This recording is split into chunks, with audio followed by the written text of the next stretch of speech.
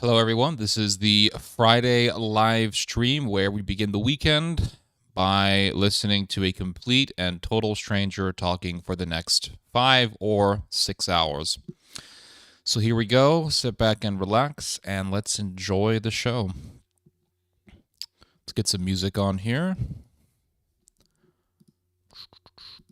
Sorry about the delay there. I had to eat something real quick. Worst thing you can do, or one of the worst things that you can do before streaming, is not eat. That's a really bad idea. Let's see here.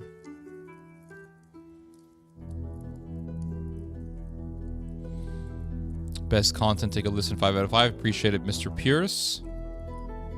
Let me know if the music is too loud. Jack DeAngelis, hello, Jack.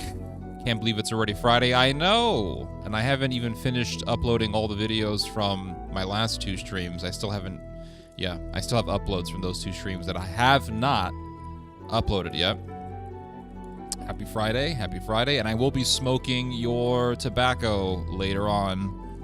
I have my pipe ready to go, so that's going to be fun. I look forward to experiencing whatever flavors and nicotine it has. Hello, Theo. Hi, everyone. It's time for some theology. That's right. A stream about politics, history, religion, food, movies, and music. Here we go. Absolutely. Sweet Body Fit. Hello, Alexis Corral. Privyet. You bought Bannerlord. Awesome. Having a blast with the Mongol Kuzites. Yeah, those Kuzites, man, they are... I want to say they are the most difficult people to fight with. I would say the most difficult people to fight are... I want to say it's the people who are basically the English in Bannerlord. I don't remember their names. Who are the ones who are basically like the English? Vlandia. I think the Vlandians are really difficult to fight because they have really good charges, horse charges, and excellent armor. And the Kuzites are just really good at strategy and flanking you, and they're really good at archery. Yeah, Vlandians are difficult. The easiest people to fight are probably gonna be the Middle Eastern people. The what do they call them? Basically the Arab people. They made them the weakest group, the Aserai. Yeah, they basically made the Aserai the weakest faction you could play.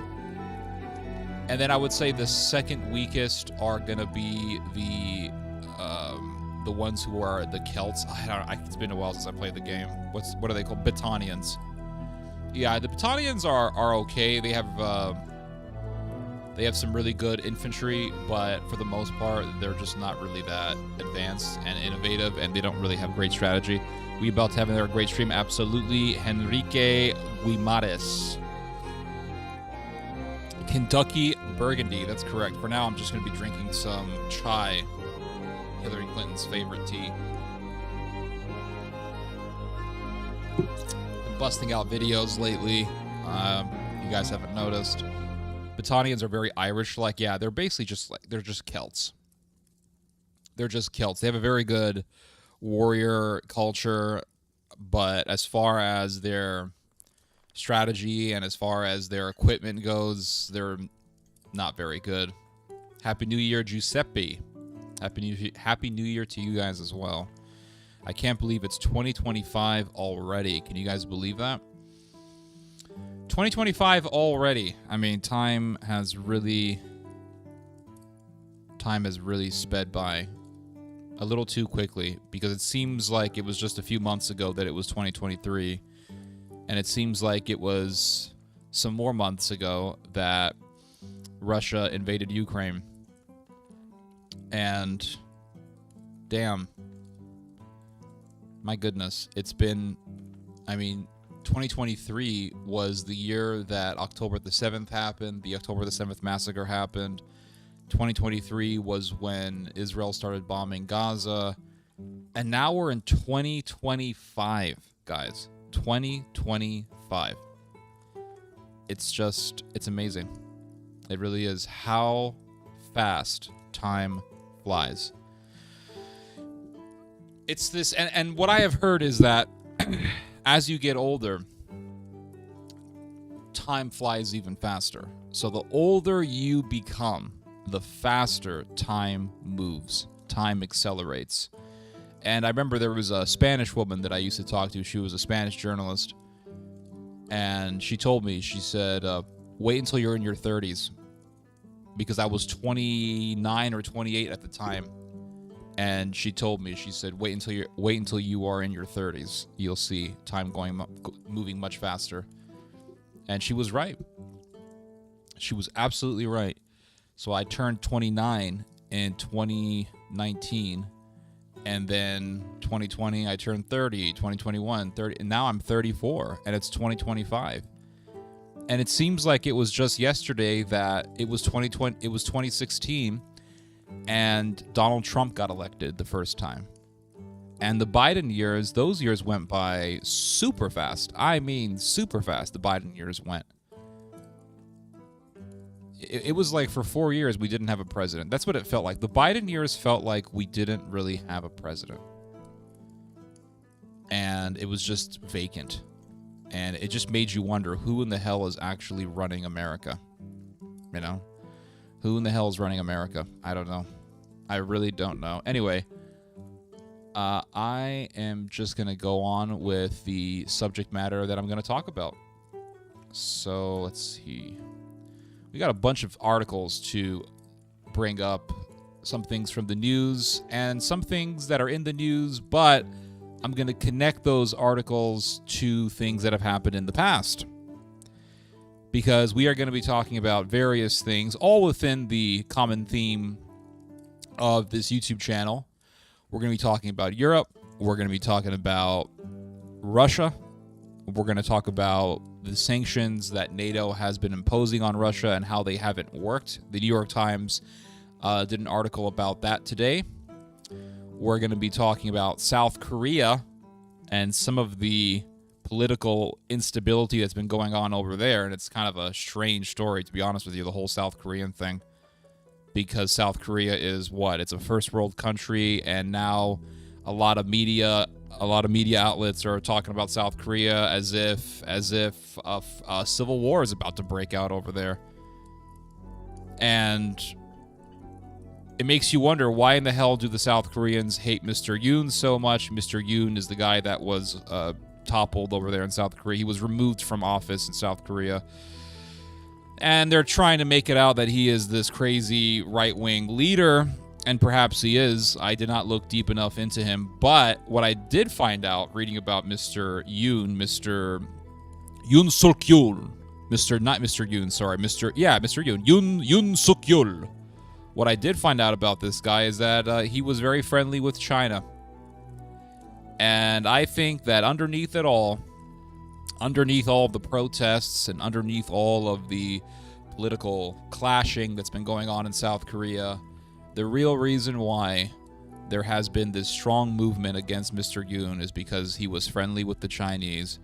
And I suspect that NATO is behind this movement to overthrow him. That's what I think. What are your opinions on drones? Well, that's interesting that you bring this up, because earlier today, I was looking at this video that was talking about drones in Ukraine, and the drones that they are developing in this war between Russia and Ukraine are horrifying. Now, we got a taste of how horrifying drones can be in the Nagorno-Karabakh war, in which Turkey demonstrated to the whole world its Bayraktar drone, and how the Bayraktars were just slaughtering the Armenians by the thousands. And there's a plethora of video footage that you can find online. And nowadays with Twitter, or X, you don't even need to get on, what was that website called? They got rid of it. Live, whatever, real live. You don't have to go to all the gore sites to find what's happening. You just go on X and they post everything. Now, X got everything. X is like Walmart. You know how in Walmart you can get your hair done, your nails done, you can go see your eye doctor. Pretty soon they're going to have a dentist there, probably, maybe, more than likely. And you can also there's a bank in Walmart. There's literally a bank in Walmart, so you can get your banking done. Walmart is a place where you can get everything done. Your grocery shopping, you can buy your technology, your TV, you can buy computers there. I mean, it's just, Walmart has everything. And X is now becoming the Walmart for information. You just go on to X. You want to see how brutal things are in Syria? You just go on to X. You want to see, hey, are they chopping people's heads off yet in Syria? Just go on to X. The videos will be there. And you may not even have to search for the videos. You could just log on to X and then boom, the algorithm already knows what you're looking for. Boop, here's the videos. Beheadings. Here you go. Mass executions. Murdering Alawites. Murdering Christians. Here you go. X already has everything that you need for media. I mean, not everything. There's a lot of... You just have to sift through the bullshit. The problem is that a lot of people don't sift. They just observe, or they just absorb, I should say, and they will believe a lot of nonsense. But I was looking at some videos of drones in Ukraine, and the drones that they're developing, the drones that the Ukrainians are developing, they're pretty horrifying. They have these drones that just chase you down. And I don't mean chase you down in an incognito way where you can't see the drone and the drone takes you out. No, I'm talking about you see the damn thing, and it's this flying robot. It's a flying machine, and you see the thing right in front of you, and you get up and you run away, and the damn thing chases you down and kills you. It's pretty horrifying. And now they have a drone that shoots fire beneath. It shoots fire at anything that's beneath it. So let's say you're in a trench. The drone hovers over your trench, and you're hiding in a trench, and it just shoots fire from underneath, from its belly, and kills you and burns you alive. I mean, it's horrifying. You can look into this. It shoots fire at whatever is underneath it. It's like a little mechanical dragon. And you look at stuff like that, and you're thinking, what the hell, man? Yeah, the future of warfare, guys. The future of warfare is horrifying. They have robots. They're developing killer robots.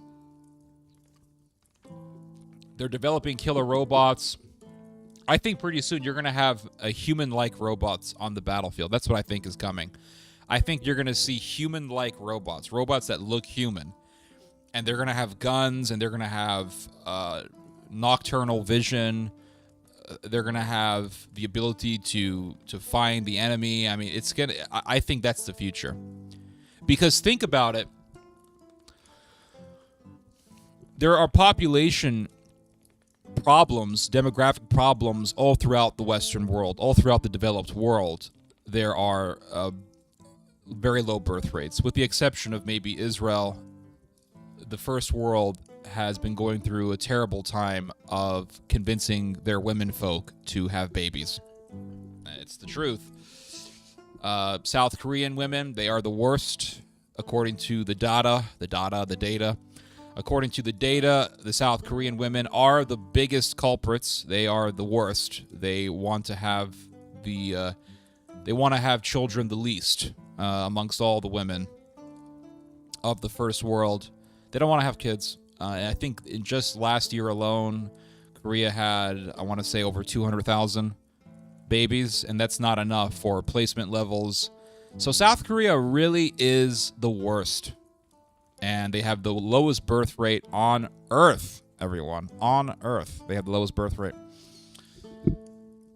And so it makes you wonder. Japan has very low birth rates. South Korea has very low birth rates. Spain, Italy, Germany, these countries have low birth rates. So what are they going to do? They're definitely going to be bringing back the draft. They're going to bring back mandatory conscription. The Germans have already said that they're going to bring back mandatory conscription. I think the British are on their way to do the same thing. France is on its way to bring back mandatory conscription. I mean, they're all bringing back mandatory conscription. Why? Because they know that they're going to have a war. A war with who? We all know, right? Russia. That's who they're going to have a war with. And yes, they're going to draft humans, but they're talking a lot about AI and using robotics on the battlefield. And so why is that? I think partially it's because they know that they don't have enough birth rates to have replacement levels, and therefore they don't have a sufficient population for a perpetual military machine. So to fill in the gaps, they're going to use robots. That's what I think they're going to do. I think they're going to use robots. And you're going to see robots on the battlefield, and it's going to be like something out of the Second Renaissance. And if you have not seen the Second Renaissance, I do not recommend it. It's a very horrifying anime movie. I watched it many years ago. I watched it back in, I want to say 2000 and probably 2003 or 4. I saw the Second Renaissance. I remember I rented it at a local Blockbuster. They don't have Blockbusters anymore. Now everybody uses Netflix, but back in the day it was Blockbuster. And I remember I got the Second Renaissance, which is the biggest thing in the Animatrix series. The Animatrix was the animated series that's a part of the Matrix universe. And I watched that movie, The Second Renaissance, and it's about how human beings use robots to do all of their labor, and they give these machines artificial intelligence, and the machines basically start outsmarting the humans, and then they butcher the humans in the most horrific ways that you can imagine. And they make their own world, and they defeat the humans, and then they force all the humans to be plugged into a simulation. And so that was the birth of the Matrix. That's how the whole thing started in the cinematic universe. Now, that's all fiction, but the idea of machines being able to track your ass down and murder you, that's not a fiction. That's becoming a reality. They are developing such a type of technology where they can program robots to be able to detect the enemy. And I think hacking, in fact, I know that hacking is going to be a big part of the military-industrial complexes all throughout the advanced world, all throughout the developed world, because it's going to come down to the point where you're going to have armies of hackers, and both opposing forces of hackers are going to be trying to hack the enemy's technology to get the enemy's robots to fight and kill off the enemy. So it's going to be an issue of, can we hack the enemy's robots to then use those robots against them? And I think this is going to be the future of warfare, or it's going to be a part of the future of warfare. It's going to be very, very horrific.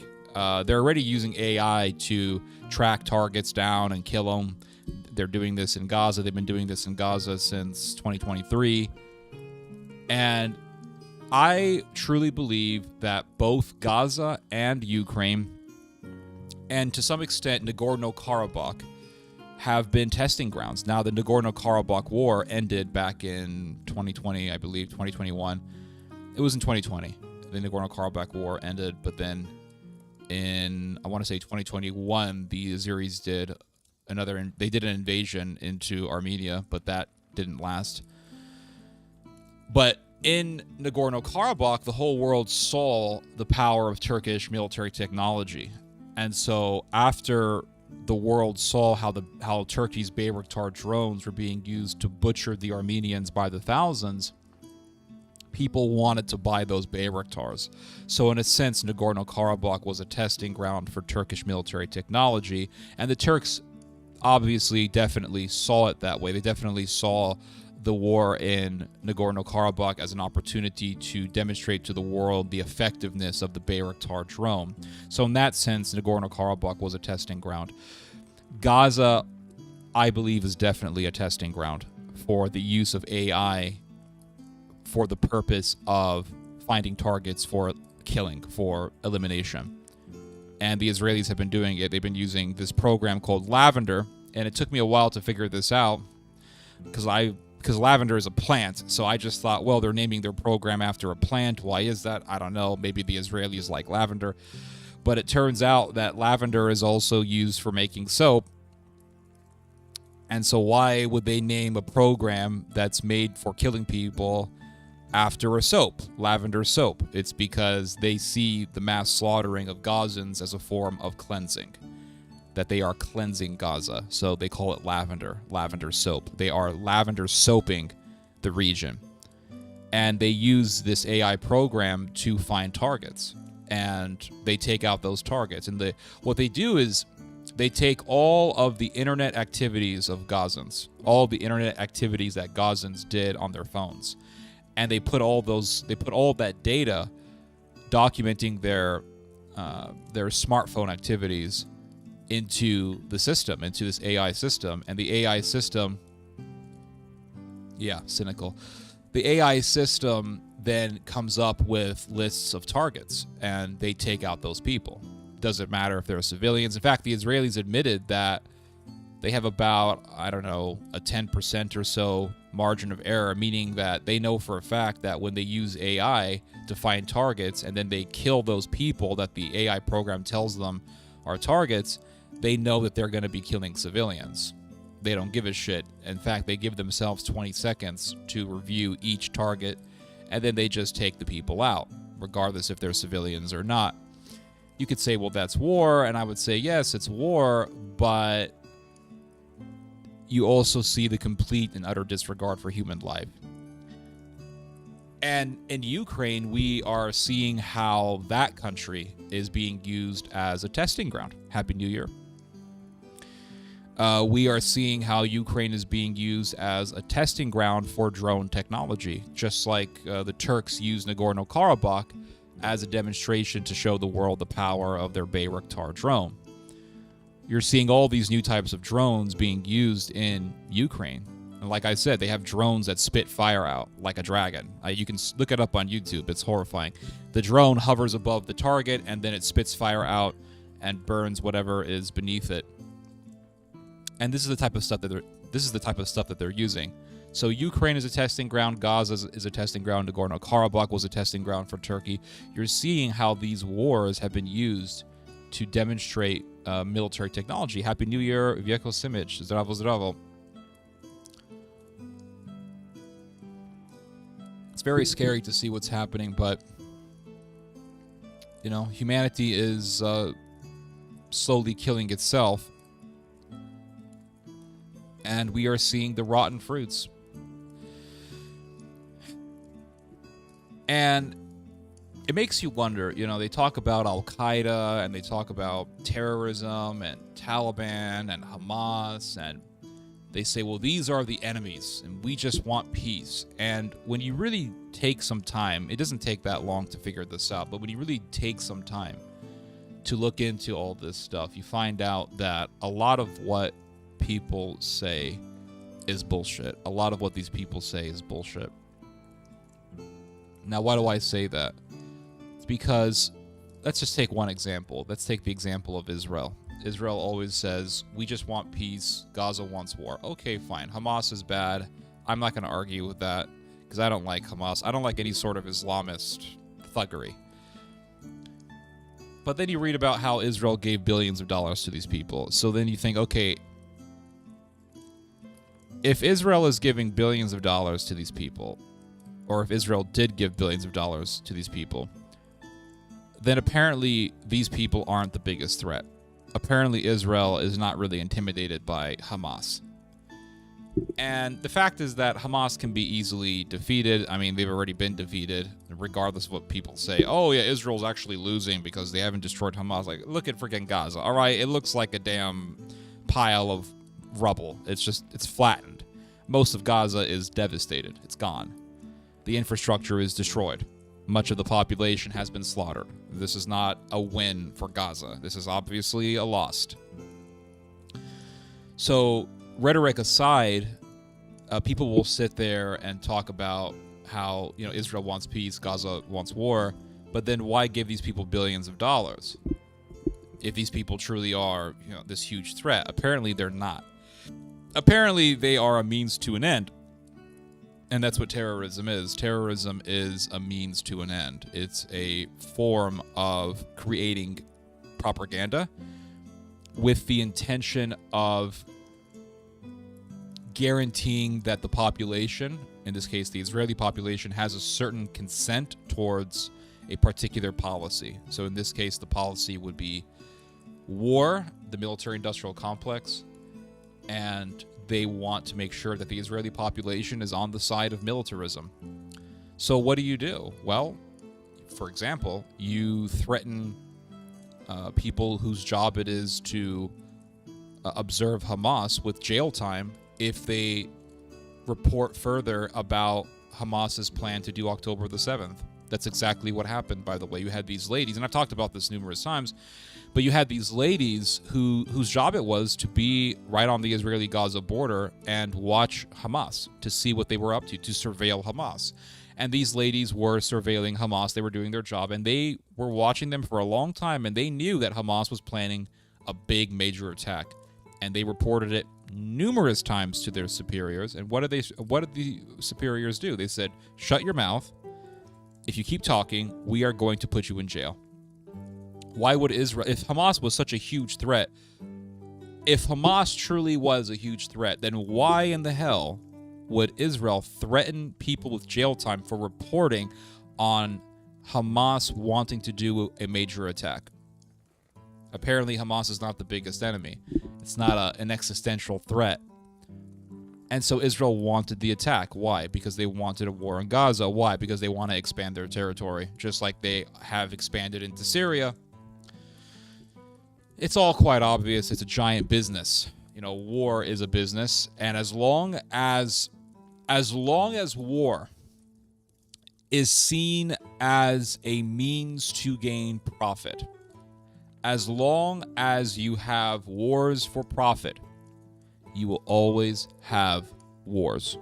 They will never go away, ever. They will find ways to spark wars. They will find ways to start wars. They will find reasons to start wars. They'll get actors to pretend to be terrorists and pretend to do an attack or actually do an attack, just so they can say, look, we got some terrorists here, we got to go to war. And that guarantees the perpetual cycle of gaining profit for the big defense industries. And they build more weapons, and they build more innovative weapons, and they're getting into AI and AI technology for weaponry, using AI for military purposes, using AI to slaughter people, building better drones. It's all a giant business. And as long as war is a business, you will always have wars. Always. It's a giant ass industry. And it doesn't take that long to figure this out. You just say, okay, what about this October the 7th stuff? Oh, they knew that it was going to happen. They could have stopped it, but they didn't? I wonder why. Because it's bullshit. And yes, DeAngelis, I saw your comment there, Metal Gear Solid. I did not play any of the Metal Gear Solid games, so I have yet to look into that. But I believe you. I heard that Metal Gear Solid has something of a political message to it.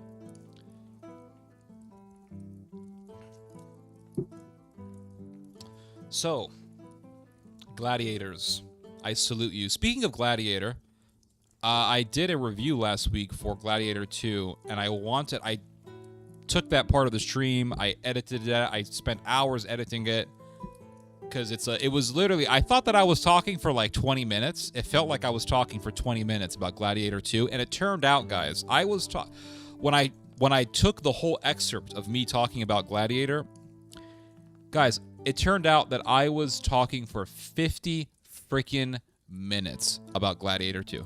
50 minutes of me jabbering my ass off about this movie. So I cut it down to about 42, 43 minutes.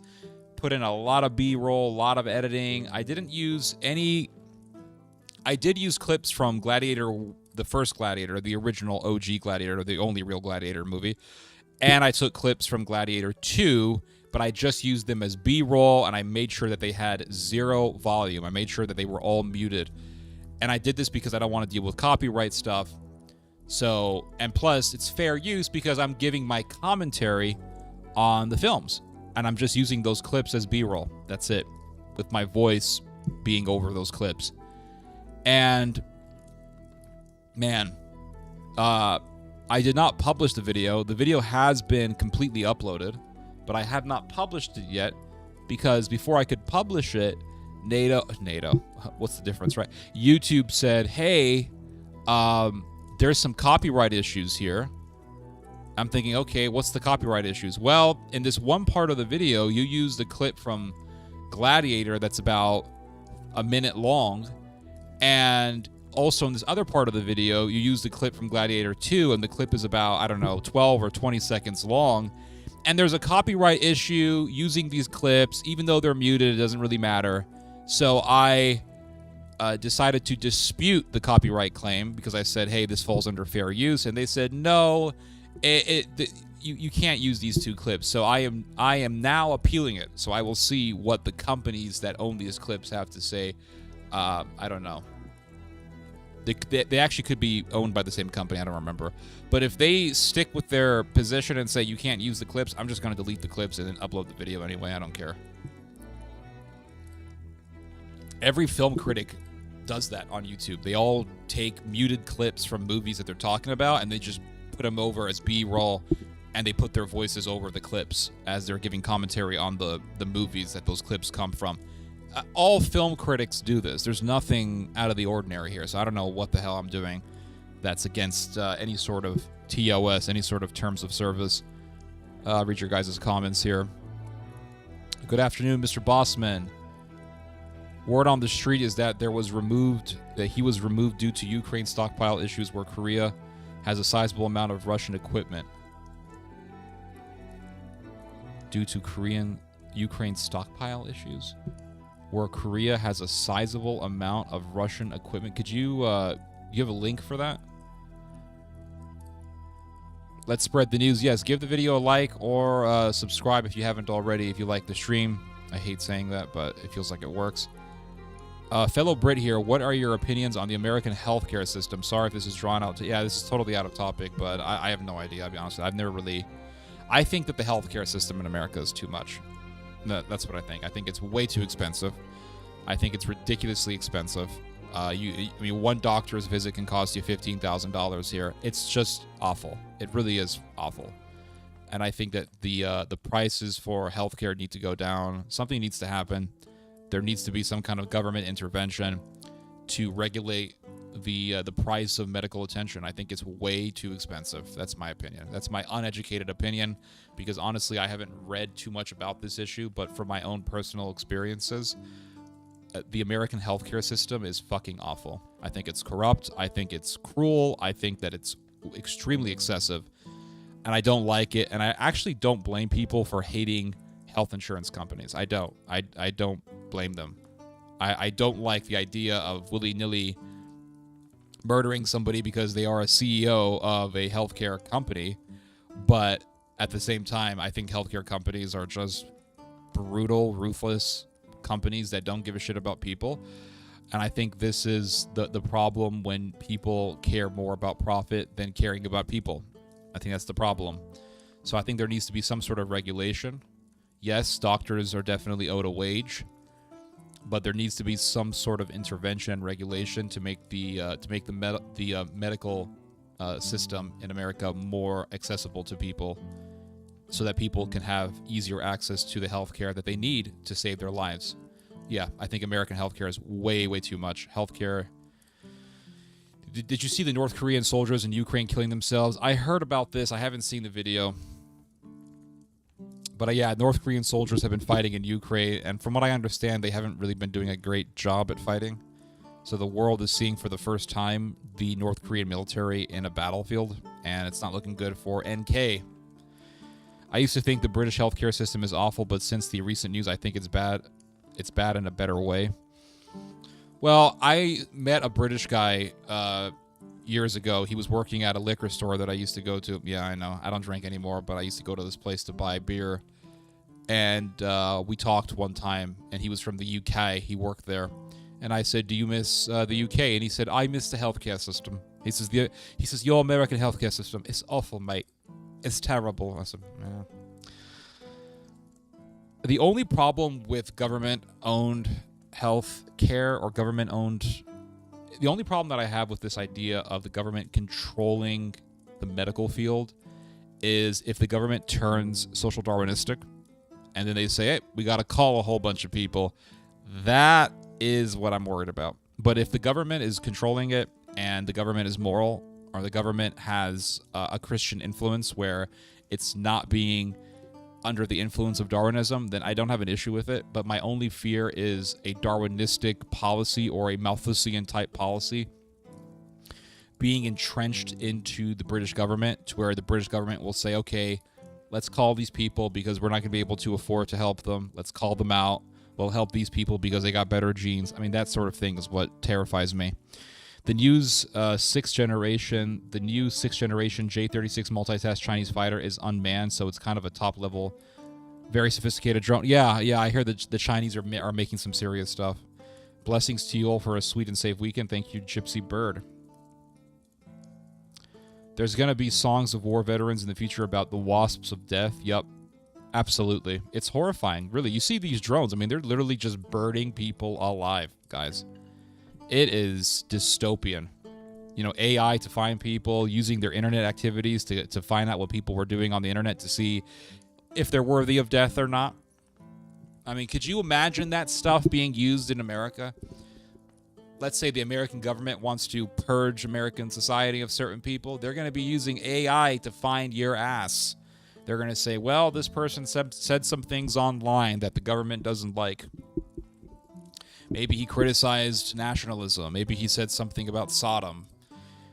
And so we're going to take him out. And we know where he lives because we have all of his internet activities. We have all of his information. And now this Lavender program is going to give us his address and say, yep, this guy's a target. Up, press the button, you're dead. And the medicine is slow to get. I mean, it's just... Yeah, I heard that about socialized care, yeah.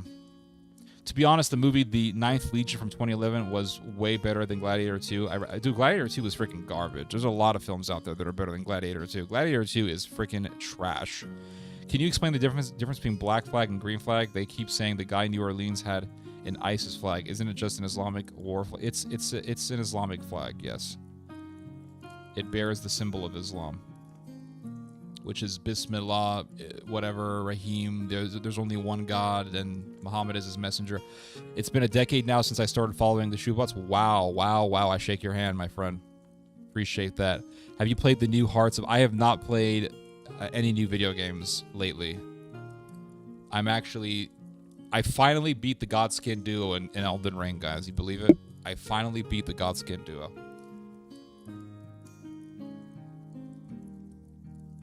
So right now I'm trying to beat the tree sentinel knight who's blocking the road when you go up the stairs, and I have to kill him so I can get past the gate and fight the boss that's in there. And I'm getting close to beating Elden Ring. Finally, it's they say it's a skill issue that I've taken so long, and they're right. I really did suck at Elden Ring. Absolutely, that is not a game for me.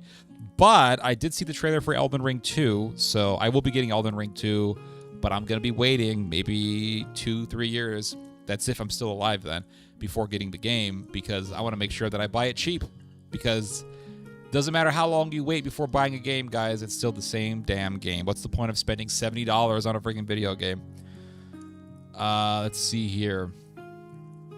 I watched a vid somewhere that the fair use thing is the reason why YouTube can even exist. I think I've heard of that, but I don't know why that is.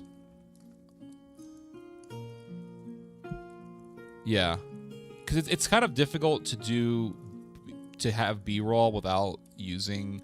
If you're doing film reviews, or if you're doing, let's say, music reviews, it's kind of difficult to do a review without playing the material that you're reviewing. So if you're reviewing Gladiator 2, and you're going to use if you want to use B-roll, I mean, if you want to just do a video of you talking in front of a camera, you can definitely do that, but it's going to be a little bit of a dull video because you're talking about a film and people, they want to see some of the movie to get an idea of what you're talking about, so you give them some B-roll, and it makes it adds a little spice to the video, makes it more stimulating.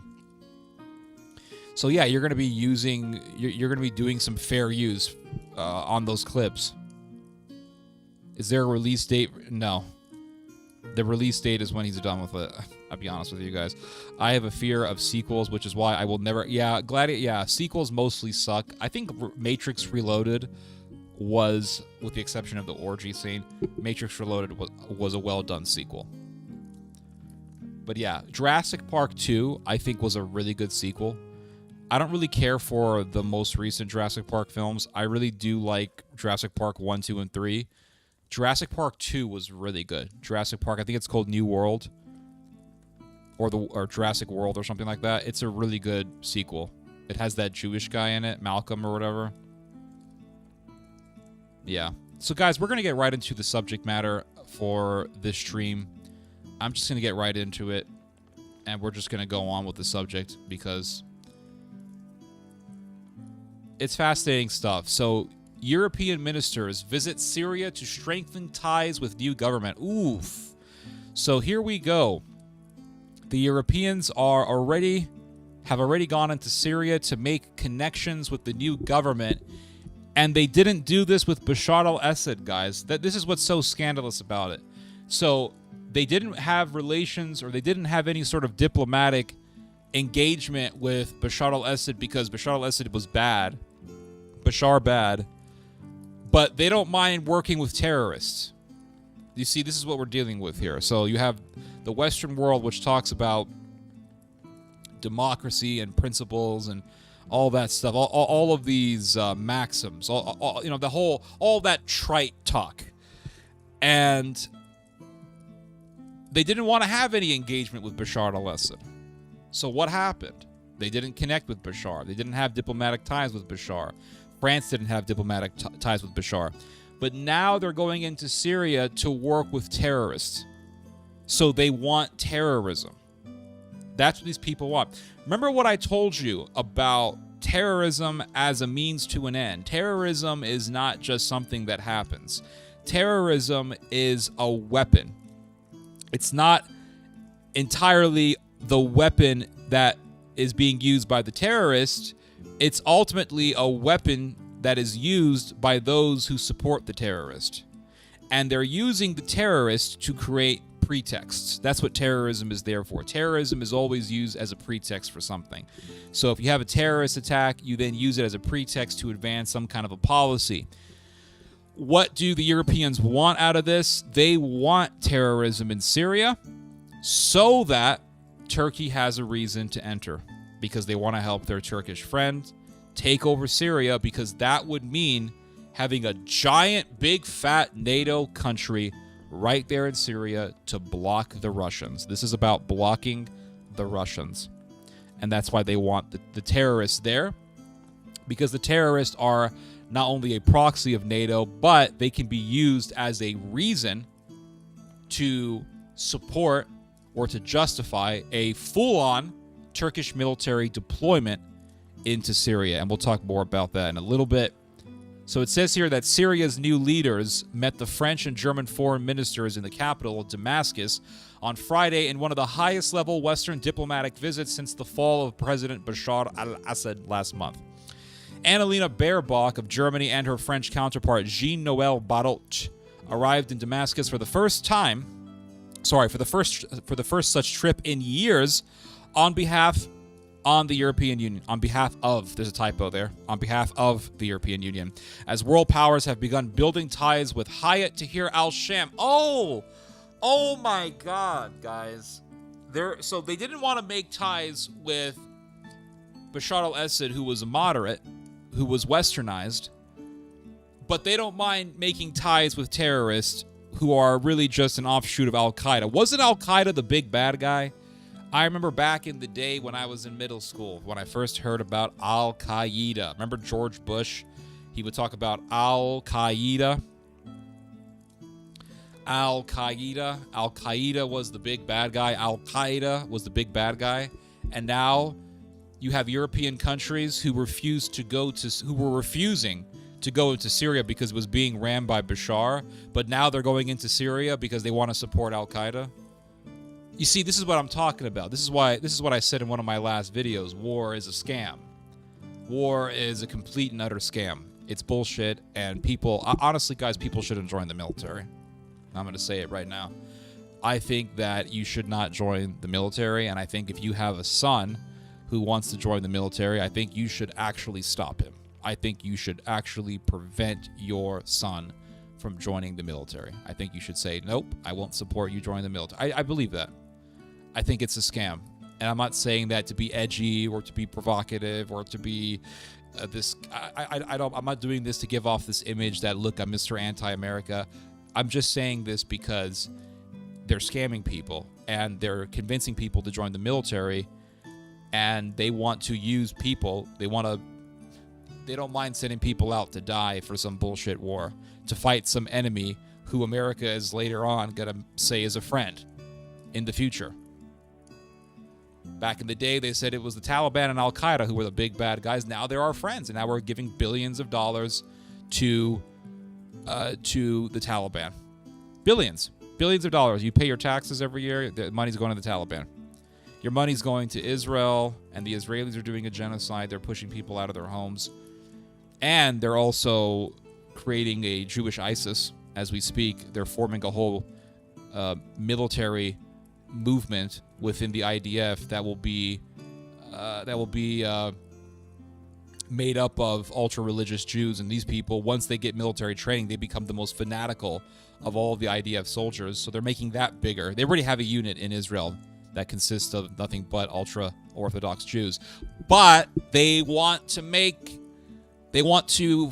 recruit more of these people because Israel needs a bigger army. So they're going to be recruiting more Orthodox Jews. And once they get into the military and once they have that training, those Orthodox Jews, they go from being nerds who read the Torah all day to being killers.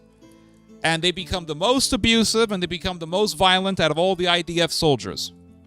Look it up. You can look this up. Look up Netza Yehuda, the Netza Yehuda military unit of the IDF. They are the Jewish ISIS, and so the Israelis are making that bigger. They're making the Netza movement bigger.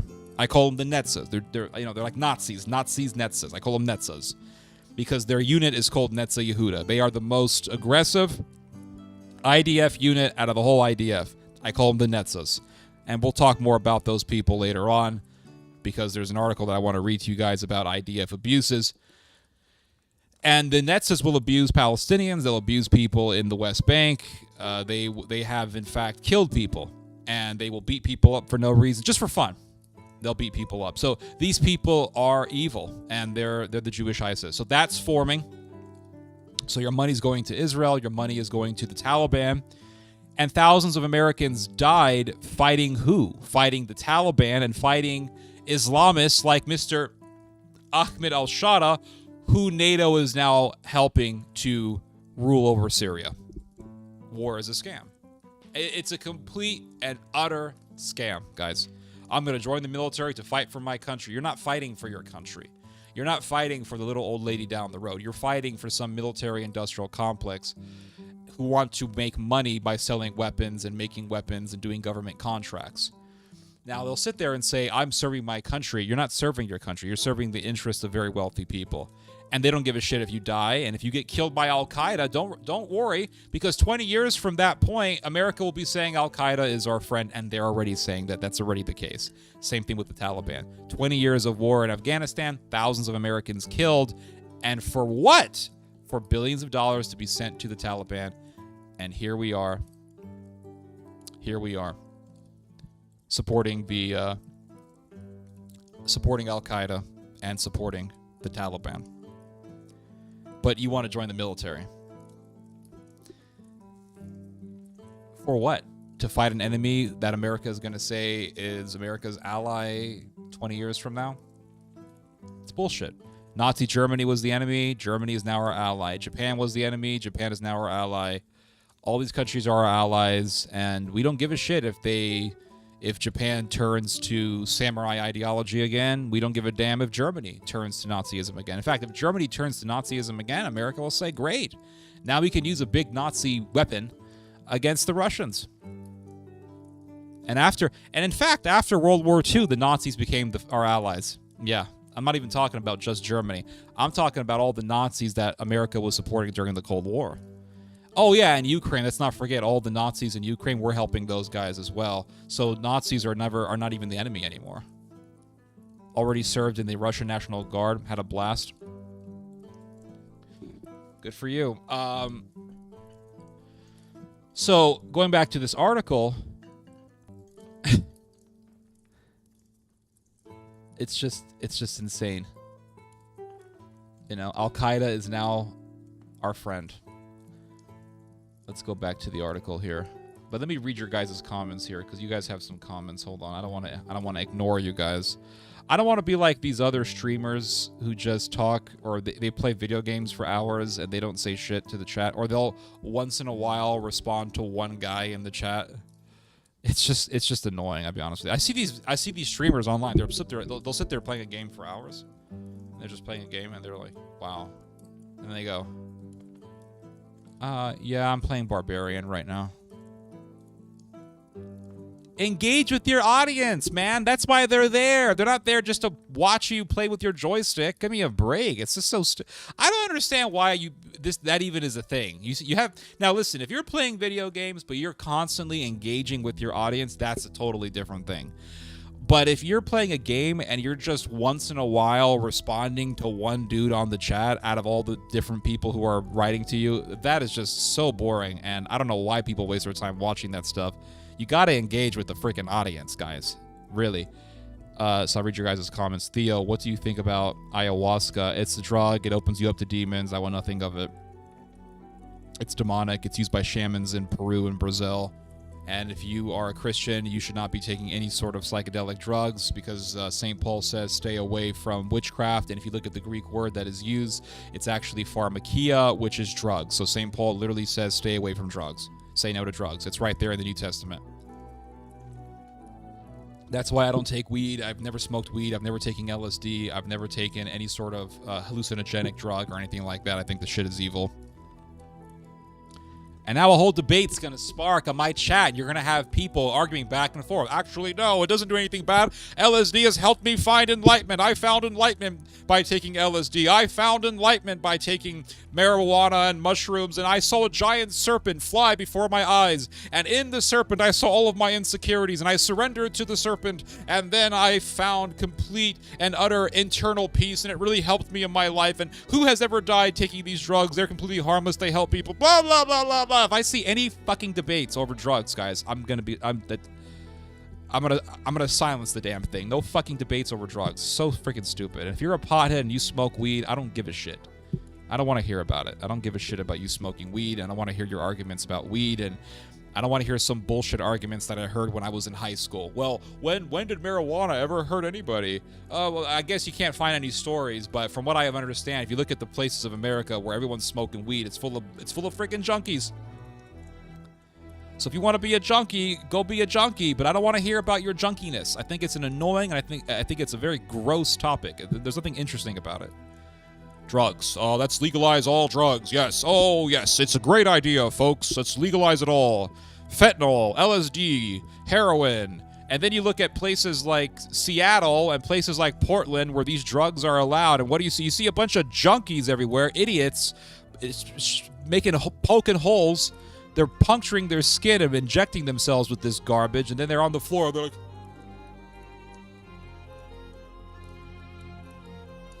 this is a drug addict in Seattle. I see the. I don't feel sorry for them. I don't. I don't. I feel sorry for people in Gaza. They're getting hit by bombs and they're getting slaughtered because someone thinks they're a terrorist. I feel sorry for people in Ukraine. Just regular people in Ukraine who are caught between the crossfire. I do. I feel sorry for those people. I really do.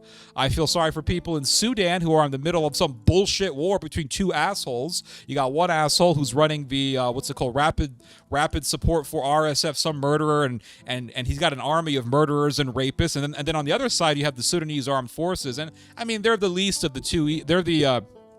Yeah, they are the least of the two evils. They are the lesser of two evils. That's what I'm trying to say. Yeah, they're the lesser of two evils. And the Sudanese armed forces are saying, hey, listen, RSF guys, you got to be integrated into the official Sudanese military, which is not really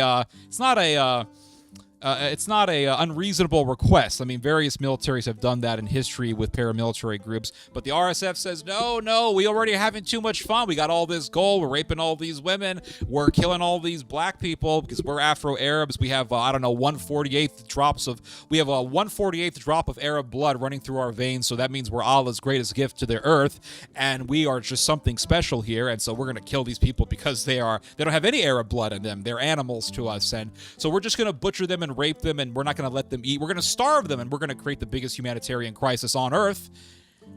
And we don't give a shit, and America doesn't give a damn because the RSF is being backed by the UAE, which is a big Arab oil pimping company. It's a country filled with pimps and pedophiles. Let's be real here, a bunch of lunatics who like children. You have Arab billionaires, oil billionaires who like children. They're sickos, and I don't know. They're using organs to do their own.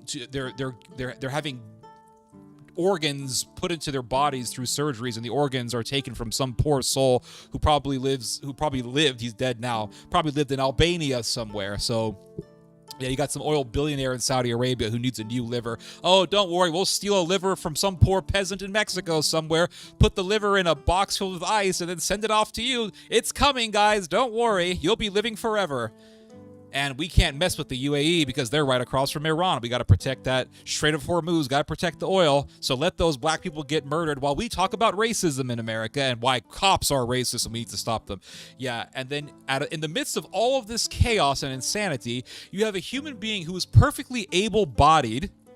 God gave him 2 limbs and 4 limbs, 2 legs, 2 arms. He has a tongue that he can use to talk. He has lungs to breathe, a beating heart. He has a functional brain. And what does he do with his body? He punctures holes in his body and gives himself fentanyl or some bullshit heroin drug. And he makes himself into a zombie. And meanwhile, some poor soul in Sudan is a doctor who went to medical school, and he has to try to give medical assistance to a bunch of people who have been shot because they're in the middle of a war between 2 very, very violent factions. And one of them is even more violent than the other. So I don't give a shit about drug addicts. I don't feel sorry for them. They want to put poison in their body and make themselves into zombies.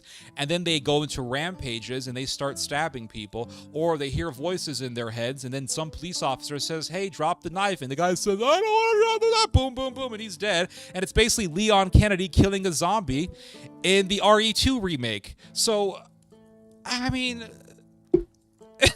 drugs, out of all the things that are happening in the world, drugs is the least thing that I actually focus on. I care more about what's happening in kimchi land over there, South Korea, than I do what's happening with some drug addicts in Seattle, Washington.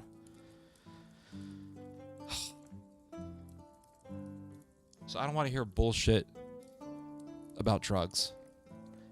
Ayahuasca, that's a satanic practice. You have shamans in Peru. Yes, shamans in Peru who take that shit and they have demonic experiences. And they think, oh, this is great. Oh, really? You think that's great?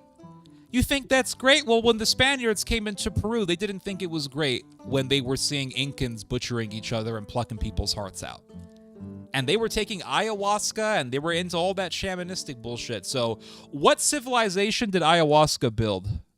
The Incans. And the Incans were cannibals and they were plucking each other's hearts out. So yeah, and the Aztecs were also taking drugs. They were taking LSD. And what civilization did LSD build in Mesoamerica? The Aztecs. And the Aztecs were probably the most murderous pagan regime in antiquity.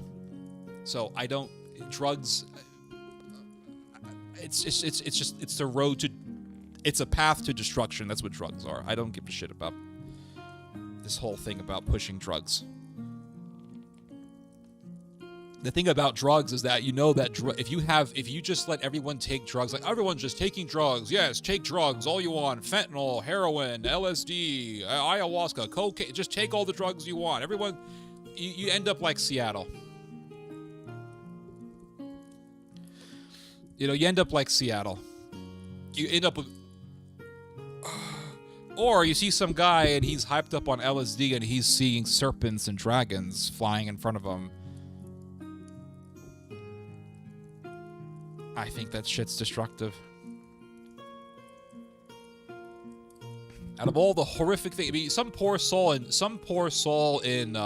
Sudan is in the middle of a war, and he's a doctor, and he went through medical school, and he has he actually used his brain. You know, the saying goes, a brain is a terrible thing to waste. He has a functioning brain, and he's actually used his brain to go to medical school, and he is in a war zone right now trying to care for people who did nothing wrong, and they are being punished solely for the reason that they are in locations in the midst of the crossfire. And some asshole in Portland or Seattle, pick your shithole, who has a functioning body, who was born with a functioning brain, not born in a war zone, well, he's got nothing better to do than shove poison into his body. He could have gone to medical school. He could have gone to trade school. He could have become a freaking mechanic. He could have become a toilet repairman. He could have done 50 freaking things. What does he do with his brain? Poisons it and destroys it and becomes a zombie. And don't give me this bullshit about childhood. There are lots of people out there who had terrible childhoods and they didn't become zombies. All these people in Sudan, they grew up poor. They had shitty lives, poor lives. Now they're in the middle of a war zone. They would love to live in Seattle and be a doctor. They wouldn't be... You're telling me these people in Sudan, right? They went through a war zone. If you put some of them in Seattle, are they educated people. You take educated people from Sudan who don't want to live in a war zone. You put them in Portland. Are they going to be taking drugs? They went through some shit worse than any of us have gone through. Are they going to be taking drugs? No, they're actually going to use their brains. So, yeah, pick your shithole. Seattle, Portland, porta potty. It's a porta potty. All right, it's a human porta potty. That's what Portland is. It's a dump. It's amazingly, it's a very white city too, and it's still a dump. Everyone says, "Oh, well, the black cities are the worst." Yeah, that's true. But Portland, Oregon is a mainly white city, and it's also a dump because it's full of drug addicts. So there's your white ethno state there. If you want to live in a white ethno state, you can always go to Portland. Let me read your comments. I don't want you all to think. I mean, man.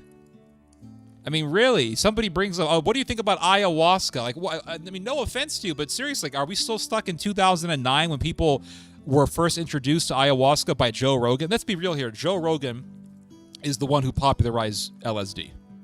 I don't think anyone in the modern world has popularized LSD and ayahuasca more than Joe Rogan. That guy has promoted marijuana, LSD, ayahuasca, and jiu-jitsu.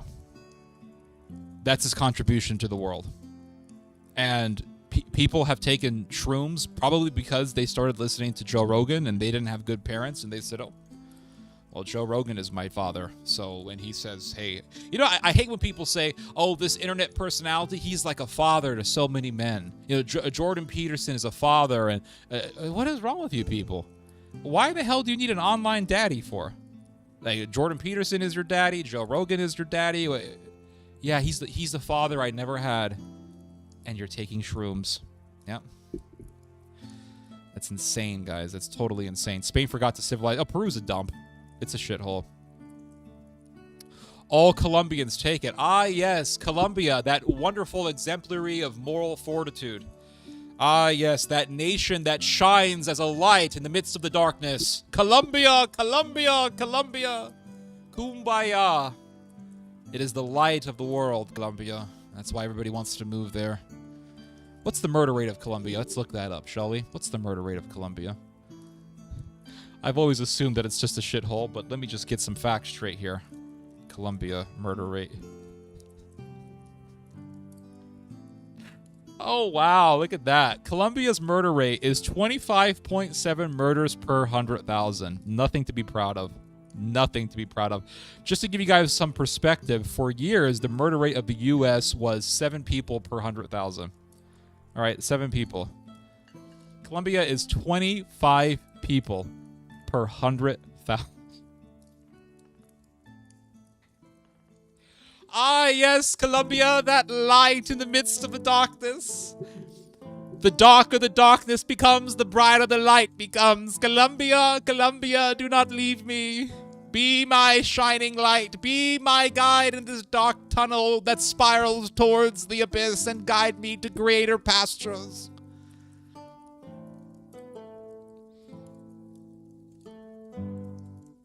Teddy is the dad. Oh, but believe me, I do not want to be a. I don't want to be a role model. I don't want to be a guide. I don't want to be a father to anybody.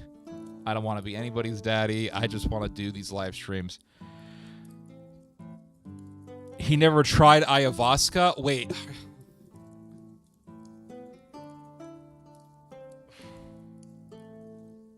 All right, let's see if you're right.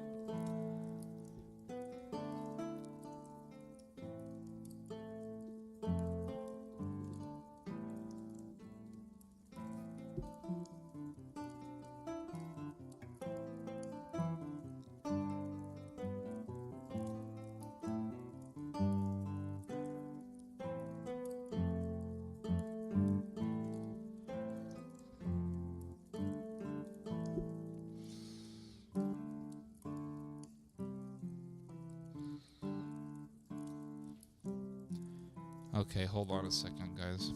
I'm gonna look up. I don't know if this guy's trolling me or if he really believes this, but let's find out together if Joe Rogan took ayahuasca. Hold on.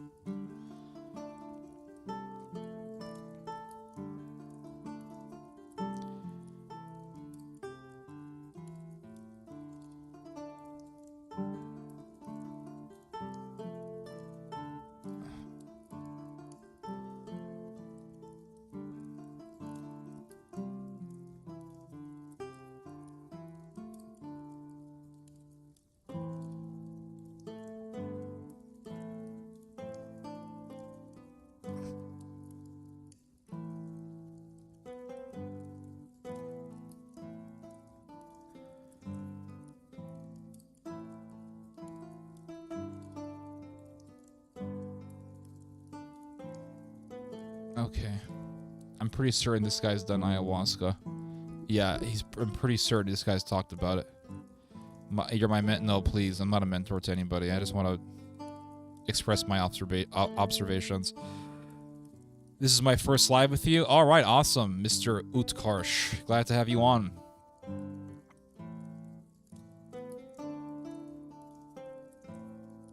Live by the drugs, die by the drugs. Absolutely. Goose, did you see the full 15 minutes? Poor Yuki meant to suicide with a hand grenade, but only blew his hand off. You can hear him breathing. It's horrifying. Based rant. I'm glad you like it.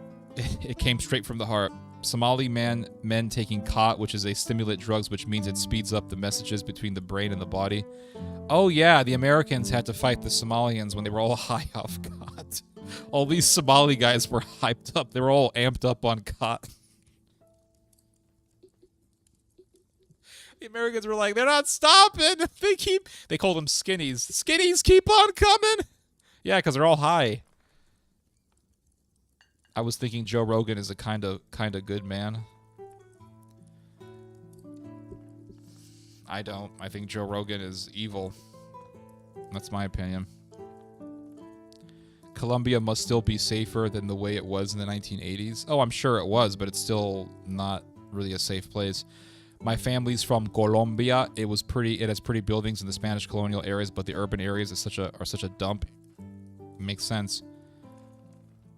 Ted is my master Uguay. What's a Uguay?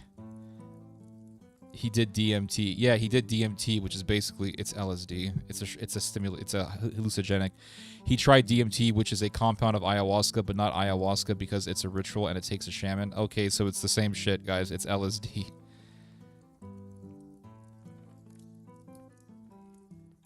Let's have a whole debate on whether or not Joe Rogan took ayahuasca.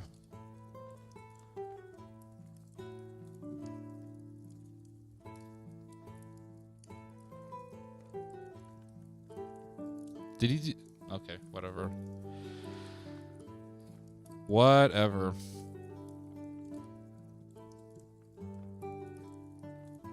Uguay is from Kung Fu. Oh. Yeah, I don't know Kung Fu, guys. I'm not a very athletic person. So let's go back to the initial topic at hand. We were talking about Syria, and then we started talking about drugs. And the reason why I went onto a rant about drugs is because I know the moment somebody brings up drugs, some people start arguing for some reason. You guys get all hyped up on an argument, and you guys don't stop. So I had to lay the law down on that one immediately, because I knew that shit was going to get out of hand. So it says here that Syria's new leader... So the Europeans are hanging out with Al-Qaeda. How long have I been streaming? 1 hour. The Europeans have been hanging out with Al-Qaeda because Bashar was bad, but Al-Qaeda is good. So they told us back when I was in junior high that Al-Qaeda was bad and the Taliban was bad. Now the Taliban is good and Al-Qaeda is good. And some moderate dude who was an eye doctor in the UK, he's actually the bad guy. I'm talking about Bashar al-Assad. Oh, and by the way, they said that the reason why the Syrians were violent is because of Bashar. Well, Bashar is gone, so how come they're still violent?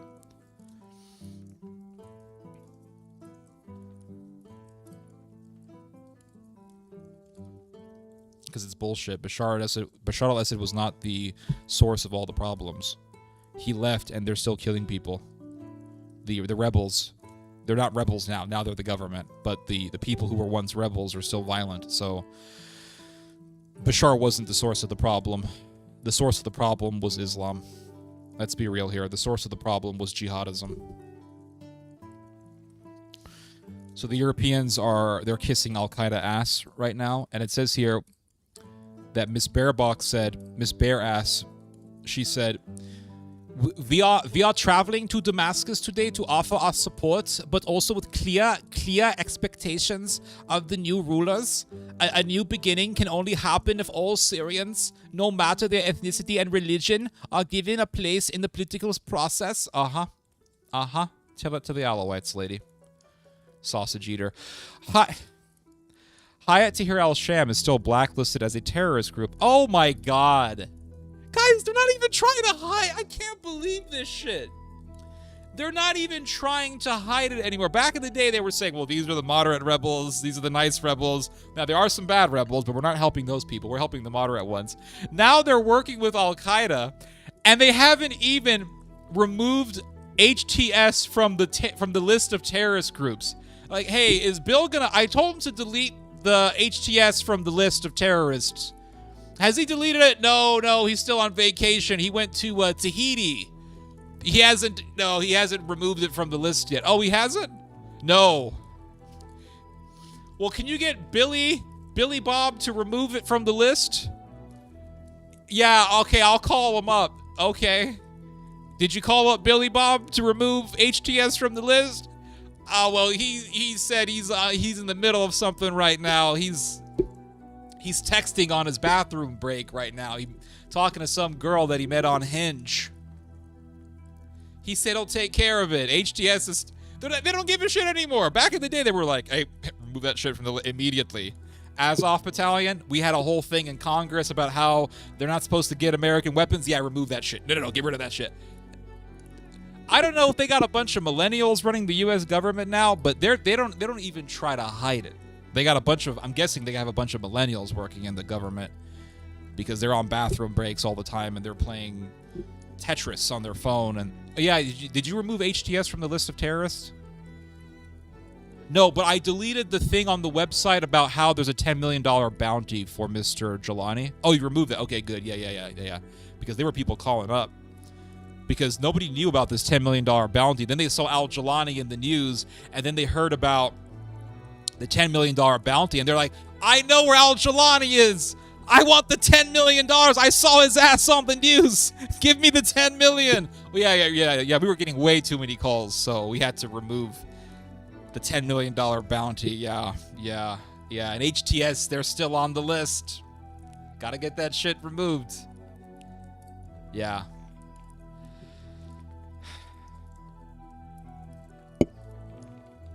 So HTS is still on the terrorist organization list.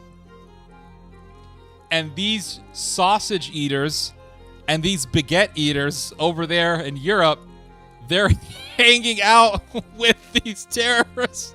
And they're still on the list.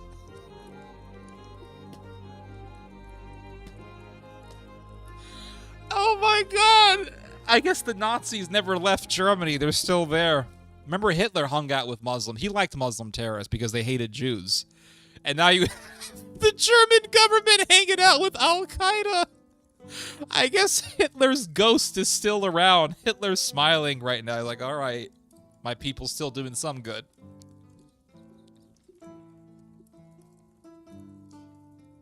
People say, Ted, why do you think that Nazism's going to revive? Let's see. HTS says that they want to kill the Jews and they want to take over Jerusalem. And Germany's hanging out with them. The Nazis never left.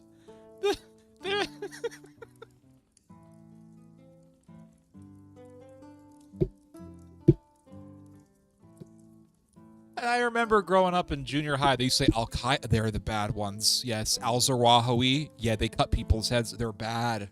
Oh, they're bad. And our boys in boots, they're over there and they're fighting them. They're keeping them away from here. We got to protect our children. Little Billy and little Kelly need to be protected from those bearded zombies over... those bearded desert dwellers over there, those desert dogs. Keep those desert hounds away from our children. Our men in uniform are over there. Meanwhile, back in Iraq, you got a bunch of guys like smoking dope and they're hanging out with terrorists. And now we're just openly hanging out with terrorists. And they're not even trying to hide it. Back in the day, they tried to hide it at least. They're not even trying to hide anything anymore. And, kind of lost my train of thought there. Oh, I remember back in the day, I would get on an airplane, and there would always be at least one soldier on the airplane, and you would always see some guy or some lady getting up saying, I want to thank you for your service. Oh, thank you so much. I want to thank you for your service. I want to thank you for your service. Now, why did Americans say that all the time? Why were they so adamant about going to random soldiers who most likely were not even part of a combat unit? More than likely, those guys were just working behind a desk. But why would they go up to those people to shake their hands and say, I thank you for your service? Because in the American mind at that time, we're talking like 2011, 12, 13, in the American mind at that time, people were still thinking that we were actually fighting terrorism. When the reality was that, yeah, sure, we were fighting some terrorists, but we were also backing other terrorists, and people just didn't really know about those things. And again, at that time, the internet wasn't like now. People weren't completely using the internet for their information in the early 2010s. As crazy as that sounds, it's true. People were not completely under the influence of the internet when it came to media like they are now. Right now, it's all internet, and the cat is out of the bag, and everybody knows what's going on. No one believes anything anymore, and no one believes the U.S. government anymore, and rightfully so, because if you believe the U.S. government, I mean, it's like it's one of those situations that says, fool me once, shame on you, fool me twice, shame on me, fool me thrice, really shame on me. And yeah, they're talking about a new beginning. So let me get this straight. Terrorists who are a part of an Al-Qaeda offshoot are going to usher in a new beginning. But some guy named Bashar, who was an eye doctor in England, he was the source of all the problems. Right. And I have a waterfront view in Phoenix to sell to you. Waterfront property with an amazing view of the ocean in downtown Phoenix. So it says here, Hayat Tahrir al-Sham is still blacklisted as a terrorist group because it's Al-Qaeda. It's just a continuation of Al-Qaeda. Oh yeah, and they talk about taking over Al-Quds. They talk about killing the Jews in Jerusalem. And the Germans are willing to work with these guys. But Bashar never talked about taking over Al-Quds. He never talked about killing Jews in Jerusalem. But these guys talk about killing Jews in Jerusalem. But they're going to usher in a new beginning. Right. Absolutely, that makes perfect sense. Mr. Shara is a changed man. Islam has really helped him out, and he does have a terrorist past, but his deeper meditations into the Islamic religion and his deeper perusings of the Quran have led him to a greater and more elevated path of human awareness. Mr. al-Shara has called on the international community to remove that designation. Yes, we're not terrorists anymore, believe us. And he has sought to reassure minority groups, saying he wants to focus on That's why the Alawites are terrified for their lives, and that's why they're telling the Alawites, hand over your guns. We don't want to hurt you, but just hand over your weapons. We don't want to hurt you. We don't want to kill you, but we want you to hand over your guns. We're not going to do anything to you, but we want you to hand over your guns so we can later kill you without you fighting back. We don't want any disruptions in our killing spree. No, we can't have that. At least they're honest, yeah. Oh yeah, at least they're honest now, right? We can see it. Mental academic. Well, I appreciate that. Kung Fu intellectual. One of my favorite YouTubers, you said fevers, but I know what you're trying to say. Your favorite YouTubers got schizo from ayahuasca. It's dangerous stuff, guys. 9/11 is water under the bridge. 9/11 is literally a spit in the bucket. It means absolutely nothing. Nothing. And it always meant nothing. to the people in charge. It always meant absolutely jack shit. Now, it meant a lot to the average American, but it absolutely meant utterly nothing to the people in charge of America, because to them, 9/11 was just amazing propaganda fodder to justify a war. That's the bottom line. Sounds like treason? No, sounds like America. Germans in the closed door meeting with terrorists. Hey, we're getting the band back together. Absolutely. Hey, Hitler's coming back, Mr. Shara. So, if you want to kill Jews in the future, don't worry, we got your back. Israel also gave aid to these groups. Yep, that's correct. They gave aid to what was it called? They gave aid to Jabhat al-Nusra, which is now HTS, the same group that's running Syria right now. So Israel really did help them. And, you have people out there who say to me, Ted, just focus on Islam. Focus on the Muslims. Okay, I'm focusing on Islam. So focusing on Islam, I am reading about the Islamic Revolution in Syria. Okay, we're focusing on Islam. And as I'm focusing on the Islamic Revolution in Syria, I'm also reading about how Israel is backing them. But we can't talk about that because those are Jews. They're not Muslims. So we're just going to focus on Muslims. Okay, so now I just got done watching the Syrian Revolution toppling Assad. All right, so we're focusing on Muslims. Oh, and Netanyahu just did a speech about how he takes credit for the toppling of Assad.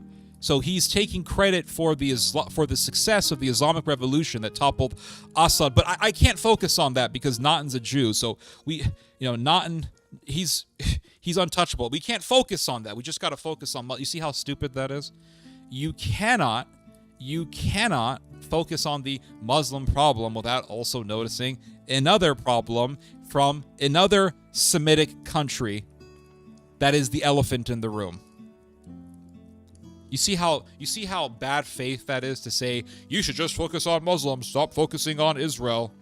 Well, I tried to do that. I really did. And eventually my reading just led me to also see the bigger picture. And the bigger picture is not just Muslims, other people involved. Hold on. Was the YouTuber in question, what if all this? What if Althus? Yes, bro started having visions of Odin. Oh, damn. So it's demonic, man. Yeah, it leads you to demons. Like Odin. Yeah, Odin's a demon. All these morons got to get into Odinism. They think that it's cool because it's part of European tradition and culture and heritage. And it's like, dude, that shit got blown away by Christianity centuries and centuries ago. And by the medieval period, Europeans had already forgotten about all that bullshit. So I don't know why you're trying to bring up something that we know very little about. We know very little about the Scandinavian religion. Most of what we know we got from some text written by some guy in Iceland named Snorri, who had some weird fascination with Scandinavian history. Snorri Sturluson or whatever his name was, and that's it. We're very limited in our knowledge about Scandinavian pre-Christian religion. But yet you have all these LARPers who want to get into Odin shit. And then they take some ayahuasca, and then they have visions of Odin. And they're seeing demons. That's what it is. The Bible says that the gods of the heathens are demons. They are no gods. Americans about to start building pyramids and sacrificing people after pre-flood style. I mean, it wouldn't surprise me. Especially if you have this Elon Musk ideology take over. You're going to have some real pagan insanity taking over if that guy gets what he wants. He's going to try to force everybody to inject a chip into their brain. And then he's going to tell everybody, oh, well, take the chip. Put the chip in your mind.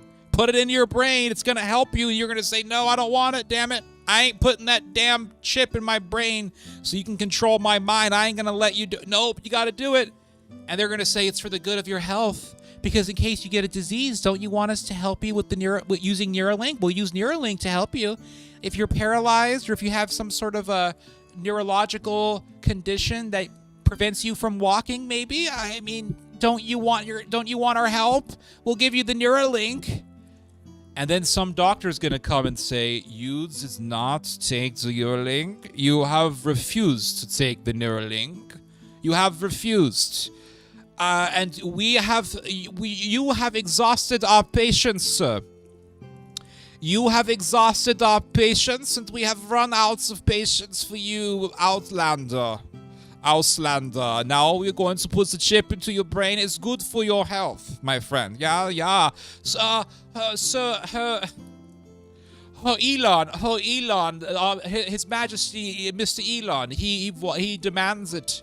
He demands it, and it'll be like that scene from the Second Renaissance where the machines have just defeated the humans, and they're doing the final treaty between man and machine, and the machines say, "Hand over your flesh. A new world awaits." It's the creepiest scene of the whole damn thing. It's so creepy, and that's what Elon Musk is essentially saying: "Hand over your flesh, human. We're gonna put this damn chip into your brain so we can control your mind." They want to do mind control through this technology. That's what they want to do. Mind control, guys. That's their whole thing. They want to force people to take this shit, and it'll be a part of some sick, evil, twisted antichrist religion. And I'm happy. I'm actually getting a little bit optimistic now that Americans see right through this Musk guy. Not all Americans, but a lot of Americans have wakened up to this sicko. And that makes me happy. It makes me optimistic, because for years I was warning people about Musk, and a lot of people just didn't want to listen. And now we're seeing people opening up their eyes.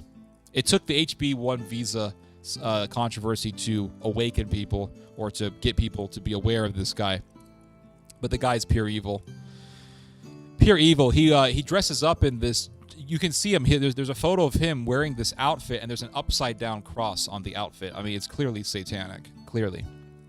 So let's go back to this article here. The current events demand the lifting of all sanctions. So he wants all the sanctions to be taken away because, he's saying Al-Qaeda is good. Al-Qaeda now runs things, so that's good. And here are the Christians in Syria, and they're saying, no, it's not good. They're saying no.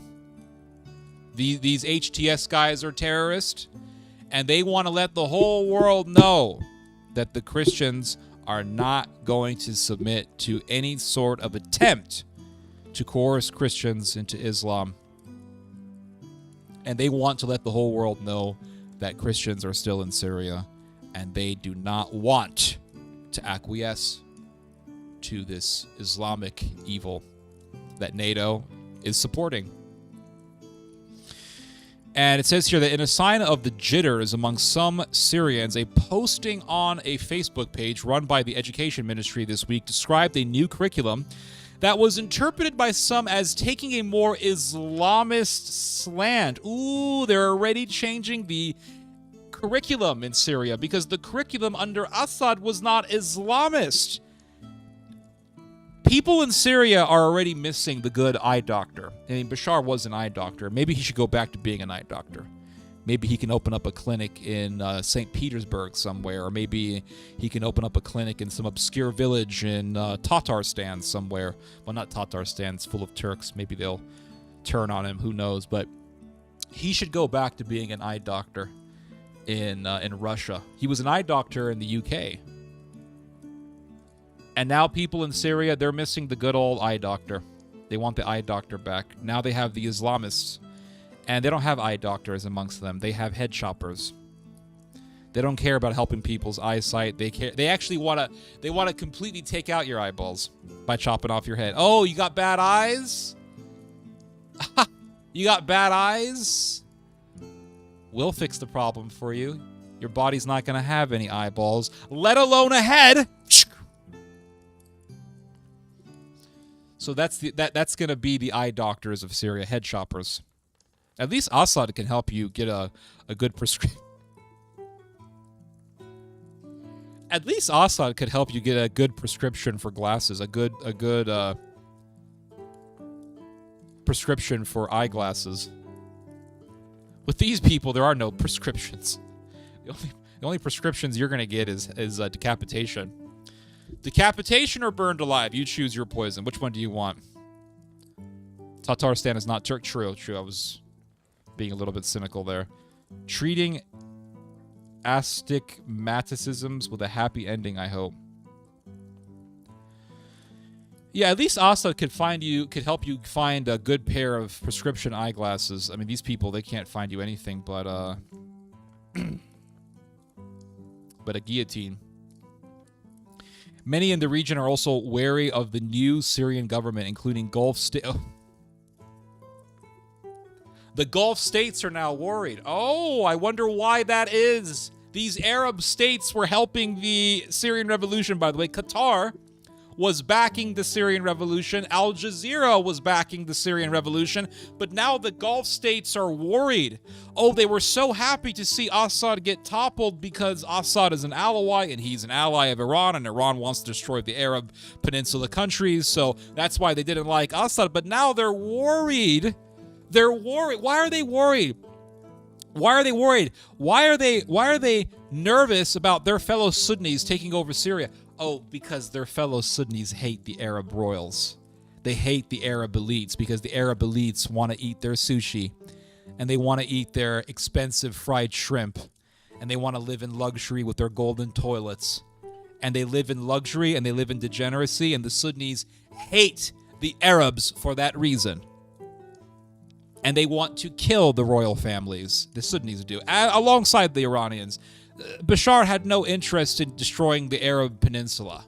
He had no interest in that. He was the good eye doctor. But now the Arabs got rid of the eye doctor. So the eye doctor is not there. They have the head choppers. And the head choppers hate the Arab royals just like the Iranians hate them. So what's going to happen? Why in the hell did you get rid of a guy only to be worried about the people that the guy that you got rid of was fighting? Make it make sense. What do you guys want? It's like Saddam Hussein. The Arabs were terrified of Saddam Hussein. America came along. They got rid of Saddam Hussein. Then guess what happened? Iran popped up. Now the Arabs are terrified of Iran. So what did they do? They got rid of an ally of Iran, Bashar. Now they're worried about the people that Bashar was fighting, including Gulf states like the UAE, which has long tried to prevent the rise of groups that embrace. Yep, that's correct. And that's why when the Muslim Brotherhood took over Egypt, it was the Arabs who supported a revolution to overthrow Mubarak, because they did not want, what they're worried about is people in their countries saying, okay, the Sunnis in Syria did a revolution, now we can do a revolution against the Arab royals. That's what they're worried about. It's the same reason why European countries outside of France were worried about the French Revolution. The British were worried about it. The Austrians were worried about it. The Spanish were worried about it. Why? Because they thought, because the French rebels took out their king and their queen, people in our respective countries could actually start doing the same thing, because they're going to be inspired by the French Revolution, and that's why they were worried, and that's why they all declared war on France. Because what they were worried about is the French Revolution inspiring revolutions in their own countries. So the Arabs are going through the same thing. The reason the Syrian civil war happened in the first place is because the Europeans and the U.S. want to put a pipeline through Syria that goes into Europe. The pipeline starts in Qatar. I've never heard of that, but I'm not saying that you're wrong. I think the ultimate reason why they wanted to overthrow Bashar was to remove a Russian ally. Pipelines, that's all bonuses, but the ultimate geopolitical goal of removing Assad was to remove an ally of Russia and China in the Middle East. An ally that had direct access, or that gave Russia direct access into the Mediterranean. Because the NATOites, they want to make sure that they have control over access into the Mediterranean. Which country has control over access into the Mediterranean from the Black Sea? It's Turkey, and Russia's on the Black Sea, is it not? Russia wants access into the Mediterranean. Russia wants to access the Mediterranean from the Black Sea. It has to go through Turkey to do that. So just by having Turkey as a NATO ally, NATO has that type of control over access into the Mediterranean from the Aegean Sea and from the Dardanelles. Russia has access into the Mediterranean from Syria. NATO wants to get rid of that. So they're already one step further from that because they got rid of Assad. Now, what they need to do, or what they want to do, is remove Russia's presence on the Tartus. Because Russia has a big naval base on the Tartus, they want to remove that naval base. How are they going to do that? More than likely, they're going to push for a war between Turkey and Russia. And the war is going to be over Syria. And the Israelis are in Syria. And who knows, you might have a clash between the Turks and the Israelis, and the Turks are going to start the second Holocaust. And my cat is meowing outside. He's hungry. Little fat boy. Many in the, let's see, we got this, we read this already. What else do we got? Anything else? That's the end of the article. So there's that. 1 second, guys. My cat is meowing. 1 second.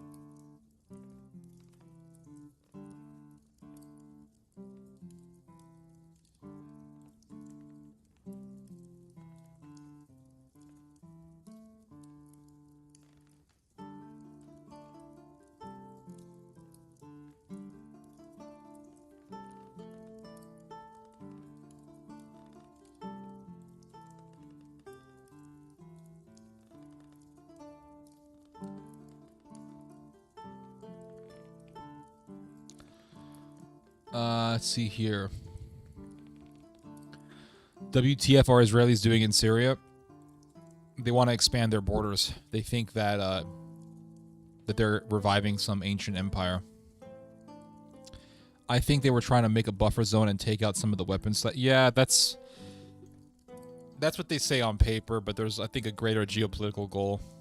HTS seems to not be against Russia. They ransacked Iran's embassy but didn't touch the Russian embassy. Yeah, because they don't want to mess with the Russians. HTS has their own enemies and may allow Russia to pay to stay if they fight HTS's enemies. Well, that's not HTS's decision. That's NATO's decision. HTS is just a tool. HTS is not really running Syria. It's really HTS's Turkish master. And ultimately, it's NATO that's running things. So that's not really HTS's decision. HTS is just a tool. And in fact, now that you bring this up, let's talk about Turkey. And let's talk about how the Turks have been discussing actually sending in or doing a major military deployment into Syria. And then from there, we'll talk about Turkey's aspirations of pan-Turkism. And we'll talk about that in light of Turkey's support for Uyghur separatism in Western China. Because I think that this is going to be a big story in the future. I think a big, major story in the future is going to be the Xinjiang region. I think a lot of people are going to start talking about Xinjiang more, because I believe that in time, there is going to be a massive, major Islamo-Turkic insurgency within Western China. The Uyghurs are going to do a jihad there, and jihadis from neighboring Muslim countries are going to join in on that jihad, and this jihad is going to be backed by NATO, with the intention of destabilizing China in the West to weaken the Chinese, because China is, like I said in my last video, China is the second biggest economy on Earth. And so America, of course, wants to get rid of that major rival. It's a major rival. So I think Xinjiang is going to be a huge part of the news in the future. It's not right now. No one's really talking about Xinjiang, but I think years from now, or who knows, maybe sooner than that, Xinjiang is going to be a major, major headline all over the media. And people are going to be talking about, oh, wow, look, the Turks, the Uyghur Turkic people, they're trying to fight for independence, everyone. And then you're going to have NATO propagandists around talking about how, well, you know, the Chinese have those horrific concentration camps in Xinjiang. And, well, it turns out that there's literally tens of millions of Muslims living in Xinjiang, and most of them are not in concentration camps. So who in the hell are these concentration camps? I'm going to guess that most of those people are terrorists or people who have vocally supported terrorism or who have supported terrorism in some other way. And the Chinese have been utilizing a very ruthless and harsh means to preventing a jihad in their country. And in a way, you can't blame them, because if you have a massive jihad in the Xinjiang, that means China being destabilized and becoming another Syria. Turkey will, if this jihad does happen, and I think it will, Turkey will be the biggest supporter. NATO will be backing it through Turkey, and Turkey will support it with the aspiration of leading the Turkic world, with the aspiration of establishing pan-Turkism, and with the with the dream of Turkey leading the Turkic world in this sort of pan-Turkic confederacy. And the Turkic world will support such a people all throughout the Turkic world will be supporting and rallying for this Turkic jihad, and Turkey will have this image as the leader of the Turkic world, because Turkey will be supporting such a jihad. So that's something to look forward to in the future. Maybe I should have done a video about this on New Year's, to say, hey, here's something to expect for the future, but I can't pinpoint when future events are going to happen. But I think it's fine. I think it's not really adventuresome to make predictions based on observations. And for decades, Turkey has supported in some ways, or in some way or another, Turkey has been backing Uyghur separatism. Now, in some cases, the Turks did collaborate or did cooperate with the Chinese to curtail Uyghur separatism.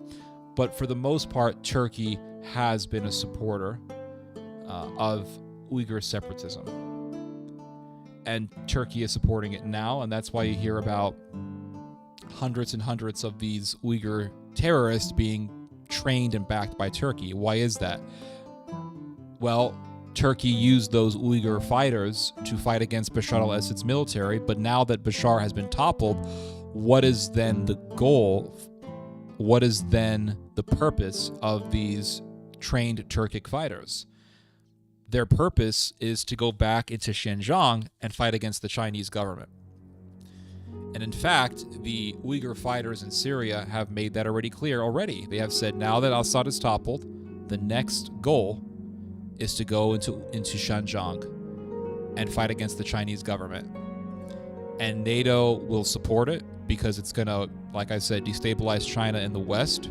It'll weaken the Chinese. And in the midst of that, the US, NATO, will be supporting and backing Japan and South Korea, and militarily building up those countries to prepare for a conflict with the Chinese. So perhaps the plan of NATO is to hit China with a pincer effect, in which China will be destabilized in the West by the Turks, and then hit by the Japanese and South Koreans in the East. So there's that. And I think that this is something that we should be looking to in the horizon. So let's read here an article talking about this very subject. Let's see here. So here's an article that came out. This actually came out last year, technically. I'm starting to feel bad for China. Yeah, I mean, I don't want to see videos of Chinese people getting their heads chopped off, but I think sadly we're going to be seeing that in the future. Videos of Chinese people being beheaded and murdered by these Turkic marauders. Theo, are you going to make a movie about the renaissance of cosmetic surgery clinics in Turkey? No, cosmetics doesn't interest me. So it says here that U.S. Is there a reason why we should focus on that? Maybe there's something I don't know. So it says here, U.S. sources, Turkiye. This is the new trend now. Don't call it Turkey. You must call it Turkiye. It's Turkiye. Turkiye may intervene militarily in Syria. Oh, wow. Look what it says here. It was claimed that Turkey, which had warned that terrorism will not be tolerated in Syria before the overthrow of Bashar al-Assad on Sunday, December 8th, would conduct an operation against Syrian Democratic Forces, the Kurds, positions in the northeast of the country. The Wall Street Journal reported, citing U.S. officials, that Ankara's preparations for a large-scale operation were greeted with concern. So the Turks are preparing to do a large-scale military operation in Syria. Now they're saying it's to fight the anti-Turkification Kurdish fighters, the SDF. But we all know that military operations, when they are presented, the mission on paper is simply presented as the pretext for something else, the pretext for a greater goal. The greater goal here is to do a military advancement deeper into Syrian territory. They want to take over Syria. That is the goal. And I think the Turks are going to do that under the pretext of fighting terrorism, be it ISIS, be it the Kurds, be it other Islamist terrorists. The Turks are going to use the presence of terrorism as a justification, as a pretext to militarily go deeper into Syria and to ultimately take over the country. So it says here that the report stated that Kobani, where the majority Kurdish population is located, or in the north of Ain al-Arab, as it is known in Syria, Turkish uniformed commandos and artillery units have become more frequent. So people are already saying, listen, we are seeing Turkish commandos in this area of Syria. One of the unnamed U.S. officials claimed that Ankara could soon launch a comprehensive operation in northeastern Syria. Erdogan said, quote, "In this process, the country, Syria, needs to be removed from being a terror nest.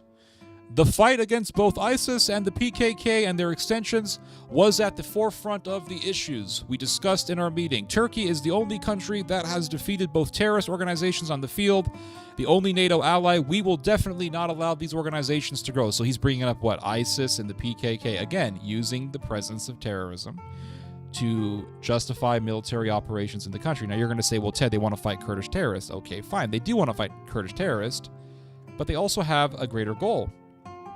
Von der Leyen, who noted that Turkey played a very important role in ensuring stability in Syria and the region, said, quote, "We must be very careful together against terrorism. We cannot allow the risk of a revival of ISIS, especially in eastern Syria." So von der Leyen said this, and it makes you wonder why the Germans went into Syria in the first place. The Germans recently did a diplomatic meeting in Syria to praise al-Qaeda.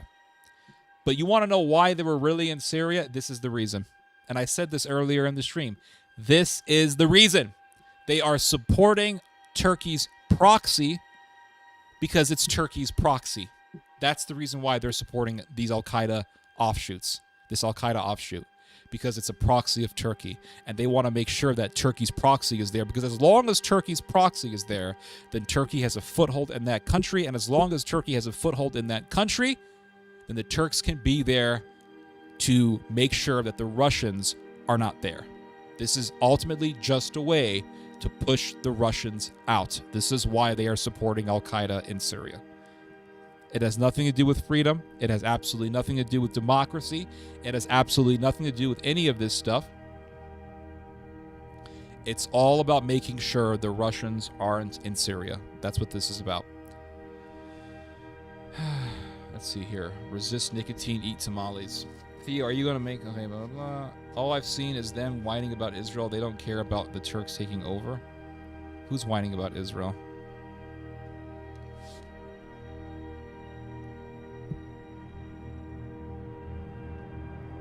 So that's why the Germans and the French had diplomatic meetings with HTS.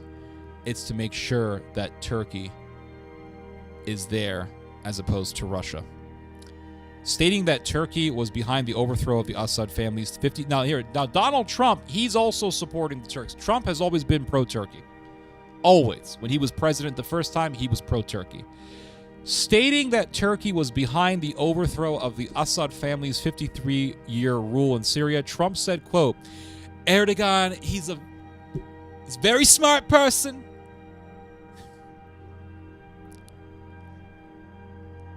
He has wanted for this for thousands of years, and he succeeded. Nobody really knows who the winner is, but I think Turkey won. Erdogan, he's a very smart and tough guy. Turkey took control in a very unfriendly way, I must say, without a lot of loss of life. Very impressive. Assad was a butcher. We saw what he did to children. Turkey is a great power. And Erdogan is someone I get along with very, very well. They have great military power. See, that's what Trump said. And remember, when Trump was president, he said, let someone else take control of Syria. Who was that someone else? It was Turkey. So the U.S., doesn't matter who the president is, the U.S. is going to be pro-Turkey because the U.S. wants to make sure that the Russians are not there. So put the Turks there, because Turkey, like I said, Turkey has that control over the access into the Mediterranean through the Dardanelles. Russia is, when it comes to oceans, Russia is locked with the Black Sea. It's stuck with the Black Sea. Well, it wants to have access into the Mediterranean from the Black Sea. It can't do that without going through Turkey. So Russia's got a big naval base in Syria. They just removed Russia's ally from Syria, Bashar al-Assad. But Russia still has access into the Mediterranean through the Tartus, through its naval base in the Tartus. The Americans want to get rid of that. In comes Turkey. Great Trump impersonation. That's difficult. Trump's difficult to impersonate. You got to get the rhythm just right. It's difficult to do it, but I'm trying to get it down. But I'm glad I'm entertaining you guys with that. To clarify, my question is, why aren't the Arabs angry about Turkey taking over Syria?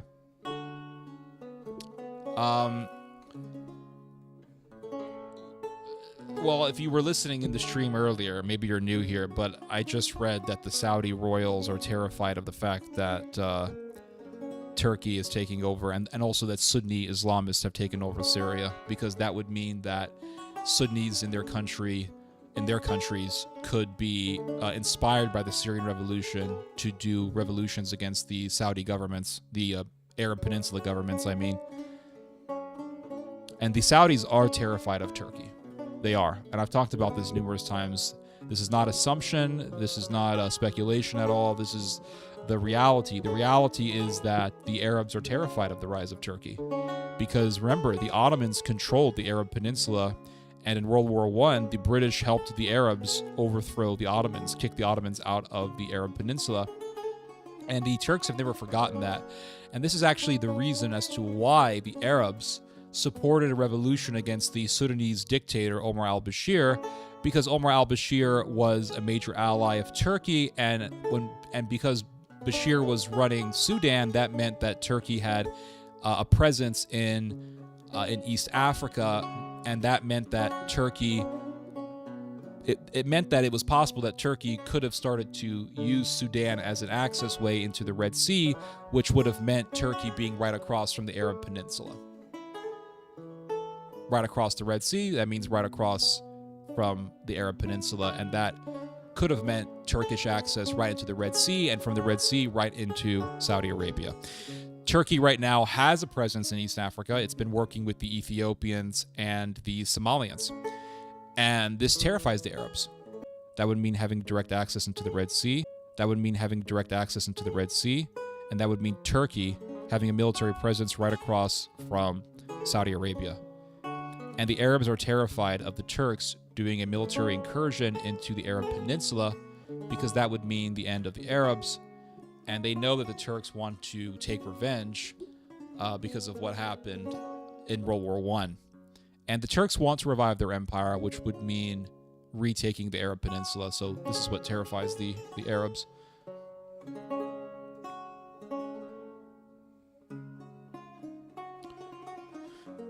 Will the Turkic world submit to Turkey ruling over them? Oh yeah, I think so. Yeah. I'm not talking about the royals. I mean regular Arabs. Aren't the Turks racist towards the Arabs? They are. Yeah, they are. They are Syrians who are aware of this, and they don't like the Turks. So there's that. But the thing is that they are Arabs who are pro-Turkey because I guess they have this idea that they have this idea that because Turkey is the most powerful country in the Islamic world, that it's great that we have now a major Islamic military and Turkey could be a bulwark for Islamism. And they like that sort of thing. So there's an ideology behind this. Why would the Syrians let them take over? Well, Turkey is a superior military force. I mean, there's no way that Syria would have the ability to defeat Turkey, even if they tried. Is the stream buffering for anyone else? I'll have to check. It was for me, seems okay. Point of view, anytime Turkey is mentioned online. Yeah, all the Turks from Berlin and their replies, yep. Yeah, we get those sometimes. What's the chat? Let me check the status of the chat here.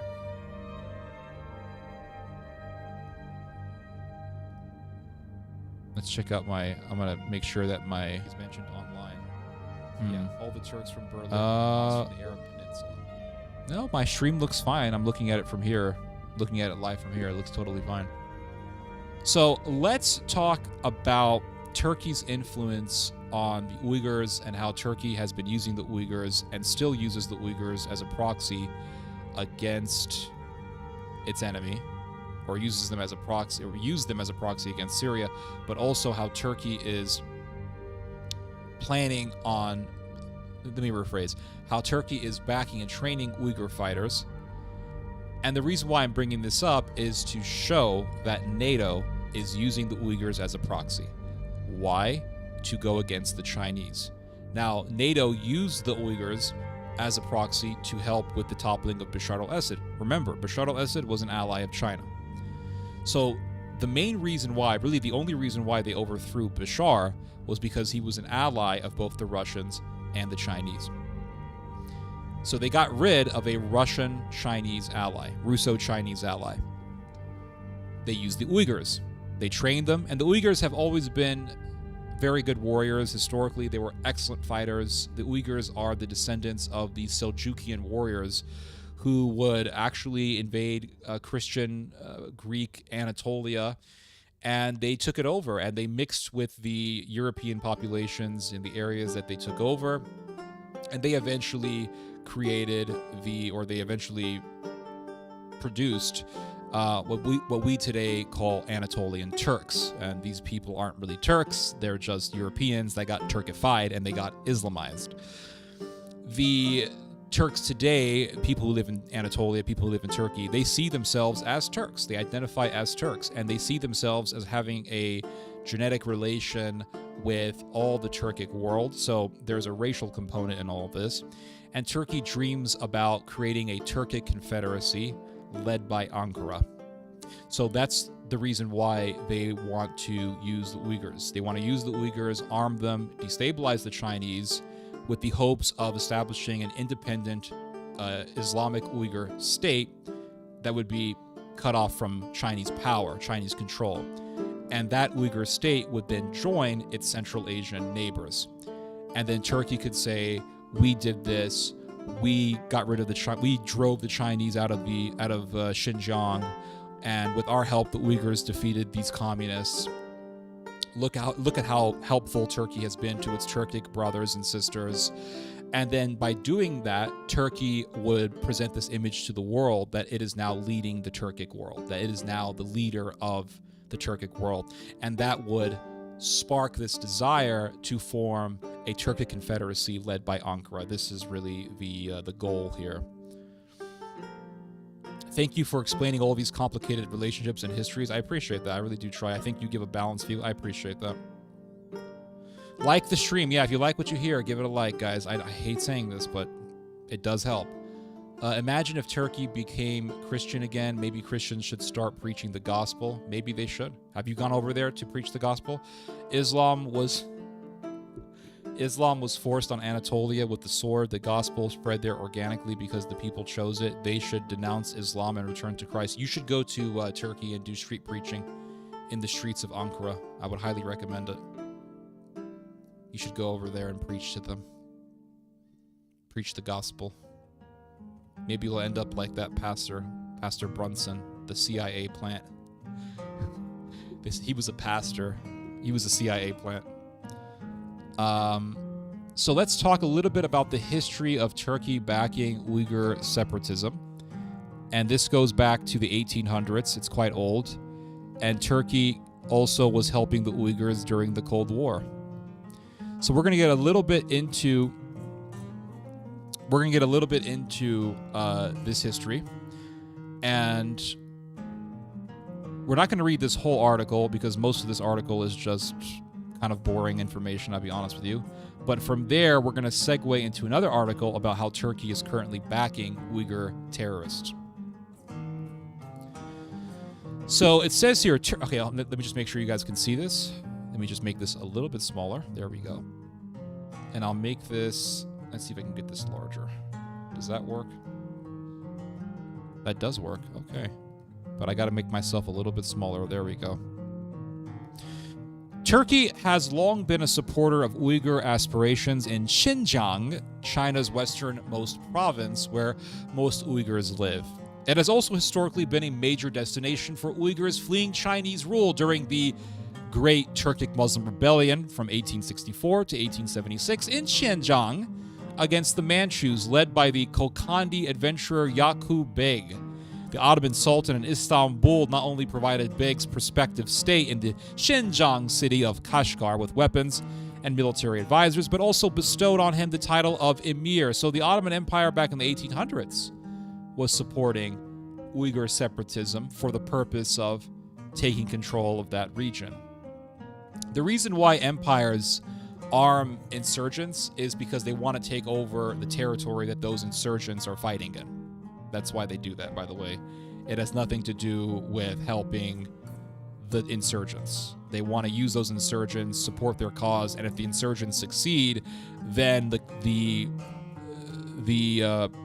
superpower or the regional power that helped those insurgents then has an opportunity to go into that region and say, okay, we're taking over. Thanks for your help. We're going to help you guys form a government, but we really are going to be the government. That's how it works. So it says here that in the 20th century, Turkey became a haven for Uyghur nationalists fleeing Xinjiang after it was peacefully liberated by the People's Liberation Army, the PLA, in 1949. So in the 40s, Turkey was backing Uyghur nationalism. Prominent among these was Isa Yusuf Alptekin, who became that sounds like a video game, who became leader of the Uyghur diaspora throughout the Cold War. So now we're going into the Cold War and we're going to talk about how the Turks backed Uyghur separatism in the Cold War. And this was a part of the Cold War strategy to go against the Chinese, because a part of the main mission of the Cold War was to go against communism, and China definitely was and still is a communist country, although I would say that China is much more capitalistic now, much less communist than it was then, from what I understand. And the Americans, the NATO, Turkey was supporting the Uyghurs in the Cold War to go against the Chinese. Alptekin focused on a two-track approach to raise the profile of the Uyghur cause. First, he actively sought to cultivate links to Turkish political and military leaders with pan-Turkish leanings, most notably Süleyman Demirel and Turgut Özal. Internationally, Alptekin attempted to enlist support for Uyghur nationalist claims through a broad appeal to anti-communist sentiments in the Muslim world, the non-aligned developing world, and Taiwan. But these efforts bore little fruit due to Beijing's limited ties with Turkey, its ideological offensives in the Third World, and its ability to paint Uyghur nationalists as aided and abetted by both Soviet revisionism and reactionary due to the links with NATO member Turkey. So it didn't work.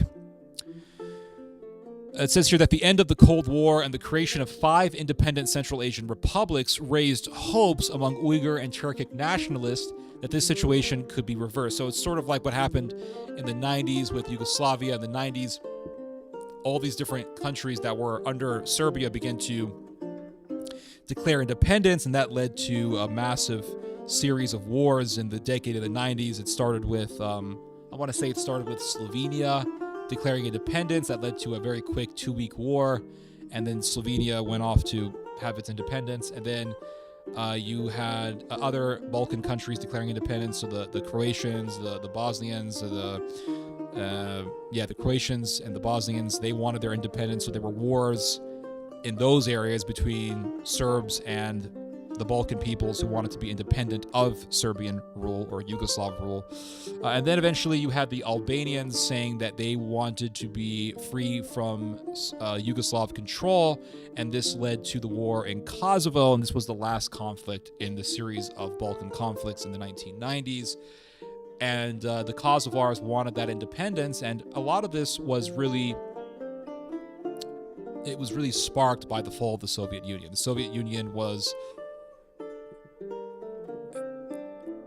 kind of sort of friendly with Yugoslavia. It wasn't exactly a strong ally, but it was friendly with Yugoslavia. Soviet Union crashed. All these new countries began to form because they were no longer under Soviet control. And in the midst of all this, these Yugoslav countries also began to declare independence. So after the Soviet Union, these new Central Asian countries begin to form, and the Uyghurs in Xinjiang say, hey, we also want to be our own country. And the Chinese said, nope, not so fast. We're not going to allow that.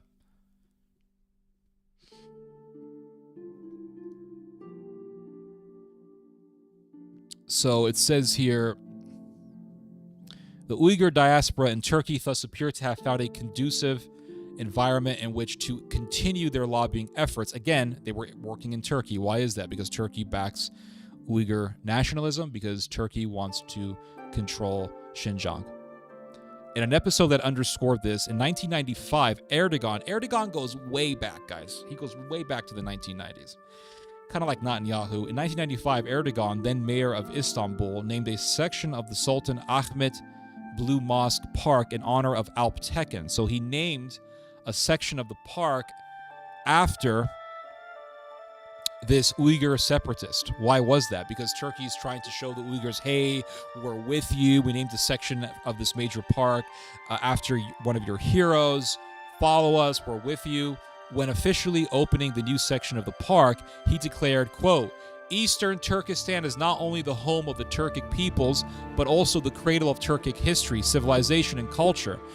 Again, the reason why we call Anatolia Turkey is because a long, long time ago in the medieval period, people called Seljuks, who came from Central Asia, invaded Iran. They went into Turkey, Anatolia, which was Greek Christian at that time, Hellenized Christian at the time, and they were conquered. The Seljuks conquered those Greek Christians, and they eventually took over Byzantium, and eventually they would take over the capital of the Byzantine Empire, which was Constantinople, in the year 1453. The Seljuks came into the Eastern Roman Empire. They took over large swaths of territory, and they mixed. They would eventually take over the Balkans, and they mixed. They mixed with the Europeans. That's why people in Turkey are white.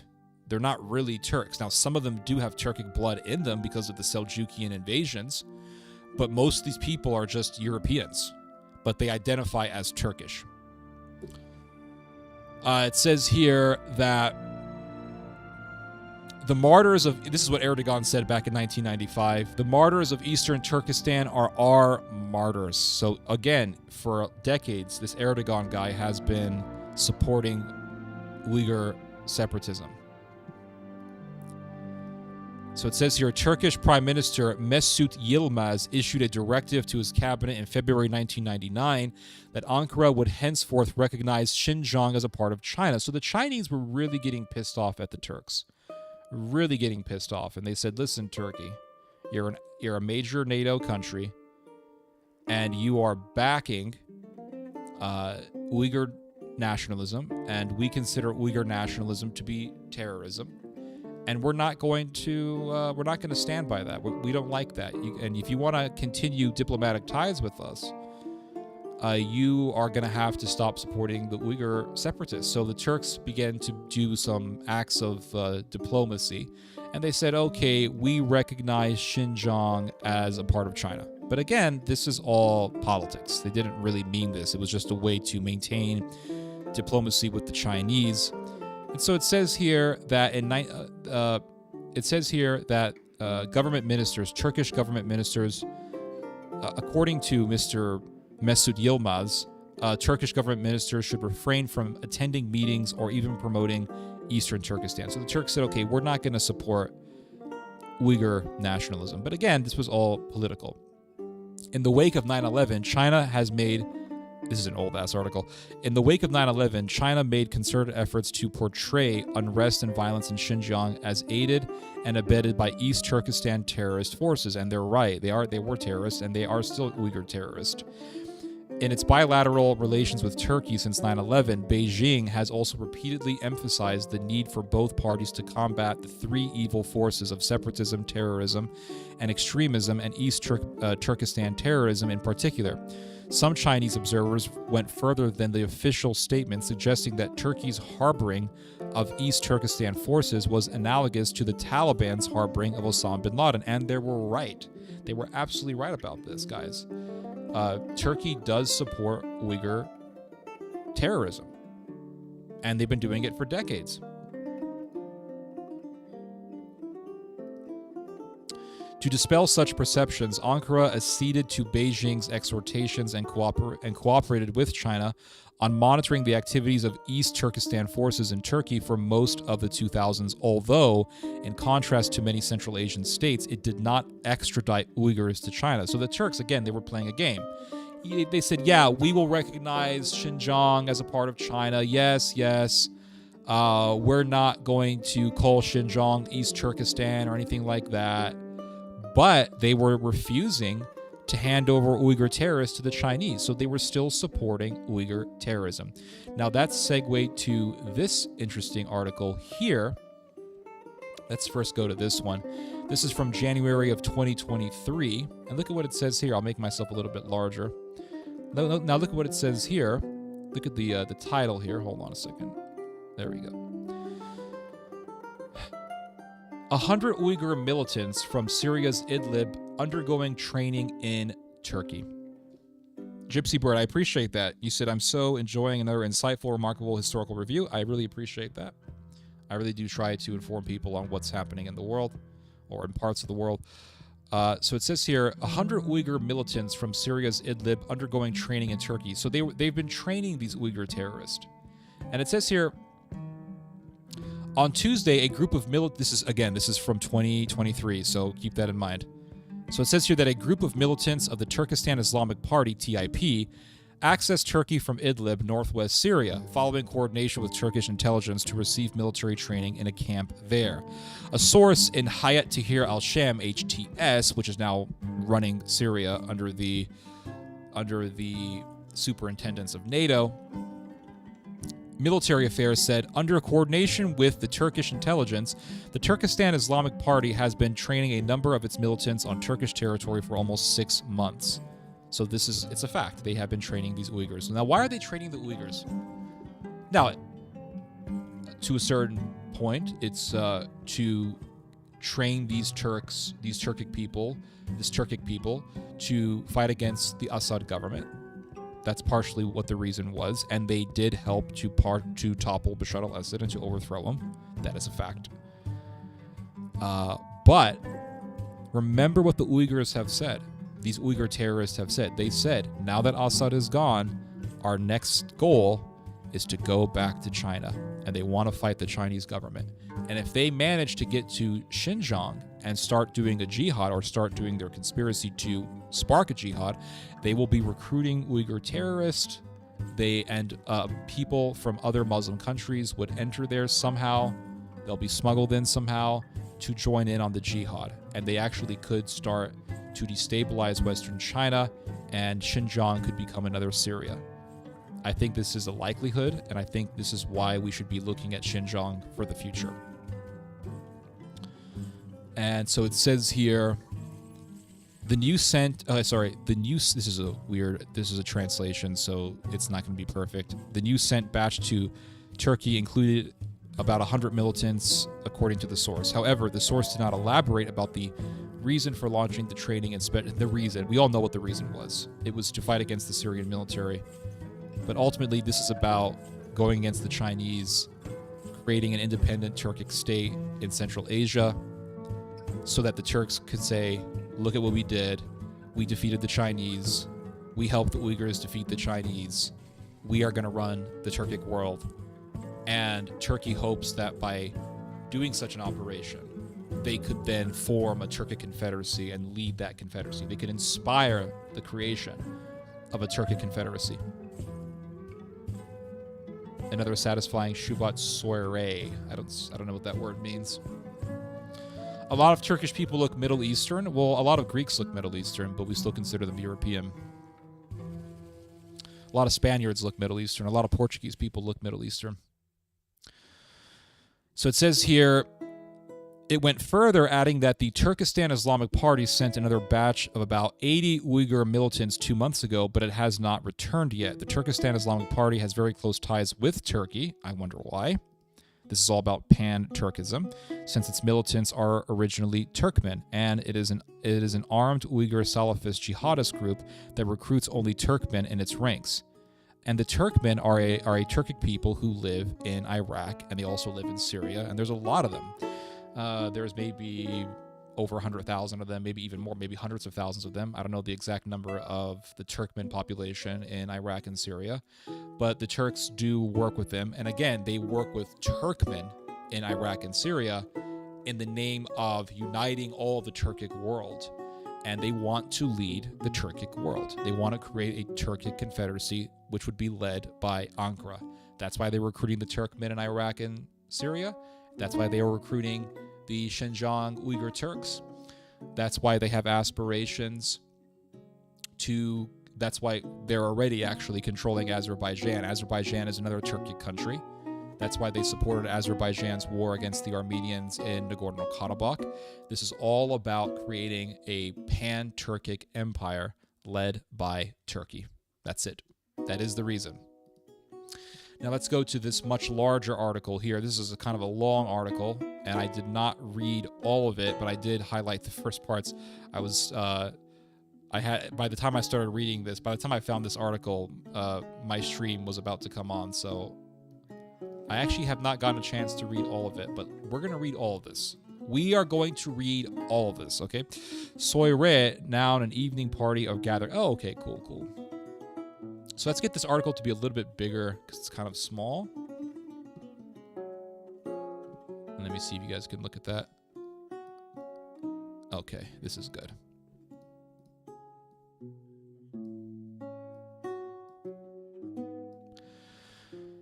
So it says here, according to some very now again, this was written, just letting you guys know, this was written in 2016. It's an older article, and the only way that I was able to find this article was to find it on the Russian search engine Yandex. I could not find this article searching Google. If you search for Turkey supporting the Uyghurs in Google, you get almost nothing. I couldn't find anything, actually. But when I looked it up in the Russian search engine, Yandex, it was pretty easy to find information on Turkey supporting Uyghur separatism.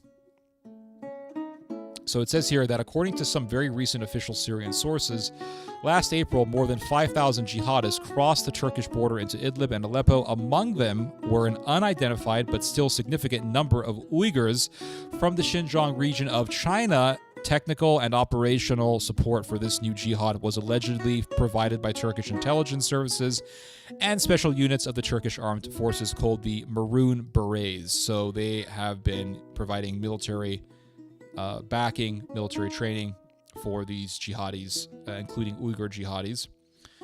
And it says here that while some sources say there are 1,500 jihadists from Xinjiang, others record that at least 1,000 jihadist militants came from that part of China. So they have been, I'm going to say it, I think they've been backing thousands of these people, not just a few hundred or just 1,000. The organizational and training support for this operation was allegedly provided not only by Turkish forces, but also by Turkmen guerrillas who had already played an active role in the downing of a Sukhoi Su-24M fighter jet and the capture of its crew on the ground in November 2015. So the Uyghurs and the Turkmen and the Turks, they're all working together because it's a part of this ideology of pan-Turkism.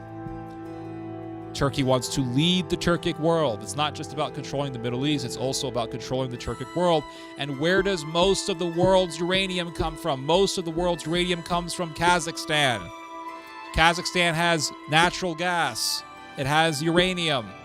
So if Turkey can control Central Asia, Turkey will be an empire. Do people realize how powerful Turkey can become if it takes control of the Turkic world? Very, very dangerous. And it will have an unlimited supply of uranium, which means it can make uranium bombs. It'll have an unlimited supply of uranium to make uranium bombs. It'll be unstoppable. Unstoppable. This is why I'm paying attention to Central Asia. This is why I'm paying attention to Xinjiang. Now, Xinjiang is the transition point between China and the rest of Central Asia. It's really still, I think Xinjiang is still a part of Central Asia. But it's not Han Chinese, it's Turkic, it's Uyghur. And the Uyghurs are oppressed in some ways by the communist government. I'm not saying it's like Nazi Germany, but they are being controlled by the Chinese, and the Uyghurs don't like that. They want to have their own independent state. So this is what? This is a cause. It's a cause that is presented as defiance against communist oppression. So there's a cause there.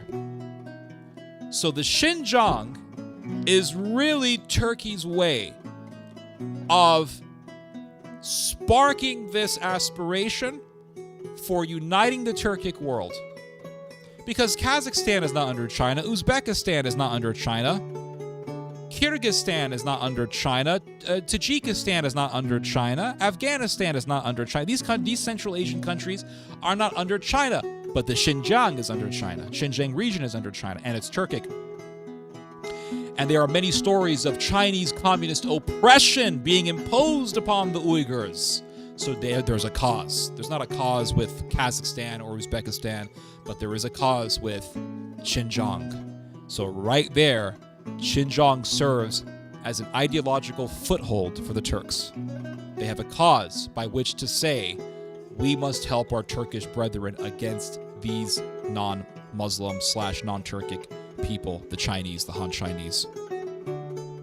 So then they can back an insurgency in Xinjiang under the pretext of fighting for justice and liberty for the Turkic people, and to create a state, a Turkic state, independent of communist despotism. And if they can spark that jihad, then jihadis from all around the Islamic world will enter Xinjiang to fight the Chinese. And the Chinese will be destabilized in the West. And if China gets destabilized in its westernmost region, then the Americans can say, okay, Japan, okay, South Korea, we've armed you, we've trained you. This is the chance. And there's going to be some kind of scenario that's going to pop up by which it will be said that there needs to be a war between China and its East Asian neighbors, Japan and South Korea. And I don't know who's going to fire the first shot. I don't know if it's going to be China. I don't know if it's going to be Japan. I don't know if it's going to be South Korea. But something is going to happen that's going to spark a war between the Chinese and the Japanese, and or the Chinese and the South Koreans and Japan on the other side. And the Americans will say, okay, we're going to back the Uyghurs in the West. We're going to back the Japanese and the South Koreans in the East. And there's going to be a pincer effect. I'm not saying this is going to happen 100%, but what I am saying is I do believe that this is the plan of NATO. It might fail, who knows, but I think this is the plan of NATO. Actually, Kazakhstan and Russia are both founding members of the Shanghai Cooperation Organization. Okay, so I'm not disagreeing with you on that one, but what I will say is that they are Kazakhs who are jihadis. They are Kazakhs who are jihadis, and they don't like Russia. They don't want to be under a pro-Russia or a government that's friendly towards Russia. And Turkey will try to use that to their advantage if this Turkish aspiration goes far enough. Here, who's president of South Korea right now? Some interim guy. South Korea's got a whole bunch of problems. And I still can't find an article that says, here's the reason why this South Korean dude declared martial law. You know, Mr. Yoon. I've yet to find it. Anyway, guys, let's try to finish this article. It should be remembered that the Russian plane was shot down by the Turkish Air Force due to an alleged airspace violation. It is also necessary to remember that all political parties currently in power and opposition in Turkey support the activities of Turkmen jihadists in the Syrian region. Before the start of the war in Syria, Turkmen jihadists lived in the rural areas east of Aleppo. So the Turkmens are not Uyghurs. They are another Turkic people, but they live in Syria and Iraq, and they are being backed by the Turks. Again, it's all in the name of pan-Turkism. So I'm going to skip that part. I want to know what it says about Uyghurs.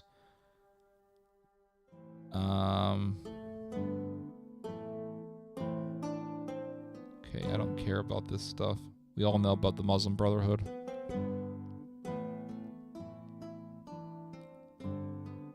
Turkmen. Okay, here we go. Uyghurs. This is what I want to talk about.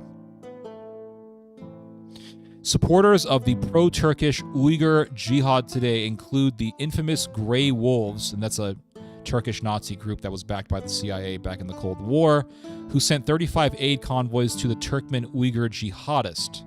So right here is another example. And the Grey Wolves were a proxy of the CIA during the Cold War, and now they're backing the Uyghurs because they want to go against the Chinese. The fleet of trucks they sent was heading to northern Syria 2 months ago. In fact, the leader of the Grey Wolves, Selami Aynur, was killed by forces loyal to Bashar al-Assad while he was operating with a Turkmen Uyghur battalion in Aleppo. The person who killed the Russian pilot of the Sukhoi 24M jet and the helicopter pilots who immediately went to the region to pick up the pilot was Alp Arslan Çelik, also a Turkish nationalist acting together with Turkmen jihadists. However, there is still a strong pillar of foreign financing for Turkmen Uyghur jihadists in Germany. Ooh, that's interesting. Moreover, 2 months ago, President Erdogan said Turkey protects all Muslims in the Balkans. So again, the Ottoman Empire used to control the Balkans. They want to control the Balkans.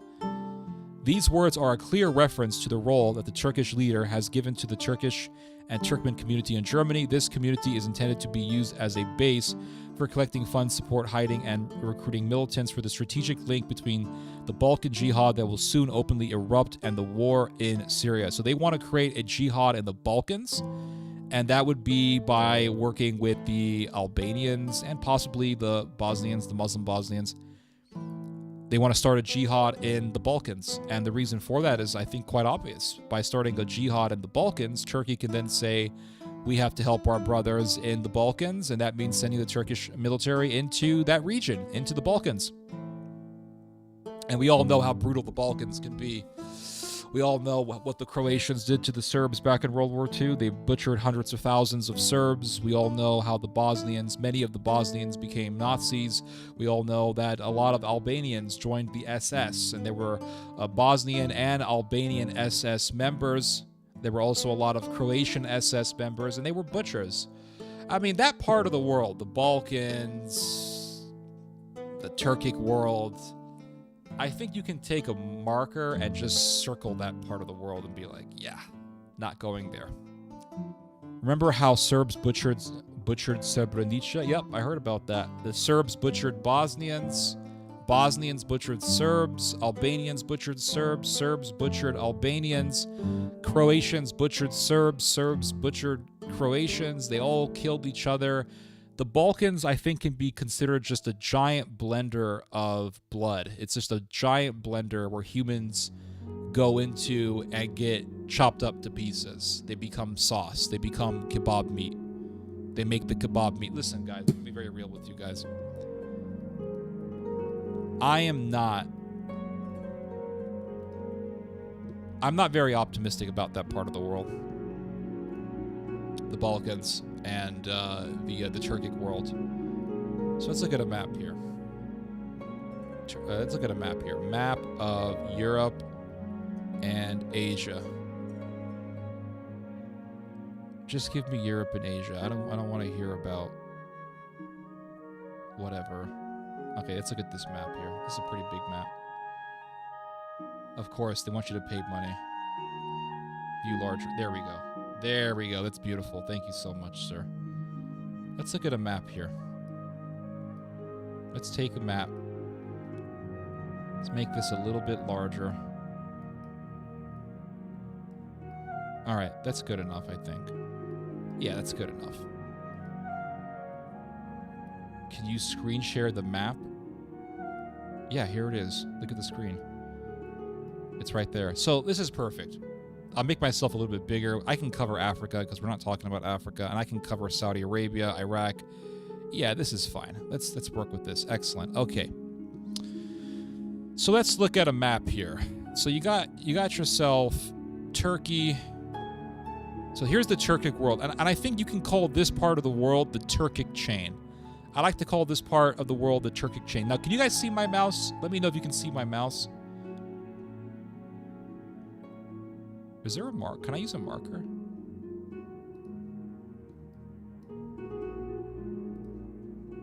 You know what? Hold on. I have an idea. I have an idea.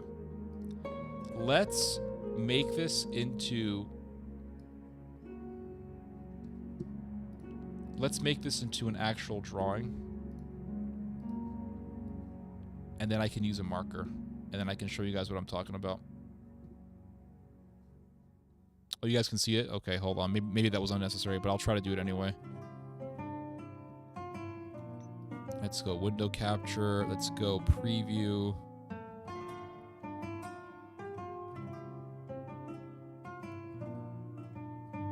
No.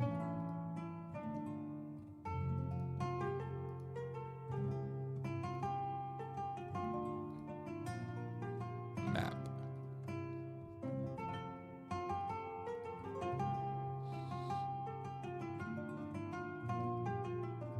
Yo, what's up? Igor Dragicevic. Zdravo.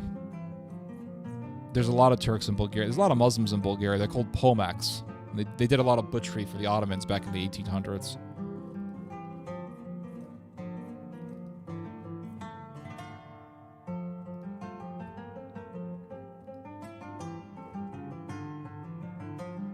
Map, there it is. Awesome. All right, this is perfect. I want the more visible marker. All right. So I'm going to use a marker. So this part of the world. So let's, here we go. All right. Let's make it a little bit bigger. Some Pomaks are in Greece. Okay, yeah. There's a lot of them in Bulgaria. They were butchers back in the day, but supposedly they're nice now. Kazakh's second language is Russian, and they still learn that language at school. Kazakhstan is currently the only transfer country between Russia and the EU.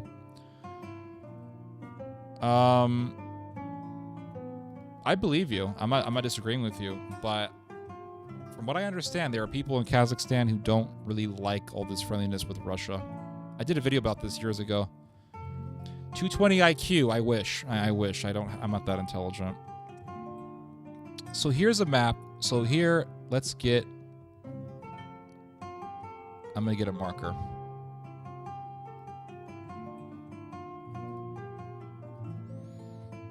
All right, I'm going to make sure that you guys can see this. All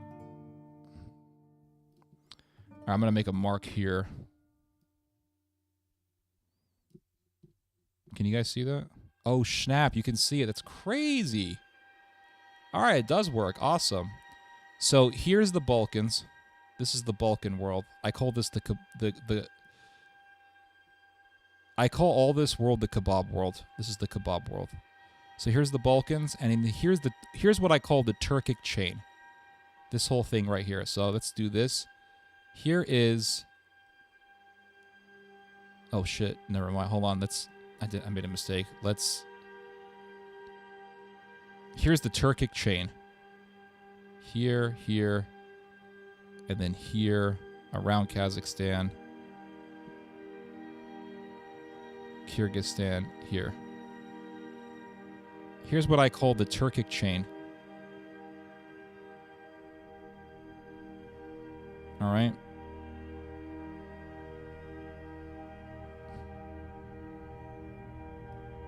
What do you... No! What is this crap? No, I don't want this cloud. Just give me a marker. I hate when freaking technology does this bullshit. I had a perfect line. Don't give me a cloud. Just do this again. Here, here, here. It was perfect. Kazakhstan. Here, Kyrgyzstan. Here, here, here, here, here. Perfect. All right. So this is the what I call the Turkic world. Here you got the Balkans over here.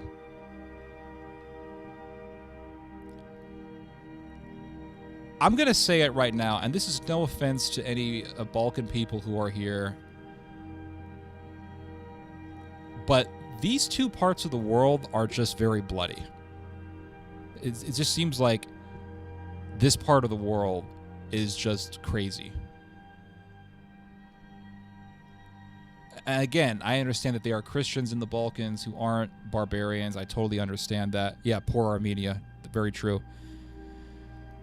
But we can discuss some of the geopolitics of these two areas. But it just seems to me that this area is just filled with evil. I mean, just filled with it. So, for example, you could say, well, all the problems in the Balkans are because of the Muslims. That's not really true. Because if you read about what happened in World War II, who butchered the most Serbs? It was the Croatians, who are a traditionally, nominally Catholic people. And they were butchers. And then you hear about, again, this is what I read. I'm just stating the facts that I read. There were cases of Serbs doing atrocities. There were cases of Serbs doing atrocities on Bosnians. And the most horrific thing I ever read when it comes to Serbian atrocities was a guy, some Serbian guy, took two Bosnian dudes and had one guy bite the testicles of the other guy. And he said, bite harder. Bite harder. And there's no sense of accountability here. I mean, I'm not seeing a whole lot. I'm not seeing this guy coming out saying, hey, what I did was wrong. I mean, there's no sense of remorse for stuff like that. And then you read about Bosnians doing some very, very messed up stuff, beheading people. I mean, just doing lots of murders. Albanians doing all sorts of messed up stuff, mass murder, massacres, beheading, doing grisly murders, kidnapping people and stealing their organs. I mean, it's just, the Balkans just seems like a super weird ass place. And then you have the Turkic world. And so you got Turkey over here.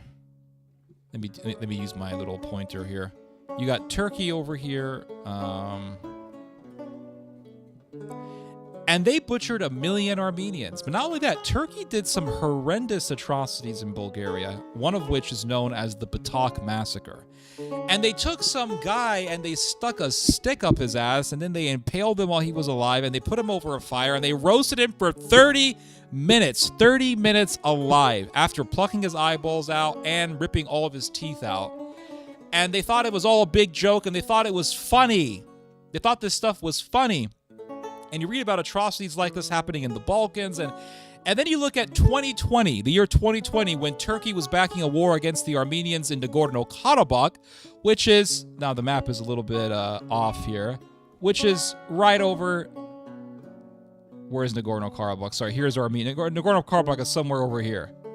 right? It was a part of Armenia. Now it's not a part of Armenia. The Azeris took it back from the Armenians. But the war crimes that was done. I mean, you see this Azeri soldier beheading this elderly man, and then you see you see this other Azeri soldier beheading this other Armenian guy, and they did mass executions, and they were just butchering people, and they're laughing about it. Like, there's this video that you can see, I don't recommend it, but there's a video you can see of this Azeri soldier beheading some poor Armenian guy, and people are whistling and clapping their hands as they're watching this, and this is all being backed by Turkey, and there's no sense of remorse, no sense of guilt, no sense of anything. Like, there's nothing there. I mean, is there a soul in these people? And then you read about what they did to the Bulgarians in the Batak massacre. They took this guy, baked him alive, roasted him alive like he was a kebab. And the literal order was, make him into a kebab. That's what they said. Make him into a shish kebab. And so I look at the Balkans, they're eating kebabs. I look at the Turks, they're eating kebabs. I look at the Azeris, they're eating kebabs. Central Asians, they're eating kebabs. These are the kebab-eating people. And for some reason, the kebab-eating people, they don't mind making other human beings into kebabs. And they don't give a damn. And there's no sense of saying, man, we did wrong. Now, I have met Serbs who said we did wrong. And that's because of Christian influence. But there's a lot of people who are Croatian, people who are Albanian, and yes, people who are Serbian, who will say we did nothing wrong. And there is this very insidious culture in this whole part of the world, this kebab world, that says we don't give a damn. We raped, we killed, we butchered, we cut people up, we baked people alive, we roasted people alive. Now, I interviewed a Serbian guy named, what was his name? Dejan Beric was his name. He's a sniper who's, hold on, Serbs don't eat kebab? No. Serbs eat kebabs. Hold on. We eat pork. No, Serbs eat kebabs. There must be a misunderstanding here. Serbs eat kebabs. But listen, I interviewed this Serbian guy. He has been helping the Russians in their war in Ukraine, although he had some issues with the Russians. And he told me about the Balkans. You can watch it in my interview of him. He told me. He said, when I was serving in the Yugoslav war, Deki, yes. He told me when I was serving in the Yugoslav war in Bosnia, he says I was amongst the soldiers who entered Bosnia in the beginning of the war. He said I was amongst the first soldiers who entered the fray in Bosnia. And he told me, he said the most horrific thing that I ever saw was a little kid that was baked alive in an oven. I mean, he told me this. He said we found a kid in an oven and he was roasted alive. There's no sense. I don't see Bosnians coming out saying, man, we did some messed up stuff. You know, our people did that and it was wrong. We shouldn't do that. They don't give a shit. Say Mongolia. Mongolia butchered how much of the world's population? Like 12% of the world's population was completely annihilated by Mongolia. Do you see Mongolians coming out saying, man, we did a lot of raping and we did a lot of killing? No, what you see in Mongolia are a bunch of songs being produced on YouTube saying, Genghis Khan, Genghis Khan, he great lord, great Khan of Mongolia. Yes, Genghis Khan. And there's no sense of remorse in this part of the world. I've just noticed that. Like, this part of the world, I'm going to go back to my little chart here.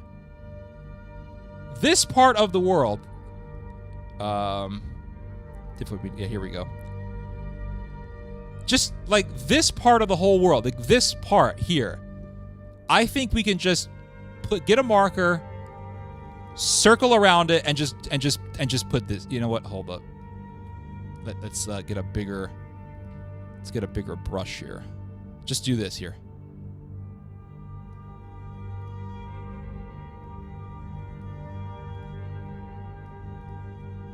Oh fuck.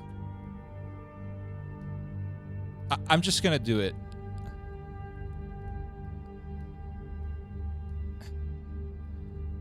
I should get a different color. Just put evil over it. I'm just going to say it. I'm not saying, listen, there's a lot of good people in the Balkans. I'm not saying they're all this way. The Serbs, a lot of Serbian people are good people and everything. I'm not saying they're bad or anything like that. But I'm especially focused on Turks, Croats, Bosnians, Kazakhs.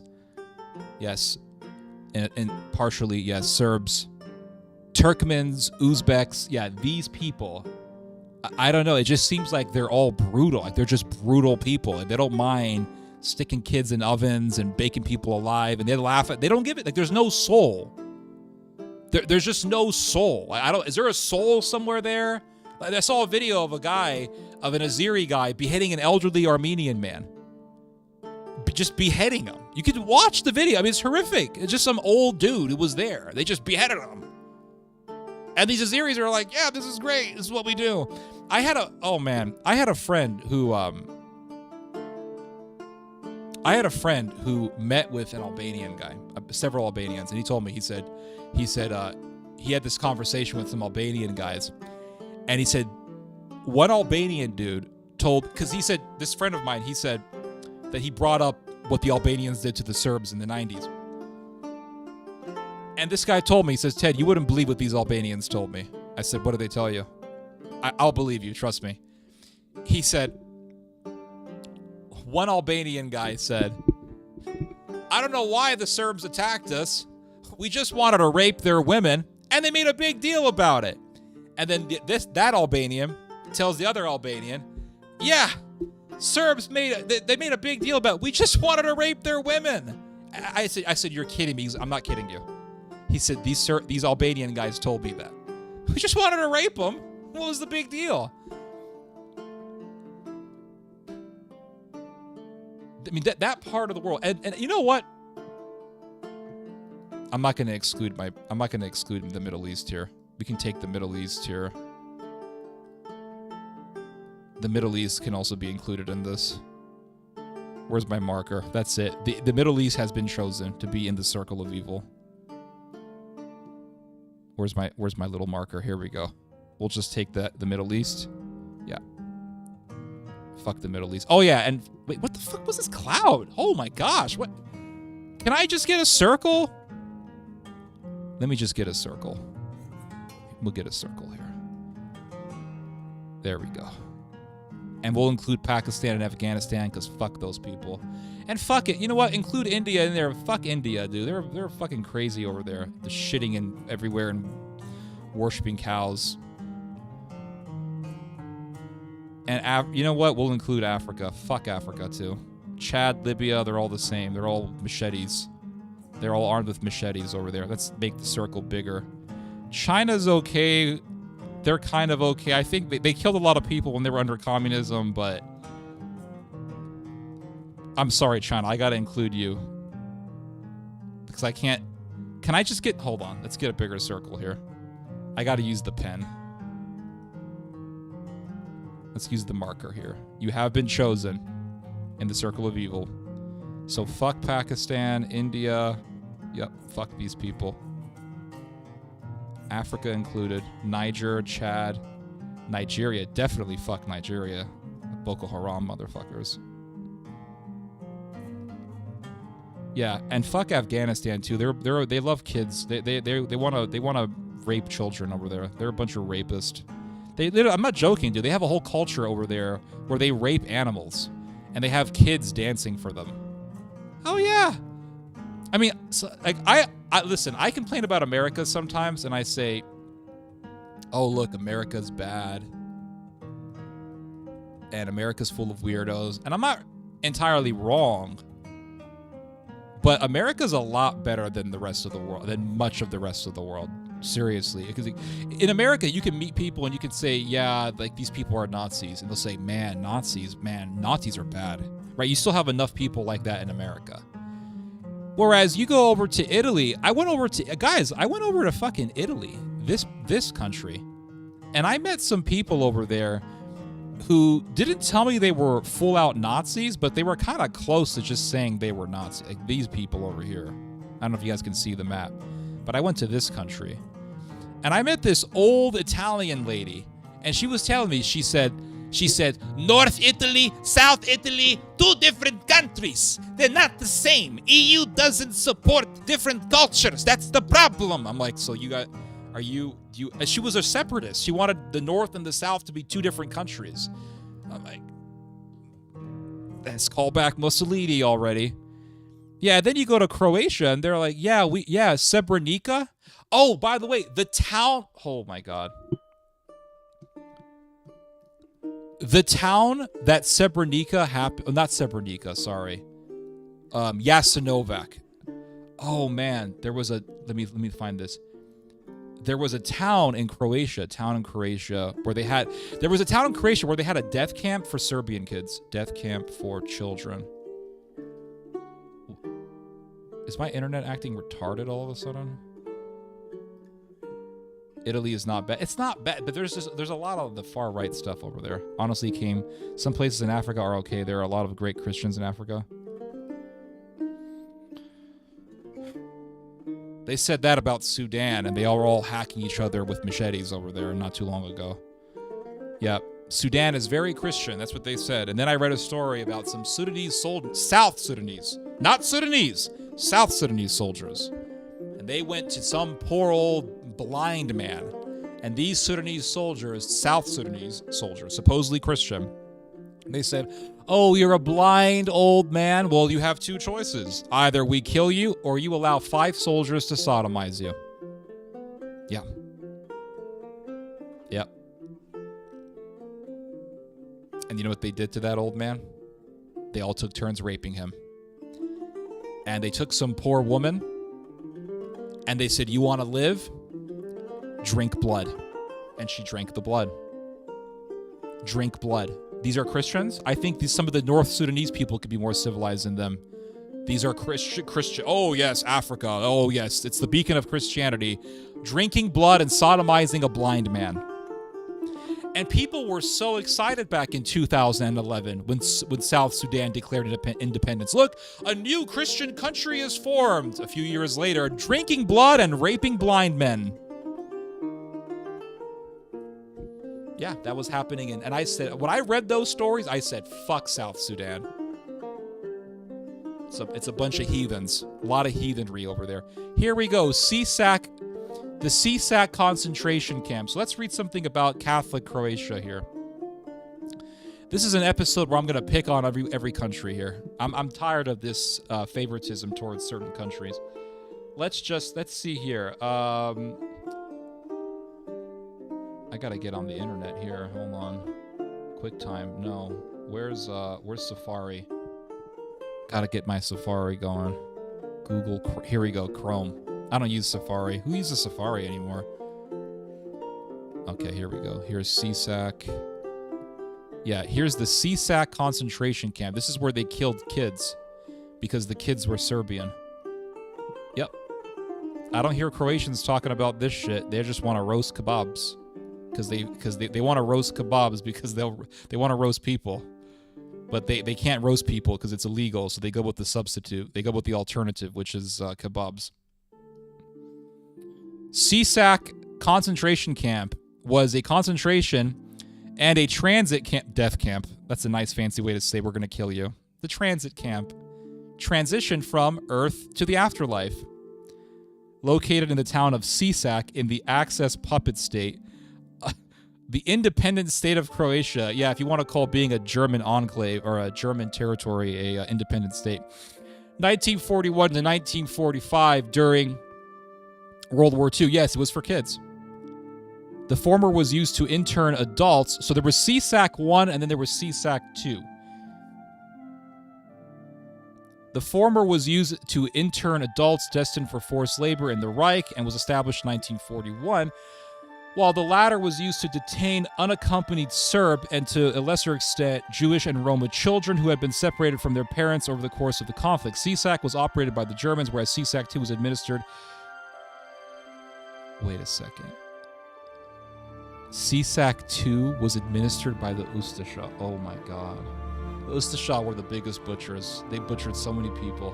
They butchered literally hundreds of thousands of Serbs.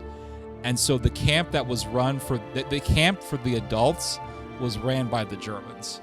and the camp for the kids was ran by the Germans' biggest butchers. You believe that? You were probably better off being under the Germans than being under the Ustasha. So the poor kids, they had to be under these monsters. And it says here, the latter became operational, blah, blah, blah. Living conditions at the children's camp were poor, leading to a high mortality rate. According to survivors, some children were killed by being given poisoned milk or gruel laced with caustic soda. Holy shit. I'm sorry. For years I've heard Americans say, we put Japanese people in camps. But I read about what they did to the Japanese, and they gave them, like, Spam to eat. Yeah, try being in a camp ran by Croatian kebab eaters. They ain't gonna give you Spam. They gonna give you milk, but it's poison. It's the last glass of milk you'll drink in your life. Here's some milk. So they gave them poisoned milk. On other occasions, camp commander Antun Niger. So if my camp commander is named Bob Smith, I'll be a lot more optimistic than if my camp commander had a name like Antun Niger. Najer. How do you pronounce these names? These barbarian names. I'm sorry. Antun Najer. Antun sounds like I can't. If you can't pronounce the man's last name, you know you're gonna die. They gonna kill your ass. If you can't pronounce the guy's name, you're dead.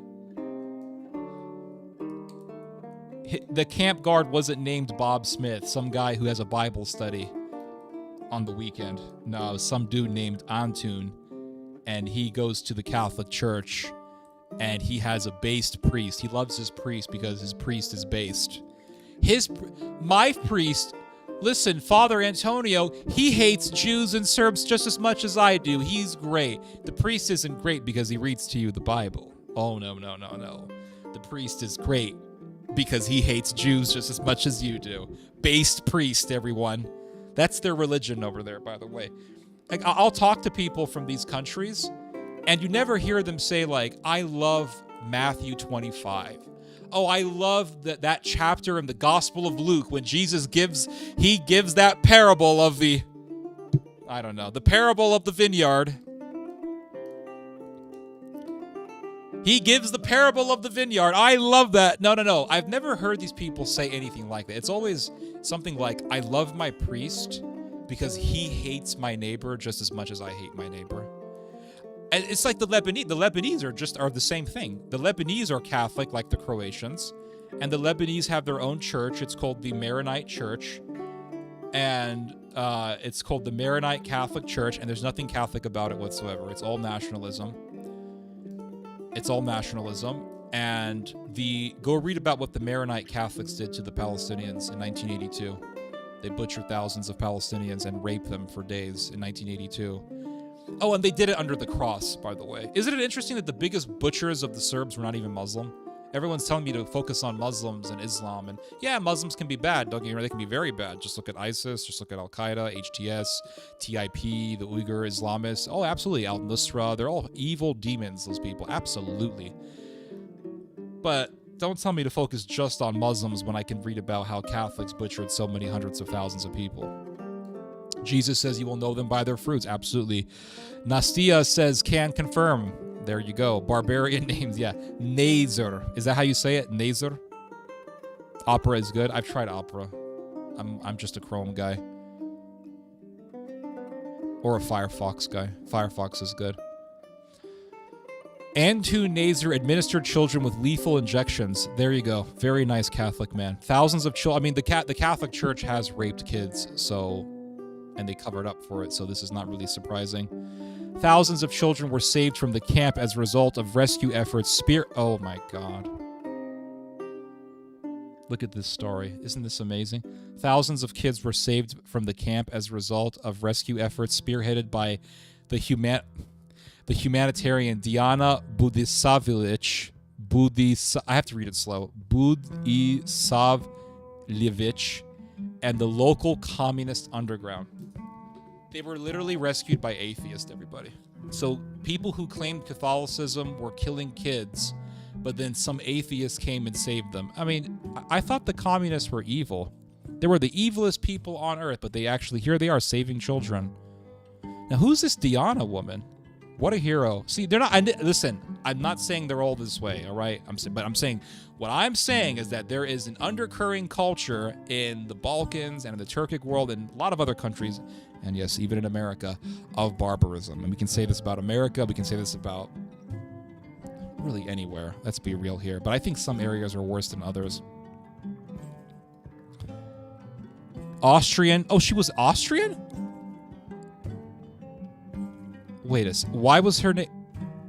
What? Why does she have a Balkan last name?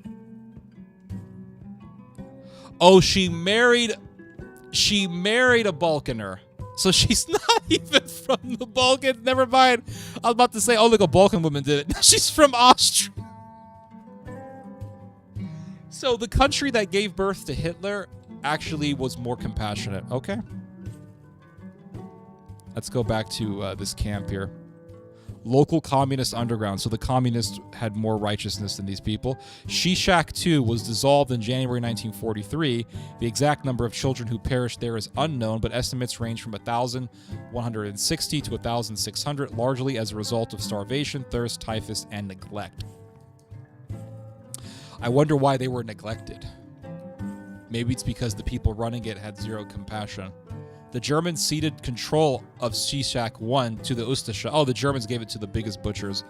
It was shut down in January 1945, and its remaining inmates were dispatched to Jasenovac. That's where they killed a lot of the Serbs. They killed like 600,000 people in the Jasenovac camp. Yeah. She's Hungarian? She was a Magyar. Okay. So she was a Mongolian.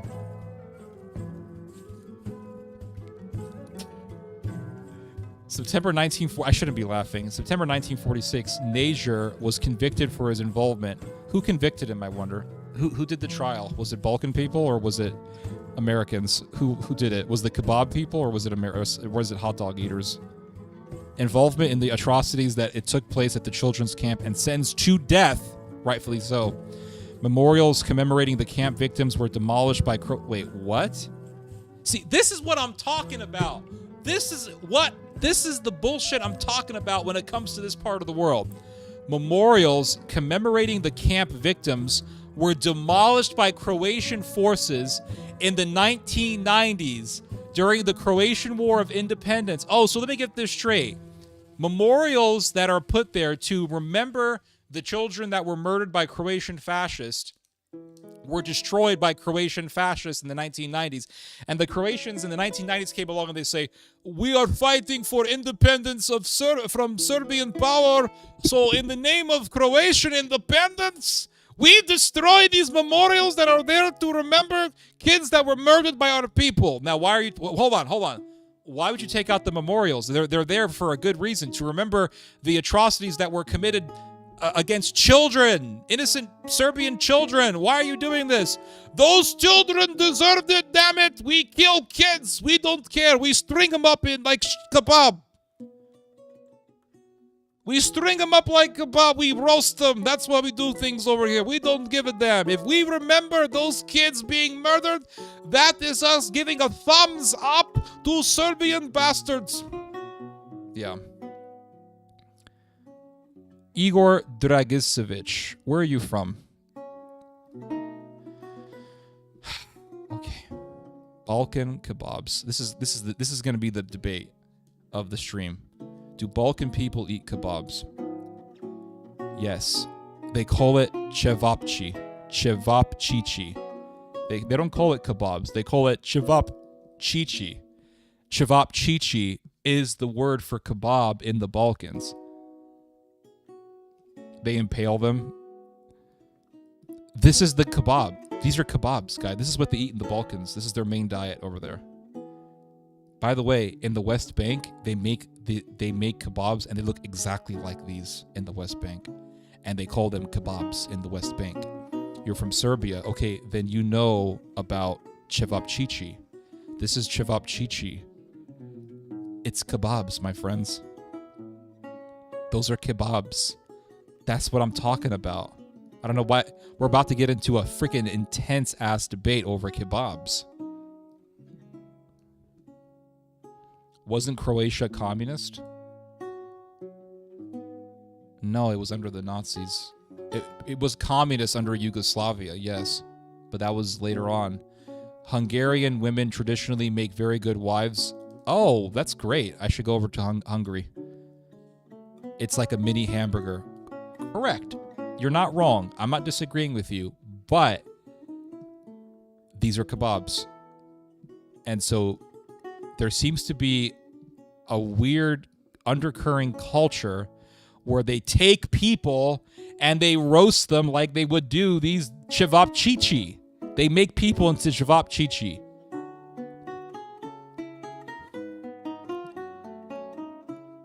Are we going to go back to the map? Or are we... Hold on. Shishak 2, establishment, conditions, rescue efforts. Who did the rescue efforts? And who... Hold on. I want to know who tried Mr. Najar. Antun Najar. Who's this guy, this monster?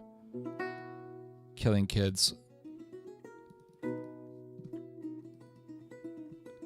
I heard that people in the Balkans have a rivalry even over the food, but I don't... It's true. No, it's all true. Everything you heard is true.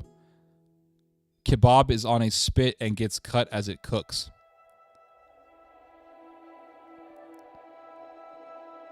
Listen, I don't want to argue over semantics, all right? They're kebabs. Cevapcici are a recent invention. I think you guys were doing this for a long time. It's all influenced from the Ottoman Empire. Balkan food is a mix of Slavic and Middle Eastern. That's correct. Half of the food is the same as Romanian or Ukrainian. Half like Mediterranean. Yeah, it's very Mediterranean. Sodoma, yeah, we eat that. Okay, hold on. Who was this Croatian monster who killed kids? And who tried him?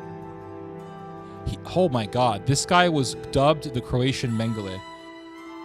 Holy shit, dude! I didn't know the Croatians did stuff. I thought human experiments were only done by the Germans. I thought that was a German thing, not a. I thought the Croatians were more like just butchers. Like they were like the people you see in those low-budget horror movies where the people get trapped in a butcher shop and then they're gonna get butchered like animals and hung up like dead pigs. Like those types of crazy ass exploitation horror movies. I thought that was more of a Balkan thing where they just butcher people. But it turns out, no, the Croatians got sophisticated about murdering as well, like the Germans. They got into human experimentation. What the fuck? What is this? Antun Najar was a Croatian physician and member of the physician. He's a Nazi doctor. He was dubbed the Croatian Mengele by survivors due to conducting medical experiments on his victims. For these crimes, he was sentenced to execution. Okay, but who sentenced him? I gotta know who sentenced him. I want to know who did this. Which civilization got rid of this savage? Look at this. Is this him?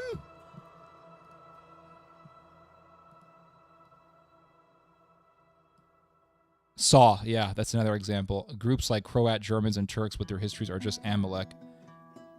Well, I mean, you can bring up Saw, but Saw was more sophisticated in killing. I think there's certain horror movies that you can watch where the killers are treating humans like animals. I don't like those kind of movies, but they do exist. Croatian fascist. Is this him?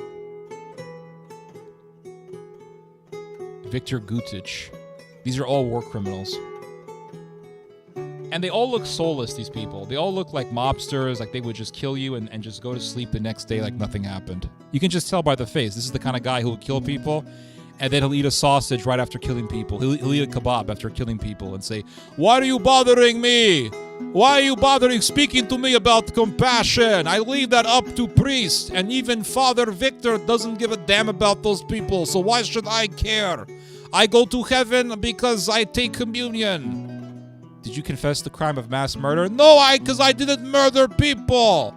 Serb aren't people. They're pigs. That's what you're dealing with here. There's just the face. You know how you can look at someone's face and you can just tell the guy's a racist? Have you ever had an experience like that? I've had numerous experiences like that where I could just look at someone and say, I know what I'm dealing with. You can just look at some people's faces and say, that guy's a racist. And this guy has racism all over his face. This is the kind of guy who would just kill millions. He wouldn't give a shit. So what was this guy? Banja Luka. So what crime did this guy commit? Probably nothing good. Viktor Gutic. Ante Pavlic. Oh gosh, this guy was bad. Croatian dictator. Yup, this guy killed a lot of people. Look at this dude. This guy has murderer all over his face. Abraham Lincoln murderer. Croatian immigrant. Responsible for hijacking. What the frick? Wait, there was a Croatian dude who hijacked a plane and we were never told about this? We were told that the Muslims were the only ones who were doing this. There was a Croatian dude who did this? What? This guy hijacked a plane? See, they don't tell you about this history. They keep telling you about the Muslim hijackers. They never tell you about the Croatian ones. He hijacked a plane. He was subsequently convicted of air piracy and spent 32 years, I'm guessing, in prison. Ante Siliga? What is this? Like a Roman name? Siliga? Croatian politician, writer, and publisher. One of the founders of the Communist Party. Oh, he's a commie. Imprisoned in Stalin's gulags. So he was a communist and he got put in a gulag. See, even if you're a communist, you're not exempt from Stalin's wrath. Dominik Mandic. Herzegovina, Croatian Franciscan. Oh, he was a murderer. Yeah, a lot of priests were supporting the mass murder of Serbian people. You believe that? You believe that, guys? There were Serbian priests, Croatian priests who were involved in mass murder? They would talk about Jesus one moment and then they would murder their neighbors in another moment? But it shouldn't surprise us at all because, you know, what the Vatican did covering up for pedophiles, so that shouldn't surprise us. Oh gosh, another murderer. Look at this dude. That's the face of a mass murderer. Look at this guy. Mongolian. His ancestors got raped by Mongols. Horvat. Now where is our guy? Look at this dude. This guy's a demon. This guy looks like a Batman villain in a Batman cartoon. He looks like a cartoon character. Doesn't even look human. Looks like something you would see in those old school Batman cartoons. It's the Batman. This guy, who was this guy? Dito Kovačernik, Croatian Ustaša General Lieutenant. Okay, but where's our guy? Where's Mr. Najer? Najer. There. So there's no photo of Najer. Look at this guy. He looks like a real creep. So Najer, also known by the Hippocratism, Ante Najer was a Croatian physician, a member of the fascist Ustaša movement, served as the commander of the Shishak children's concentration camp. So he was just, he did experiments on people, but we don't have any photos. And look, here's another photo. You would see nuns involved in this stuff, too. I heard about this. You'd be nuns involved. He's not a Balkan Batman. He's a Balkan villain. That's not Mongol. That's one of the OG European phenotypes. Oh, interesting. I didn't think about that. So yeah, there's that part of the world, man, that's just, it's just weird. That part of the world. I mean, you go to, like I said, Azerbaijan, and you see an Azeri soldier just cruelly slicing up some elderly Armenian man because he's Armenian. And what really tormented me, and it still vexes me to this day, was the noises the old man was making before the knife killed him. It just killed me every time. When I think about it, it kills me. It really does. And these Azeri soldiers, they're just enjoying it. They're enjoying every moment of it. And there's no compassion, nothing. In America, we can say that when Guantanamo was exposed and the American people were told about Guantanamo, there were tons of Americans who came out and said, that's wrong.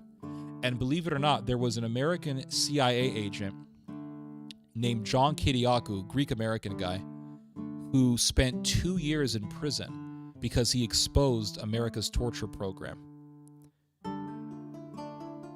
And there were so many Americans who came out to support John Kiriakou. But you go to Croatia, and they're talking about how Croatians in the 1990s were destroying the memorials because those memorials were about children that were murdered by Croatia's nationalist heroes. See, there's a difference. I think there is a difference. And it's just, it's barbaric. and it's soul. There's no soul there. I mean, like I said, Mongolia butchered 12% of the world's population, and they're worshiping Genghis Khan. What kind of a culture is this? It seems like that whole part of the world, going back to my map here, it seems like this part of the world is just weird. Like this whole thing. You have the Turkic. Where's my map here? You have the Turkic chain here, and then let's take this opportunity. Let's delete this thing here. Hold on.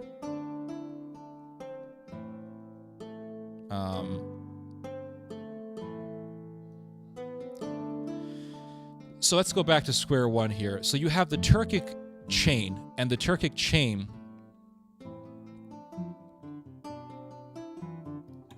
is from Turkey to Azerbaijan, across the Caspian Sea to Central Asia. I would say this whole thing, I would call it the Turkic chain. And Turkey wants to control all of this. But right in the middle, so let's take this out here. Right in the middle, let's make this bigger here. Hold on. Let's get this nice and big. Oh, I don't want to see that. Oh, shit. Wait, can I just get... Oh my gosh. Okay, here we go. So right in the middle, Russia, yeah, Russia can be barbaric as well. They committed all sorts of atrocities. But I think the Russians are less barbaric.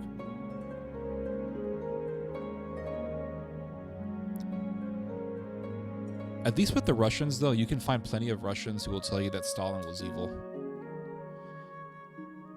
I don't know if the same can be said for these parts of these countries.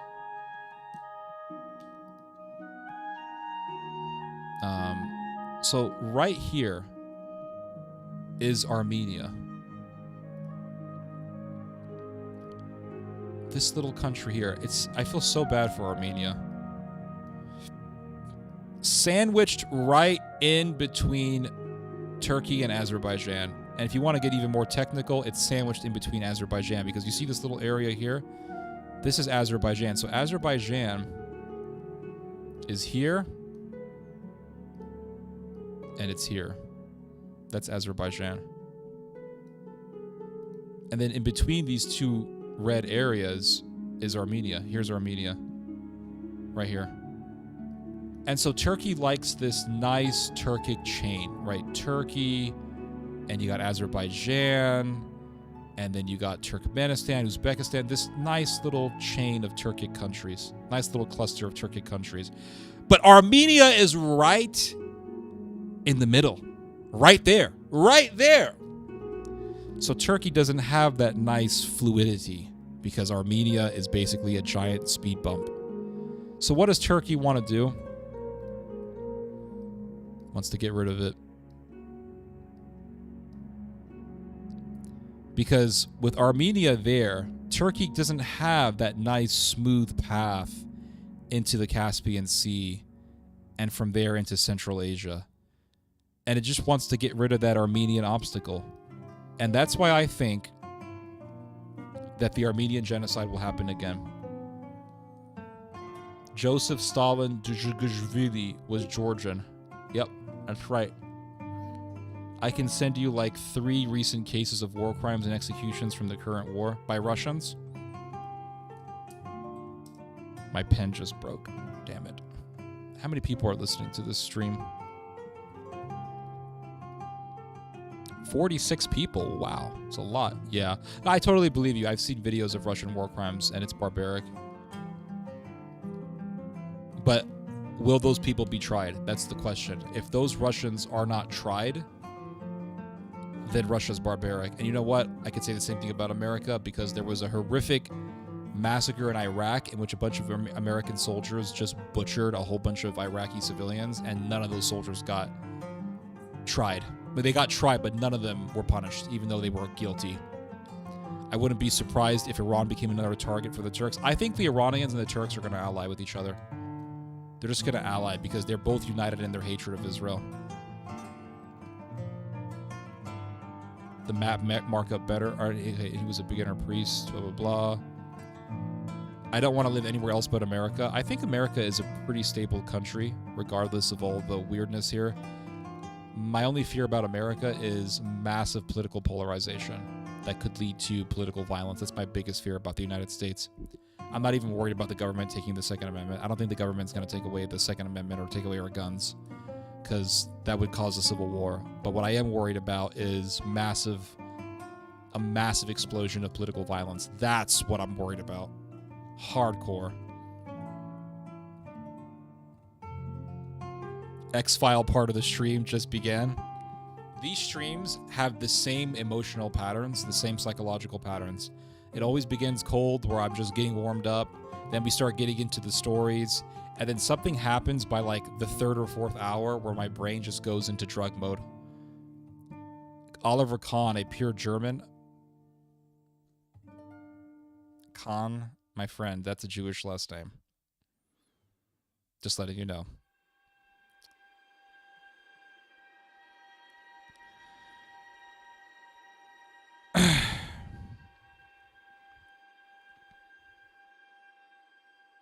Serbian Slivovitz is one of the best.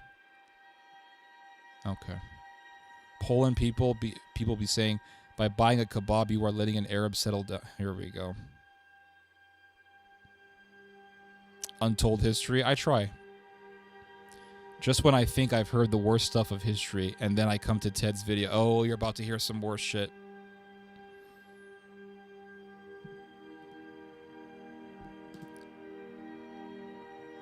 Like the stream. Yes, if you like what you see, give me a like. It helps the channel. Hate saying that, but it seems like I have to.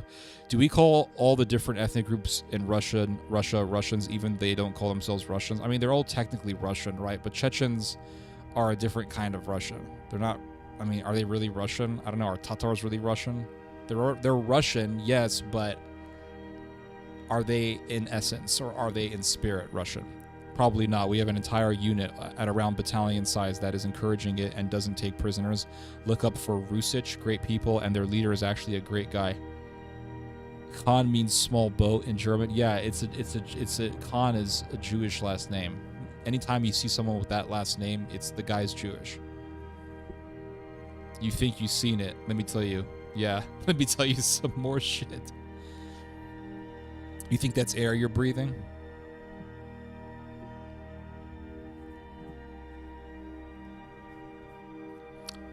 So we read about the Uyghurs. We got that out of the way. We got all this bullshit out of the way. Uyghurs, Uyghurs, Uyghurs.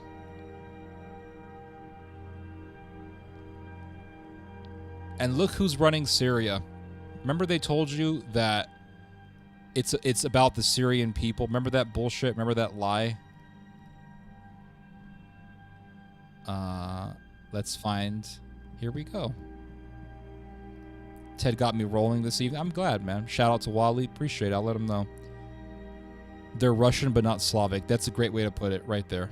Yeah, they're basically Circassians. They have their own culture. Those guys managed to trick the Germans with their Idel Udo Wehrmacht battalions.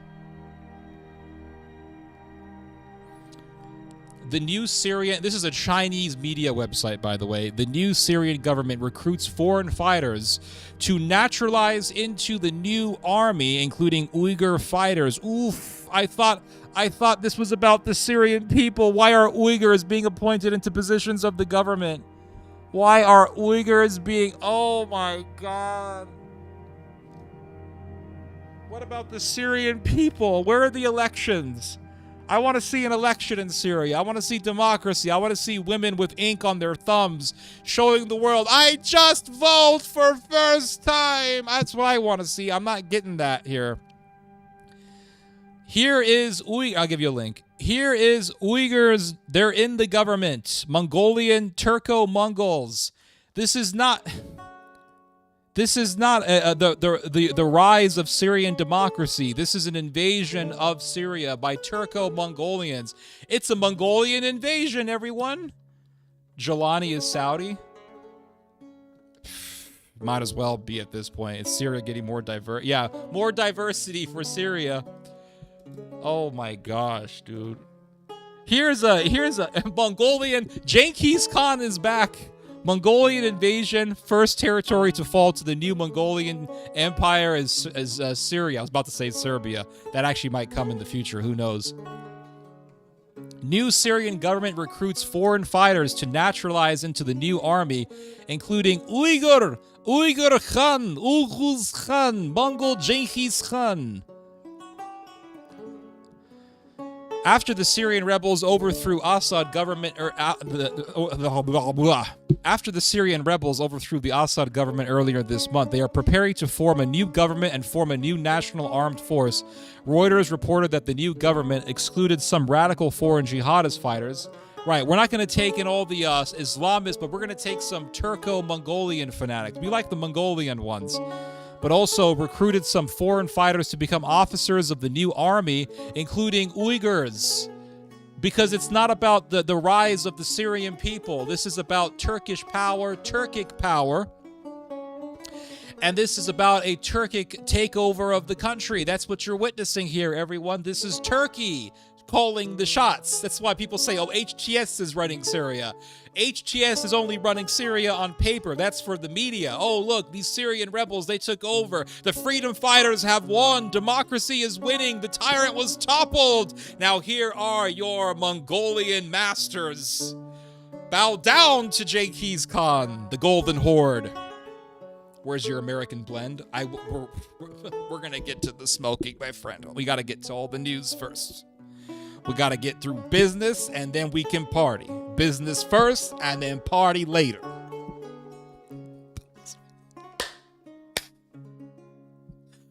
Poles are Slavic. Oh my gosh. We know that. Polish people are very Slavic because for hundreds of years, the Russians and the Poles were competing over who was the biggest Slav. Hell, Poland invaded Russia at one point in time. I know what you mean, Khan, Germanized Cohen, but not in this case. It just means small Okay, I could be wrong. I thought this was about the Syrian people. Nah, it's about the Turkish people. It's about the Turkic people. But I thought this was about democracy. Nope. This is actually about the great Mongol Khaganate, ran by the Sultan of Ankara. Cue in the Turkish baglama music in the back. Maybe we'll play some. Reuters reported on the 30th that sources revealed that among the 50 personnel appointments announced by the Ministry of Defense of the new Syrian government, effectively led by Ahmed al-Shara, at least 6 officer positions were given to foreigners. This should represent the Syrian people. It should represent the Syrian people. This is the bullshit they were telling us for over a freaking decade. It's about the Syrian people. The Syrian people will decide. Why do they keep lying to people? I wish they could just tell it. Could they just tell us the truth? Could the Americans just tell the freaking truth for once? I said that the people in the Turkic and the Balkan world were kind of filled with barbarians. America is filled with liars. Barbarian liars. They're worse than barbarians. They're barbarian liars. Could we just get the truth from these damn people? Could they just say, listen, guys, this has shit all to do with the Syrian people. We're just saying that to make the whole thing look good for the cameras. The reality is, guys, we are here to help the Turkish invasion of that country. We're going to enable Turkey to invade it, so get with the program. Start addressing your Turkish masters as Sultan or Bey or Oghuz Khan or I don't know. What's a Turkic? Just start addressing your Turkish masters and just acquiesce to their demands. They're going to take over your country, and that's that. That's right. And you're going to have Mongolians ruling over you. Seljuks are going to rule over you, and they're going to do their little throat singing dances. You got to get used to it. Damn it! This has shit all to do with you guys or your freedom. If they want to cut some heads off, that's not our problem because we are only here for one reason, and that is to make sure that the American dollar is supreme and not the Russians. We don't want the Russians in this damn area.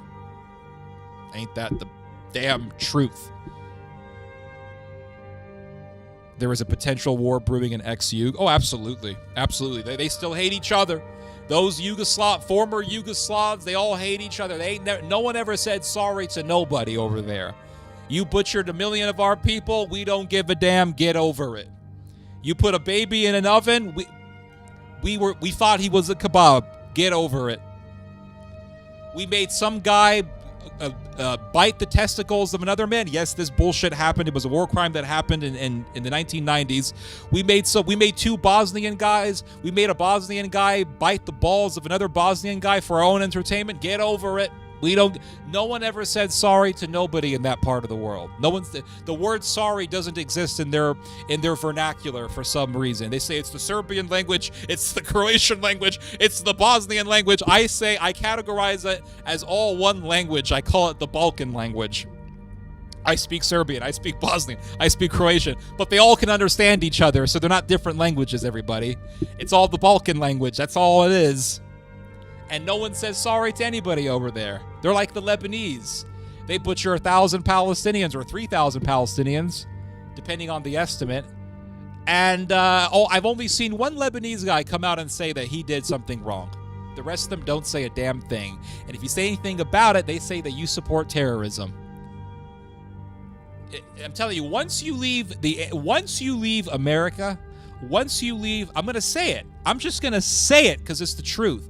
Once you leave the Anglo world, well, hold on. No, because England genocided the Irish, so fuck those guys. Once you leave America, you're in the world of denial. That is the damn truth. Now, the Germans do acknowledge the Holocaust. They have acknowledged the Holocaust 1 billion times. But even the Germans are tired of talking about the Holocaust, and a lot of Germans are starting to get into Holocaust denial.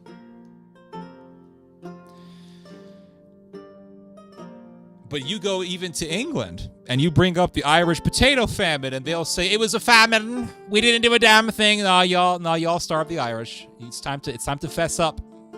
You guys starved those people. You guys did a genocide. The Turks killed 1 million Armenians. The English killed 1 million Irish people in the most horrific way. Starvation. And now the Israelis are doing their own little ethnic cleansing over there in the Middle East. And they don't give a damn. Most of them don't give a damn. There are Israelis who do care, and they are good people. Don't get me wrong. I have a soft spot for those people. I really do. Are Czech people Slavic? I believe so. I think Czechs are Slavic, yes. So, what the hell were we talking about? I forgot. I kind of went on a different rant there. So, yes, Syrian people, yes. Yeah, the Syrian revolution has nothing to do with Syrian people. It's about power. That's all it is. So it's time that Syria face the reality that Syria is now under a Turco-Mongolian people with their Anatolian masters. The new government has given these foreign fighters, some of whom are jihadists, the opportunity to naturalize and join the Syrian. Oh, yeah, we're going to give you citizenship. Welcome to the new regime. HTS, led by Shara, was also part of the Al-Qaeda terrorist organization. Yep. All that bullshit about how Al-Qaeda was the big bad guy. Right down the toilet. These appointments may cause concern to the outside world. No shit. Oh, you see those blue My God. These are the Uyghurs. You're telling me these guys aren't being trained by NATO? Where did they get these uniforms? Like, oh, well, they're just Uyghurs. They're there to fight for the Muslim people. That's why they're there. Where do they get these uniforms? Where do they get them? Where do they get these big guns? I'm not a military expert, but I know a big gun when I see one. Those are some big-ass guns. Where did they get those big-ass guns? Where did they get those uniforms? That's what I want to know. They got them from Turkey. That's where they got them from. They're trained by Turkey.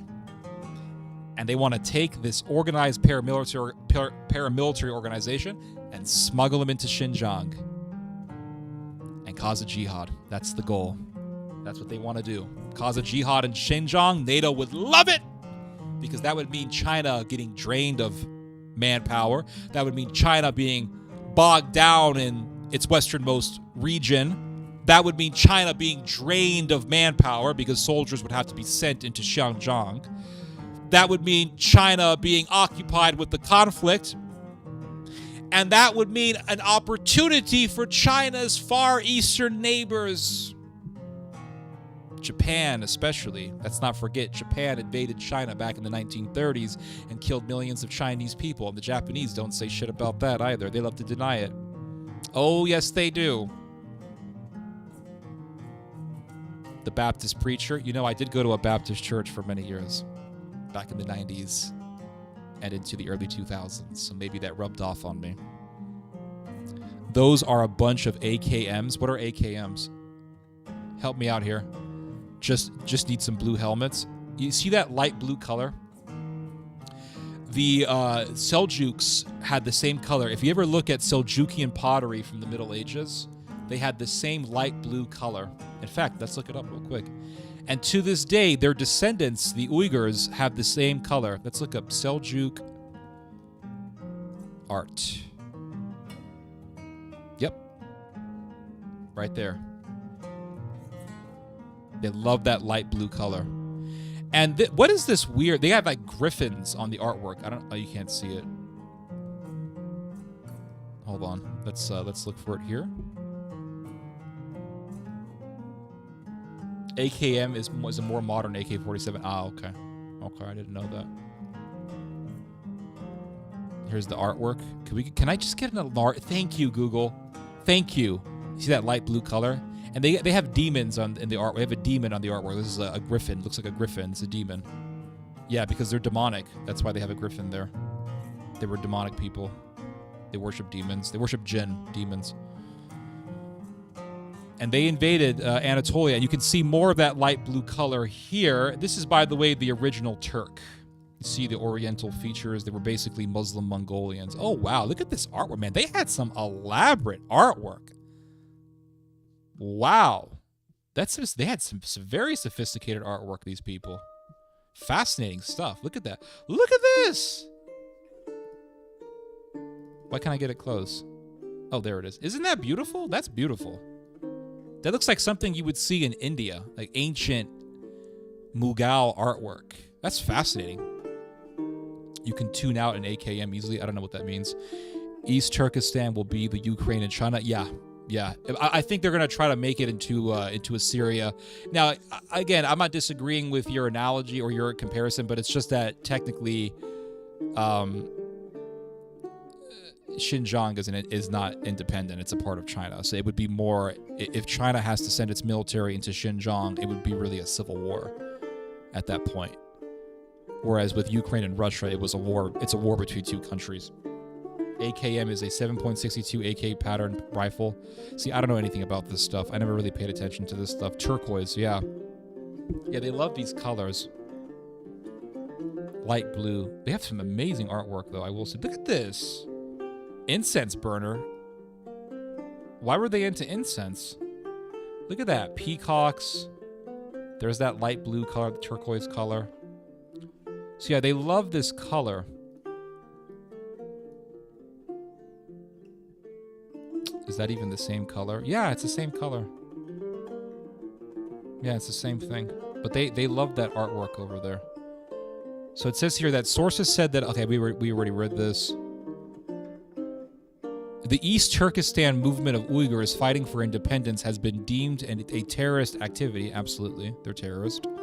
Sources in the Syrian military said... Okay, can you guys see this? Okay. Sources in the Syrian military said that of the 6 foreign officers appointed on Sunday, 3 were awarded the rank of brigadier general. So this guy's... You got 3 Uyghurs, they're already brigadier generals. Yeah, you're a general. Why general? Why such a high position? Because it's a Turco-Mongolian takeover. That's the reason why. And 3 were awarded the rank of colonel. Among them, Sahid, a Uyghur whose real name is Abdulaziz Dawood Khudaberdi, became a brigadier general. Why is a Mongolian being made a general? A brigadier general. Why is that? Because Zahid leads the Uyghur Turkestan Islamic Party. So the head of the Uyghur terrorist organization was given the position of brigadier general because he's the head of a Uyghur terrorist organization that's backed by Turkey.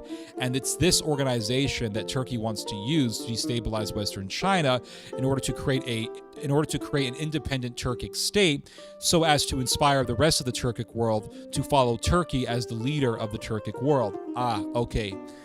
That's the strategy here. So, yeah. That's the strategy. So my guess is that they're going to send these Uyghur guys into Xinjiang, or they're going to attempt to do that.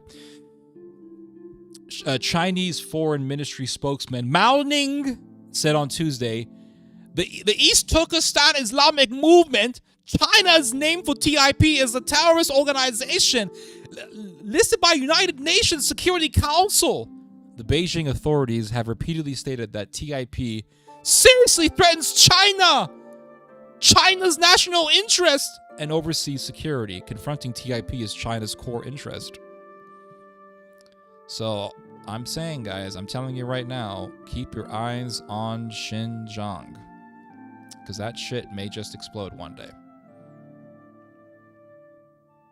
Islamism is their method of expansionism. Well, that's the religious thread that ties them all together. But they are Islamist, yes. They do want to establish Sharia law, and they want to behead kuffars for refusing to convert to Islam, and they want to impose a tax, and they also just want to butcher non-Muslims. I think these people enjoy killing. I think they're serial killers, but they don't want to say that they have a serial killer mind, so they just cover their serial killer sickness or desires with the cover of religion. That's what these people do. Turquoise. Paintings of living things are forbidden by Islam.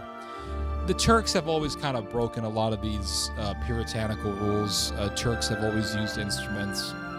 A lot of Turks believe in evolution, and they will believe in Islam at the same time. So they have their own form of Islam. It's the Turkic Islam. Islam in the Turkic world and Islam in Saudi Arabia, they have their own different flavors.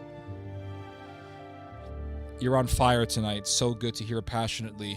Men, the church needs more like you. I mean,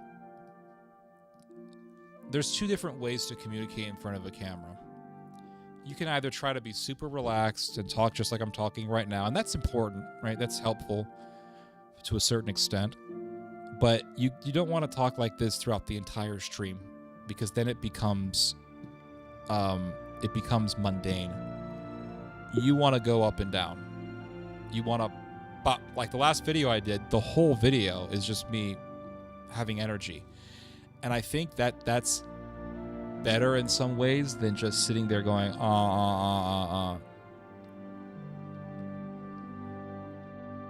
What else do we got here? To make it somewhat modern, all you got to do is change the handguard muzzle device stock probably. The problem is in the field of dust cover. Turks are not considered Muslims by Saudis. I didn't know that. Islamism, blah, blah, blah. Okay, we already read that.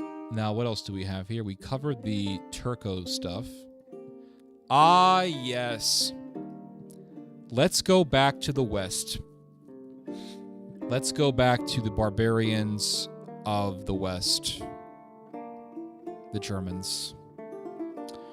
The Germans are up to no damn good. And we're going to get right into this.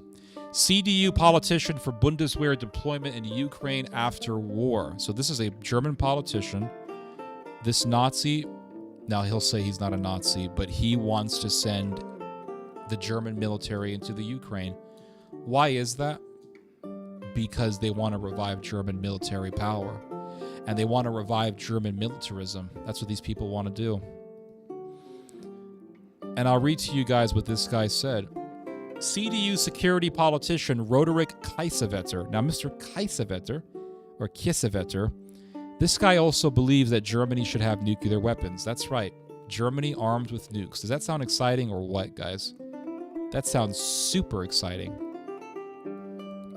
The CDU security politician Roderick Kiesewetter believes that Germany has an obligation to get involved in peacekeeping after a possible end to the war in Ukraine. Ah, yes, when the Russians have ended their onslaught in Ukraine, then we will send our troops into Ukraine and bring back the Reich. That's what we want to do, gentlemen. Mein Freund, mein Freund, however you say the word. Guten Tag. We are back, gentlemen. Now, we're not going to send the German forces into Ukraine right now because that would make it too obvious and that could cause a conflict between Russia and Germany. No. We'll wait for the dust to settle. Then we'll put our troops into Ukraine. And then we start talking about Lebensraum, German living space. So now look what this German guy says. Look at what this German politician says. As the strongest economy in Europe, Germany must be prepared to make a major contribution to peacekeeping and the European security architecture, he told the Neue Onzebrücke Zeitung. Germany is therefore obliged to get involved in Ukraine with robustly equipped troops in due course. So he wants to make the German military powerful again. He wants to bring back the Wehrmacht. They want to bring back the Wehrmacht. When is the CDU and AfD unification? I wouldn't be surprised if that's going to happen because those two parties, from what I understand, they're both... the AfD is pretty big. I think AfD is the second most popular party in Germany right now. AfD is captured by the Americans. Even if that's true, and I don't disagree with you. I don't think that's wrong. But I think the Americans want the Nazis to come back. That's what I think. I think the Americans want the Nazis to come back. Why? Because who were the biggest enemies of the Soviets? Was it not the Germans? The Germans were the biggest enemies. So if the Russians are coming back to power, which they are, I mean, they are reviving their power, military power, then what's the biggest proxy that you could utilize against Russia? It would be a revived Nazism. It's so obvious to me. It's the same reason why they backed the Mujahideen in Afghanistan. They backed those Mujahideen because the Muslims hate the communists. Muslims hate communism. They're not communists. I know some conservatives like to make these parallels, and they'll say, well, you know, Islam is like communism. They hate each other. The communists hate God. They say there is no God, and Muslims say there is no other God but Allah. Muslims are monotheists. They hate communism. My dad can tell you, he grew up in the West Bank, and they had Palestinian communists when he was growing up. He would tell you, Muslims hated them. So, of course, the Americans said, okay, we're going to back the Mujahideen against the communists, against the Soviets. So if Russia's coming back and America is terrified of a revived Russia, which it is, then America is going to say, well, I mean, who would you pick? Which ideological group would you pick to face a revived Russian power? Would it not be Nazis?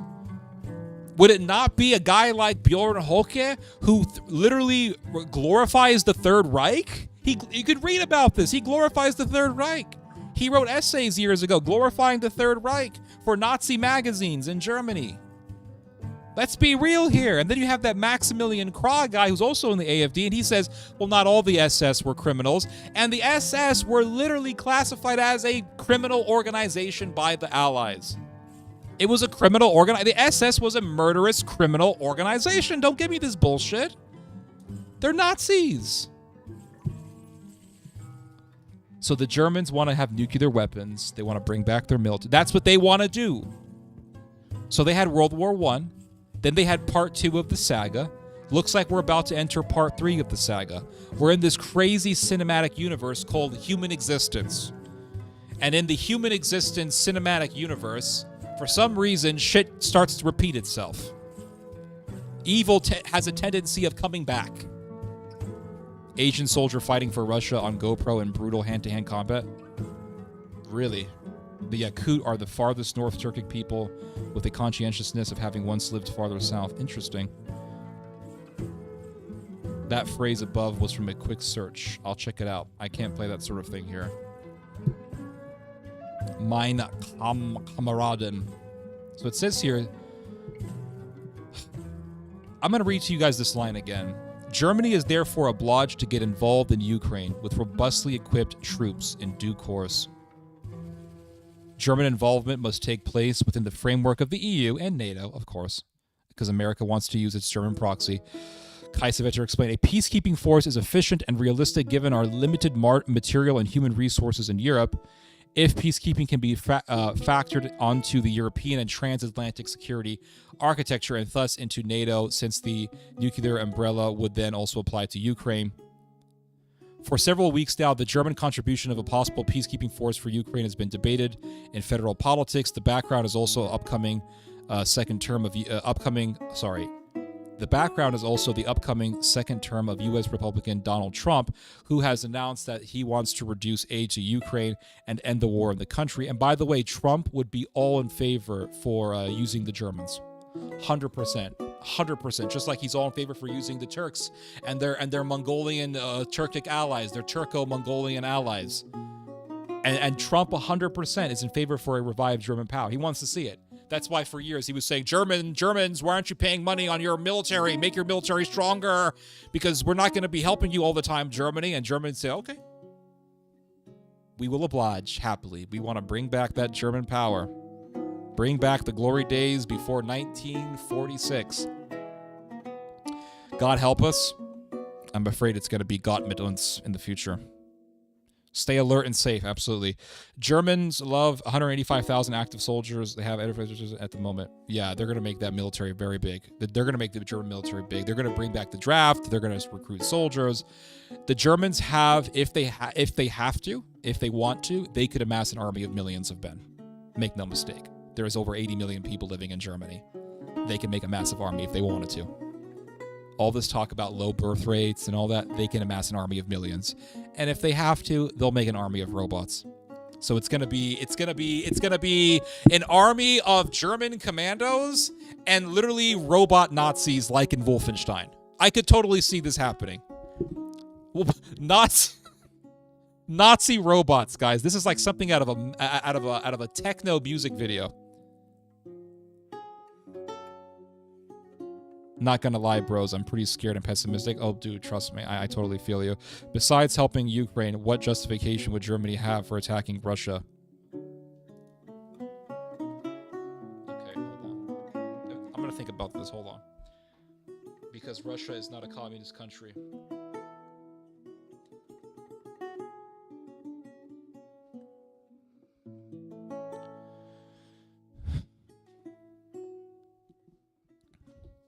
How do I say this? Before World War I, Germany wanted to go to war with Russia, and Russia wasn't communist. Russia was under the Tsar, and Germany still wanted to go to war against Russia. And guess what? That whole communism thing, that was bankrolled by the Germans. Who funded Lenin? The Germans. Who gave Lenin all the gold that he got to fund his operations? It was the Germans. They had the Potsdam meeting, and they told Lenin, we're going to give you a lot of gold, my friend, to fund your Marxist revolution in Russia. And the Germans wanted, they don't talk about this, but the Germans wanted the communists to take over Russia so they could pull the Russians out of the war. They don't talk about that history, but it's the truth. You think the Bolshevik Revolution, I'm not saying you personally, Mr. Jarju, but I'm just speaking to the audience here. Do you think that the Bolshevik Revolution just happened without any external support? You think it just happened willy-nilly? Just happenstance that Bolsheviks took over? It was being backed by the Germans. The Germans wanted it, and I believe there were people in Wall Street who wanted it as well. The Germans wanted it because they believed that if the communists took over, they could control the communists and get the Russians to leave the war. And it worked. In fact, after the Bolsheviks took over Russia, the Bolsheviks began to give the Germans territory, and they began to give the Ottomans territory that belonged to Russia. They don't talk about this, but it's the truth. Go look up the Brest-Litovsk Agreement, the Brest-Litovsk meeting. The Brest-Litovsk meeting. Look that up. And it was, and before it was communist, it was under the Tsar. They overthrew the Tsar. Then it was under some sort of other government ran by some Freemason, and then those people were overthrown by the Bolsheviks. But when it was under the Tsar, the Germans wanted to go to war with the Russians. Communism didn't mean a damn thing. Communism didn't mean a damn thing. The Nazis used it as a pretext. Just like all these freaking countries use external threats as pretext for other things. Oh, communism. Yes, we must invade. Japan killed 10 million Chinese people. They were communists. We had to kill them. Israel's killed thousands of children or thousands of civilians in Gaza, including many children. There were terrorists, damn it. Terrorists, I tell you. Right.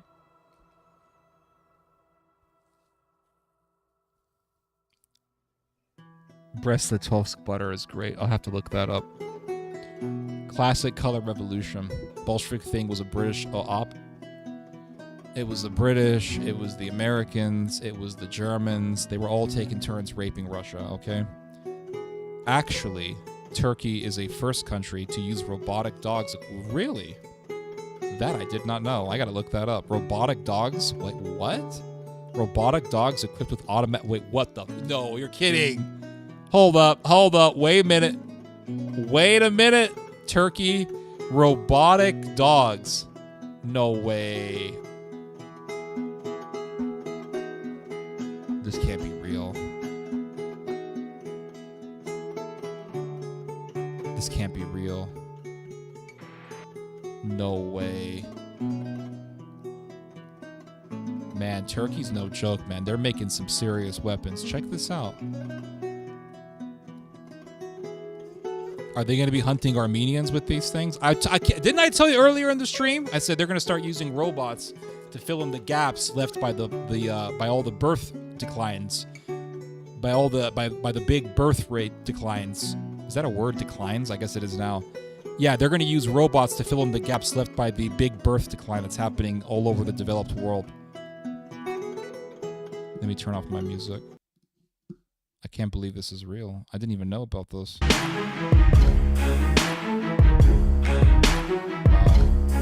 You got guns on these? Is that a gun?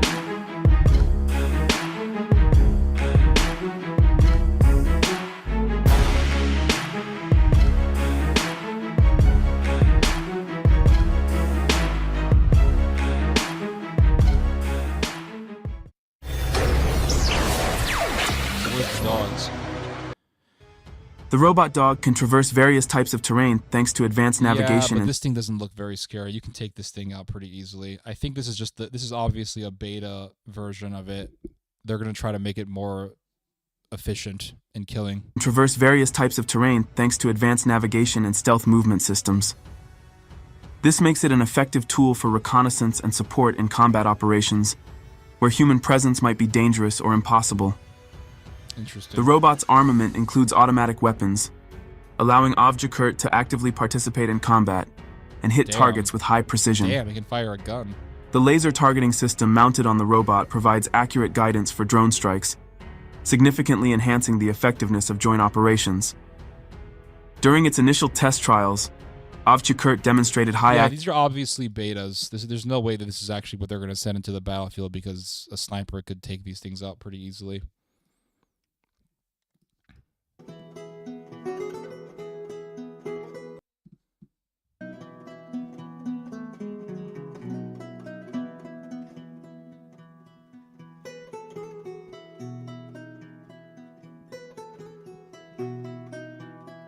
All right, guys.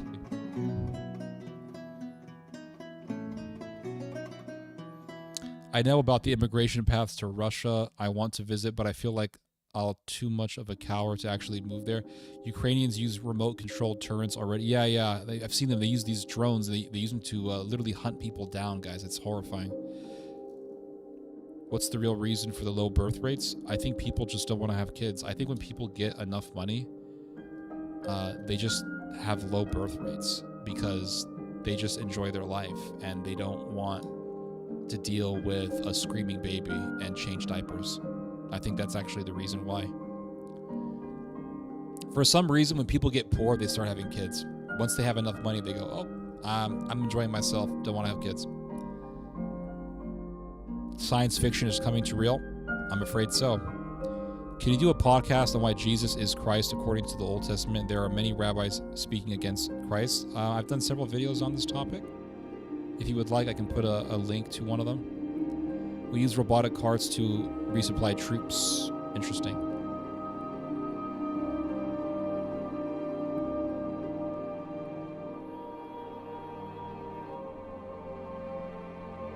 Interesting. What else do I have here to read about? Okay, we got this. All right, guys, let's read about Israel. But I need a coffee break. It's too expensive to start a family nowadays, the cost of living. Yeah, I've heard that a million times. But then you hear about how this online gambling app makes literally hundreds of millions of dollars a year from people gambling their money on their gambling app on their phones. And I'm thinking, these people are spending so much money on gambling. Americans are spending so much money on gambling. I have difficulty believing that they're just all impoverished and they can't have any kids. And then you read about, I don't know, Netflix is still making tons of money. People are still buying Netflix. So they have money to buy Netflix. They have money to gamble. Got money for all sorts of things. But for some reason, they just don't want to have kids, dude. Come on. If people really, let's be real here. If they really wanted kids, they would get those fucking kids. They would. They would start mating for procreation. They would stop putting money in bullshit like gambling and video games. And video games are fun to us, but they would say, okay, let's budget.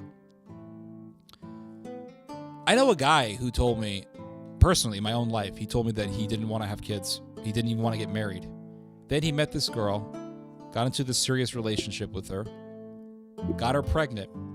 Guess what he's doing? Budgeting. He's not putting money in this, not putting money in that. He starts budgeting. People start budgeting.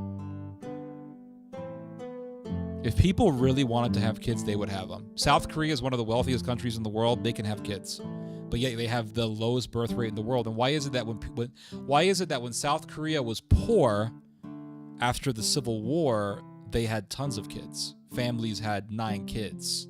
A family would have 8 or 9 kids. They had a very high birth rate. Why is it that when Ireland was poor, it had a very high birth rate? Why is it that when all these European countries or countries that are part of the first world today were poor, they had high birth rates, and then once they got money, they started saying that they don't have enough money to have kids. All of a sudden they don't have enough money, but when they didn't have enough money, they were having kids. It's because with money comes a certain lifestyle, and they want to have that lifestyle. And so they don't want a kid to spoil it for them. So that's the bottom line. All these South Korean women, they like their life, going to work in the morning and then hanging out with their friends at a sake or rice bar after work. They drink some rice wine. Then they go home to the apartment. Then they fall asleep and they wake up and they do the same thing again. They like that life. Going to these restaurants, drinking some Korean beer, eating the kimchi with the Korean barbecue, and there's no kid there to hinder that. They like that. They like it. They don't want to get married. If people really wanted to have kids, they would have them, but they don't because they don't want them. And that's their decision. No one's forcing them to not have kids. Men are also severely disadvantaged. Every millennial I know is divorced and the wife collects money. Yeah, there's a lot of divorce amongst the millennials. There's a lot of divorce amongst Western people in general. So the whole marriage and family paradigm structure is just in shatters. I think people's pheromones in the first world countries have been dramatically altered. This is I'm sorry, people believe all sorts of stuff. I mean, no offense or anything, but I just don't even buy any of this stuff. Why is it that conservatives will think of any reason to find an excuse as to why people aren't having kids? I've heard conservatives say all sorts of things that just doesn't make any sense. The reason why they're not having kids is feminism. Okay, feminism. That one I'll give you. Yeah, feminism, sure. But what does that entail? They don't want to have kids. The reason is because of liberals, the media. It's the liberal media. It's the left-wing media. That's the reason why they're not having kids. And the pheromones thing, this is the first one for me. Yeah, the reason why is the pheromones. So the reason why is because, I don't know, we use soap. And so I guess the soap blocks out the pheromones, and without the pheromones, we don't get horny. People still get horny. Third world countries have highest birth rates might have to do with the processed foods. This is another thing. This is another thing that conservatives do.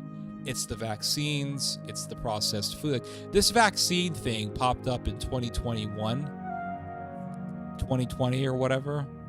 All of a sudden, it's the vaccine. This low birth rate phenomenon was going on before the vaccine, the COVID vaccine. But it's vaccines. It's soap. Soap is now the problem. The media, that's the problem. No, the people don't want to have kids. That's it, because the kid is going to spoil the life that they want. Older Japanese people complain about having no grandchildren. Yeah, that's correct. And by the way, in South Korea, they have made daycare centers into elderly care centers, because people just they don't have enough kids to be at replacement levels. Both sexes are struggling to find compatible spouses, but if you find one, don't waste time. Theo, have you seen a movie, Perfume? It's about pheromones. I don't, and I haven't seen it. They want to wait until they're 30. Yeah, because they don't want to get married.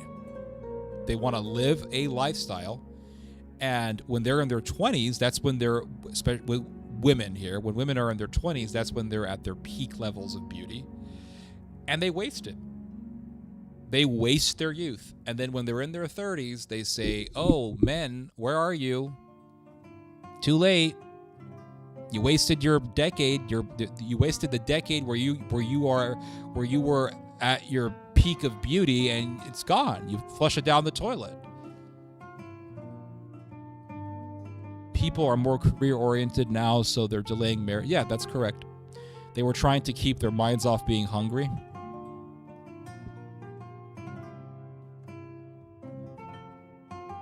I mean, they were eating rice and potatoes and kimchi. I mean, I don't think they were like exactly starving. It's just that when people are poor, they then live a simpler lifestyle. And when you live a simpler lifestyle, you start thinking of things outside of a lavish lifestyle. And so when you start thinking outside of a lavish lifestyle, then you start thinking about family. Well, who's going to take care of me when I'm old? You start thinking about these things more. When you have all this money and you can party and you go out and and you can go to cruise ships, you can do all these things, you don't really think about what am I going to do when I'm old. You're just thinking about this lifestyle that I want to hold on to. And if you tell these women, hey, who's going to take care of you when you're old? They say, well, I don't worry about that because I'll just go into a nursing home and die. But when you're poor, you're not thinking about nursing homes because you don't have money for nursing homes. You need those kids because when those kids grow up, they're going to take care of you. Those are going to be your nursing homes. And by the way, when your kids take care of you, they are a billion, gazillion, trillion times better than any elderly care center because they're actually going to treat you like a living human being. They're not going to treat you like you're a skeleton already. Why would I have kids if this world is turning into shit? See, that's another thing. The world has always turned into shit. The Viking era, the barbarian invasions of the Roman Empire, the Mongolian invasions, the Japanese invasions, because that actually did happen. You had all these terrible things that happened in history, and people still had kids. See, the reason why I don't have kids is because I haven't met anybody to have kids with. If I met someone who was worthy of marriage, I would have kids, but I haven't met anyone because every woman that I've gone out with was kind of sucked, I'll be honest with you. It takes oxytocin to bond to children. I see. There was a survey of over 1,000 men aged 18 to 40 that found that the average ideal age that the men found attractive was 22. If the world is turning to shit, then it's the best time to have kids.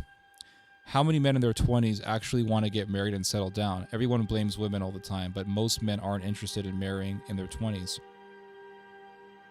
That's true. That's true.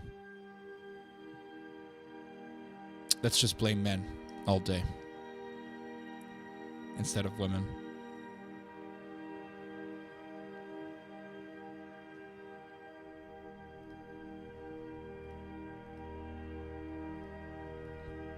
One moment, guys. I'm gonna get some coffee and drink some water because this is we're now on the 4th hour of the stream, so I need a little bit of time. Give me 1 second, okay?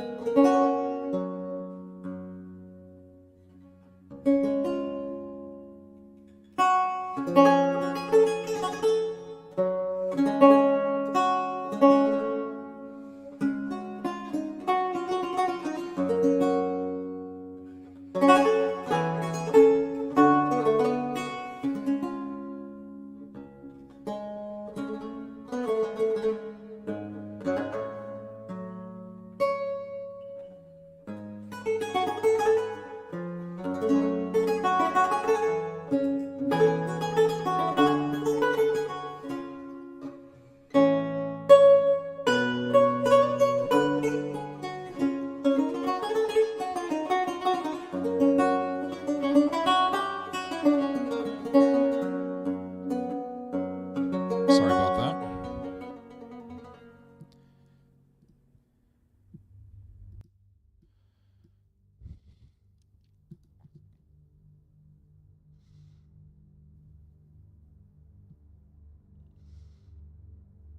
Here, I'll give you guys the link to the music.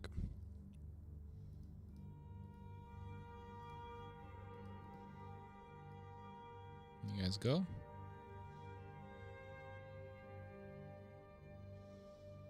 Part 2 of stream coming up. Yep, intermission is over. There are plenty of men who want serious relationships, but a lot of them don't measure up because women seem to only want the most desirable men. Yep. That's reality. It's a Darwinistic world out there, let me tell you.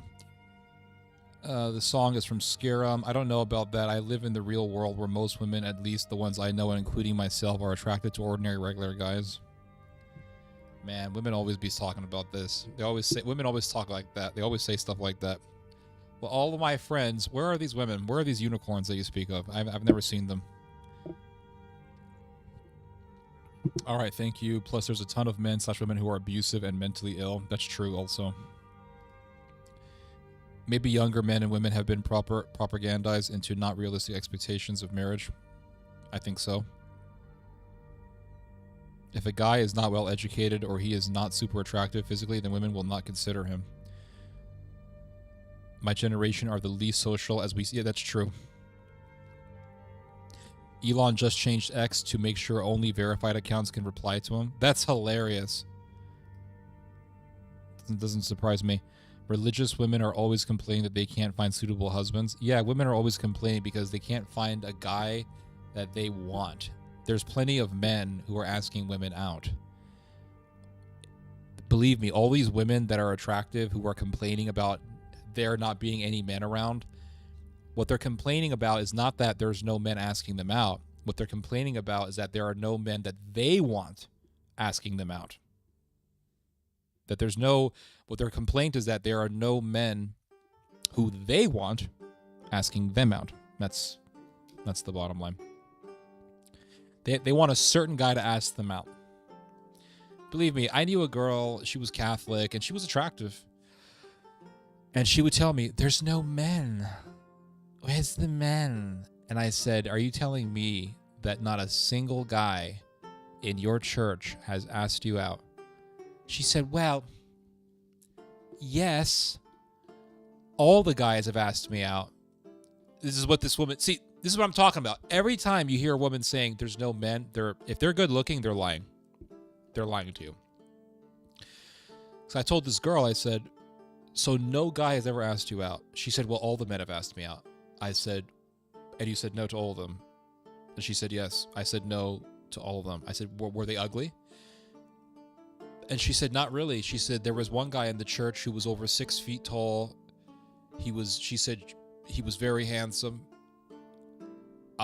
She said, physically, he was exactly what I wanted in a man.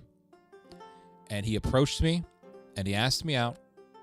And I said no. That's what she said. I said, well, why did you say no? She said, I don't know, Theodore. Something didn't just click.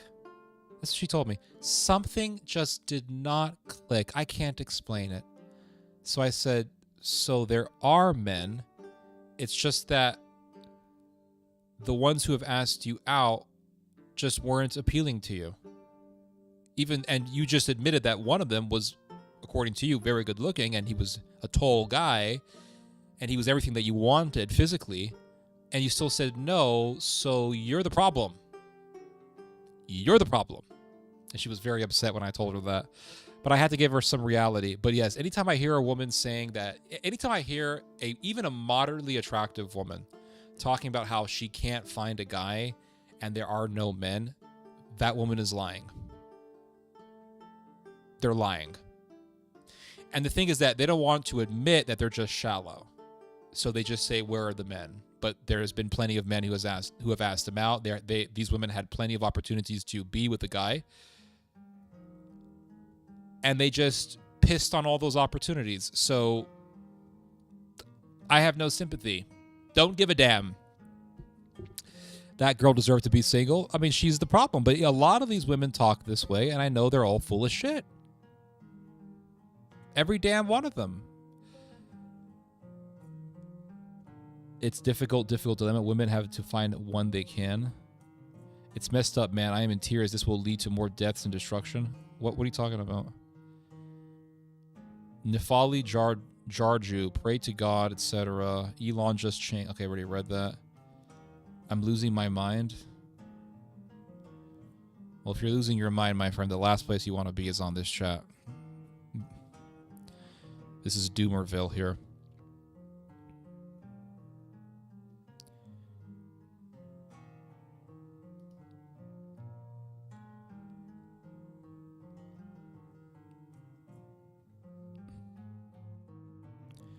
More rural places are still normal. Stop being so shallow and give people a chance.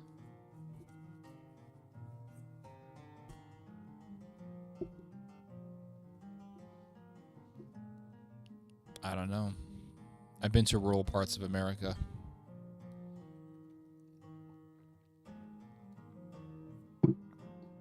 I don't think it's as ideal as some people want to think it is.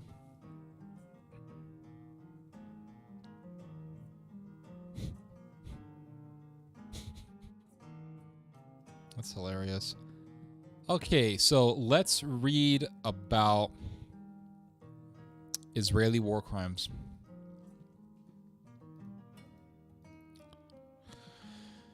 Very interesting. Let's see here. Hold on a second.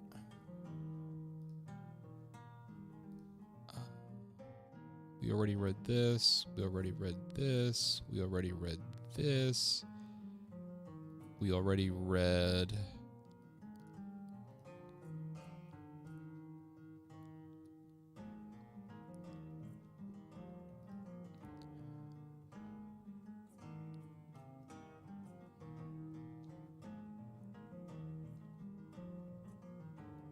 So let's read about Israel. Yes, we're going to do this again. The attack on Gaza's children... Well, let me just rephrase that. The attack on Gaza's Christian population.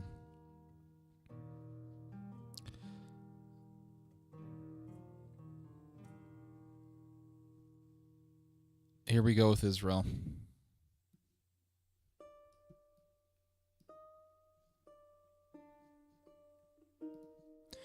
Sheltering in churches, Gaza's Christians face another Christmas under fire.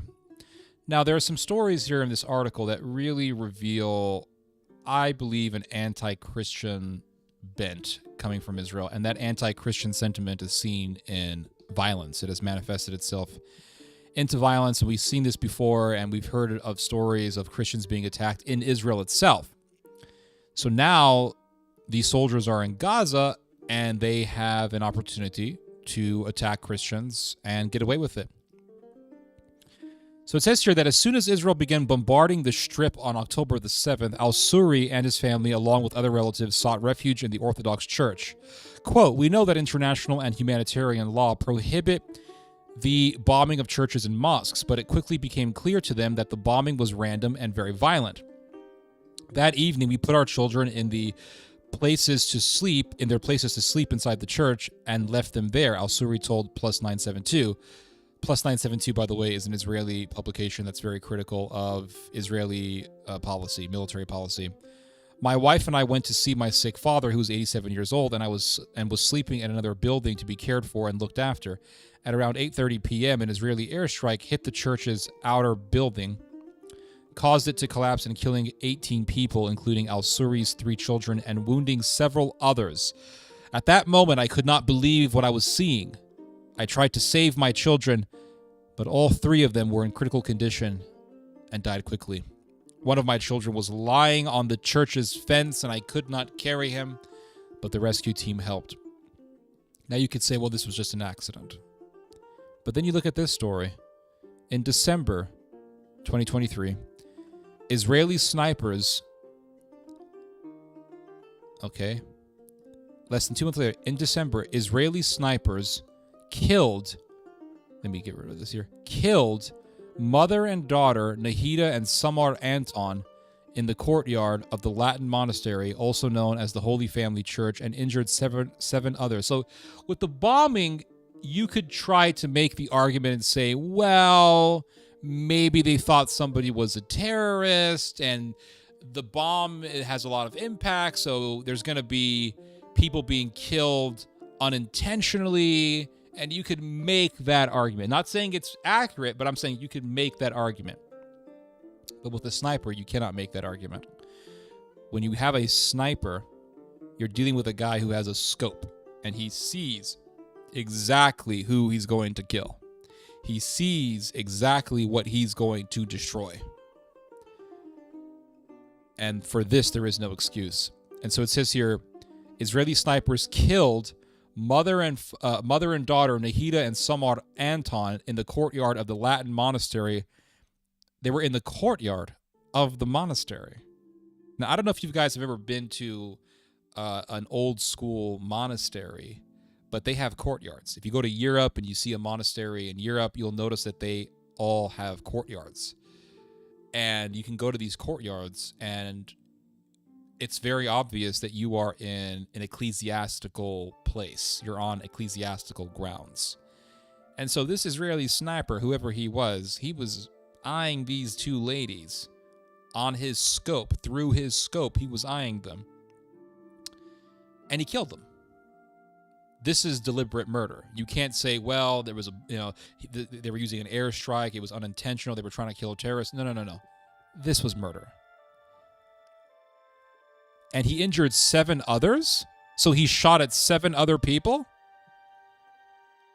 Who rushed to help them? Oh, it gets worse. Killed mother and daughter Nahida and Samar Anton in the courtyard of the Latin monastery, also known as the Holy Family Church, and injured 7 others who rushed to help them. So they killed the 2 women. This guy kills the 2 ladies. Then 7 other people come to help the 2 women, or try to assist the 2 women who were shot and killed. And this sniper opens fire on them, shoots 7 more people. This is, you know what this is? This is anti-Christian hatred. That's what I think. Israel can't use the argument of, well, it was an airstrike for this one. This is a sniper. And I'm telling you, there are a lot of sadists in the IDF, and there have been studies on this, on the IDF and what type of people are in the IDF. And you have people who are good. You have people who are very compliant. They're not necessarily evil, but they comply with their orders. And then you have people who are straight up evil, and they want to kill, and they take pleasure in killing. It's ethnic cleansing. Yeah, absolutely. They take pleasure in killing. And these people hate Christians. These sadistic soldiers, they hate Christians. They hate Christianity. They hate Christ. Hating Christ is very common in Israel amongst the Jewish population. And so they see these 2 ladies in a church courtyard, and I'm telling you, whoever this guy was, he said, let's kill us some Christians. Oh, look, Ori, shalom, look, let's kill us some Christians. Yes, they killed our people in Ukraine, Christians people there. Yeah, let's take them out. And they become just like that guy, Ammon Goth, in Schindler's List. That's what they become. They become just like that guy, Ammon Goth.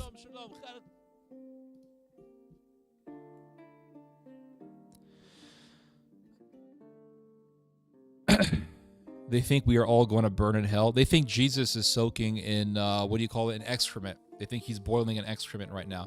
And they have a hatred for Christians. They do. They have a hatred for Christians. Believe me, I've been around enough Jewish people to know this. And I've met Jewish people who have no issue with Christians. But I have met Jewish people who seriously hate Christians. Like, they hate them. And they hate it when you bring up Jesus. Oh, I can tell you. I knew this one lady. She was from Hollywood. Yeah, she was from Hollywood. And she had a show. She had a show where she would interview actors. And she was in her house. This was back in like 2004 or something like that. And she was telling me, and she was a typical California Jewish woman, you know. Oh, what are you talking about? Oh, yes, absolutely. Oh, it's wonderful, wonderful. Like, she had that energy about her. And I said, so what do you do for a living, blah, blah, blah. And she said, well, I have a show, and we interview actors. I said, oh, really? Who have you interviewed? She said, well, I interviewed Tom Hanks. I said, Tom Hanks? Wow. She said, yes, I talked to Tom Hanks. I talked to his person. I talked to this person. I talked to this other person. She met all these different actors. She was very proud about it. Maybe she was lying about it, or maybe she was kind of lying to a certain extent. She did have a show. She wasn't lying about that, and it was in Hollywood. And I said, what do you think about Mel Gibson? Ooh, she changed very, very quickly. Like that, like a lighter. Just. And I did not do that on purpose. I was sincerely asking what she thought about Mel Gibson. I didn't think that she would get upset, but she got very upset. She said, don't even get me started on Mel. Don't even get me started on him. I hate that man. I hate him. And she went from being this energetic Jewess with the New York, New Jersey accent to just being a malicious person. I hate him. I hate that man. I hate him so much. I don't even get me started on him. I hate him. So my dad and I went upstairs, and I said, what the hell is her problem? And my dad told me, she's mad at Mel Gibson because he made a movie about Jesus. And I said, and why is that a problem? And she said, and my dad told me, because she believes that the story of Christ is anti-Semitic. And she sees The Passion of the Christ as an anti-Semitic movie. The bottom line is that they hate Christ. That's the bottom line. They hate Jesus. Ben Shapiro hates Jesus. He hates Christians. That's why after Assad was toppled, Ben Shapiro said, well, I know that Christians can be killed, but it's worth it because we got rid of Assad, so fuck them. Who cares? That's how a lot of these people think. So in Israel, you have fanatics who will mistreat Christians and they will spit on Christians. It's very common over there. They will spit on Christians. They will physically attack Christians. But you see, in Israel, they have laws. So the laws restrain them. They can't go out and burn a church down or kill a priest or something like that.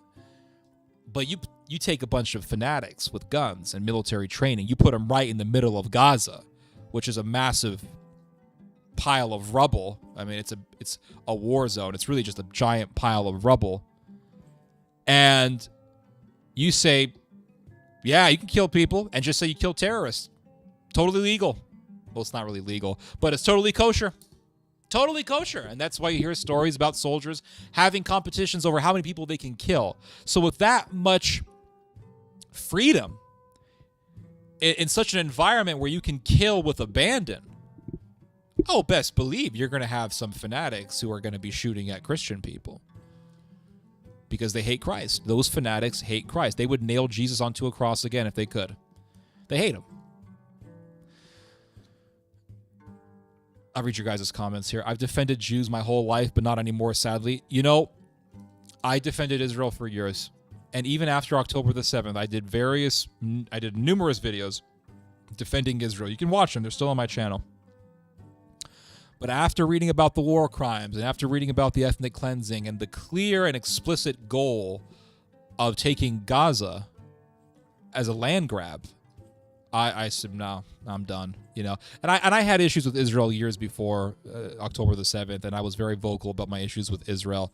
But I also understand, as I did when the attack happened, that October the 7th was a war crime. I mean, October the 7th was an atrocity, and I don't defend that at all. And I did numerous videos talking about the evils of what happened on October the 7th, and I still stand by what I said about those atrocities.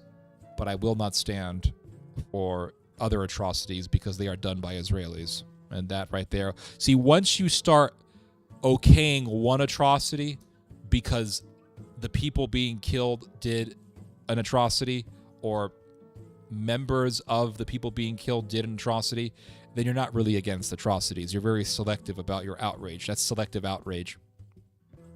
We have to have a singular standard. And we have to be collectively against atrocities, no matter who does them. But the thing is that you have people who say, well, Gazans did an atrocity, so therefore Israel can do an atrocity. And that is bullshit. That's just selective outrage. And that's a bias. That's basically saying Israel can do atrocities because they're Israelis. It doesn't matter. It's also because Jesus fulfilled the Mosaic covenant. They think he's a false prophet since it says, blah, blah, blah. Yeah, I know all this stuff, dude. It's, completely, I know what their perspective is. They get pissed off because they hate the story of Christ. Listen, if they did a film about Muhammad, I'm not going to sit there calling for the film to get shut down, even though I don't like Islam. If they make a nice big movie about Muhammad, I mean, that's their thing. I'm not going to sit there and lose sleep over it.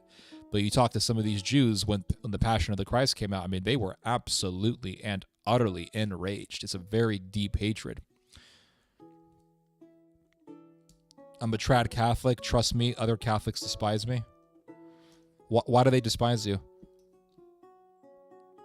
They also called Jesus a sinner, a liar. You think he killed the Jews? Yeah, they have a very seething hatred for him. Admitting that they've been wrong for thousands of years and their rabbis don't know that what they're talking about would be humiliating. They killed their own Messiah. Yep, that's correct. Big L. The most popular... we're talking about sniper rifles. Divine soldier in the house. Deep down, they fear that the Christians are right. That's correct. Yep. Yep, I agree. I don't want to be generic, but I don't get why God and man allow this. It's because God does not want us to be robots. So he gave us freedom to do evil and to do good because he wants us to choose him from our freedom and not to choose him because of some sort of planned determinism where we choose God not out of our free will, but because we were destined to do so. He wants us to love him because we choose to love him, not because we are programmed to love him. So because of that, God allows evil to be done. Isn't Jesus recognized in Islam? That's correct. Yep. But they have a heretical view of seeing Christ.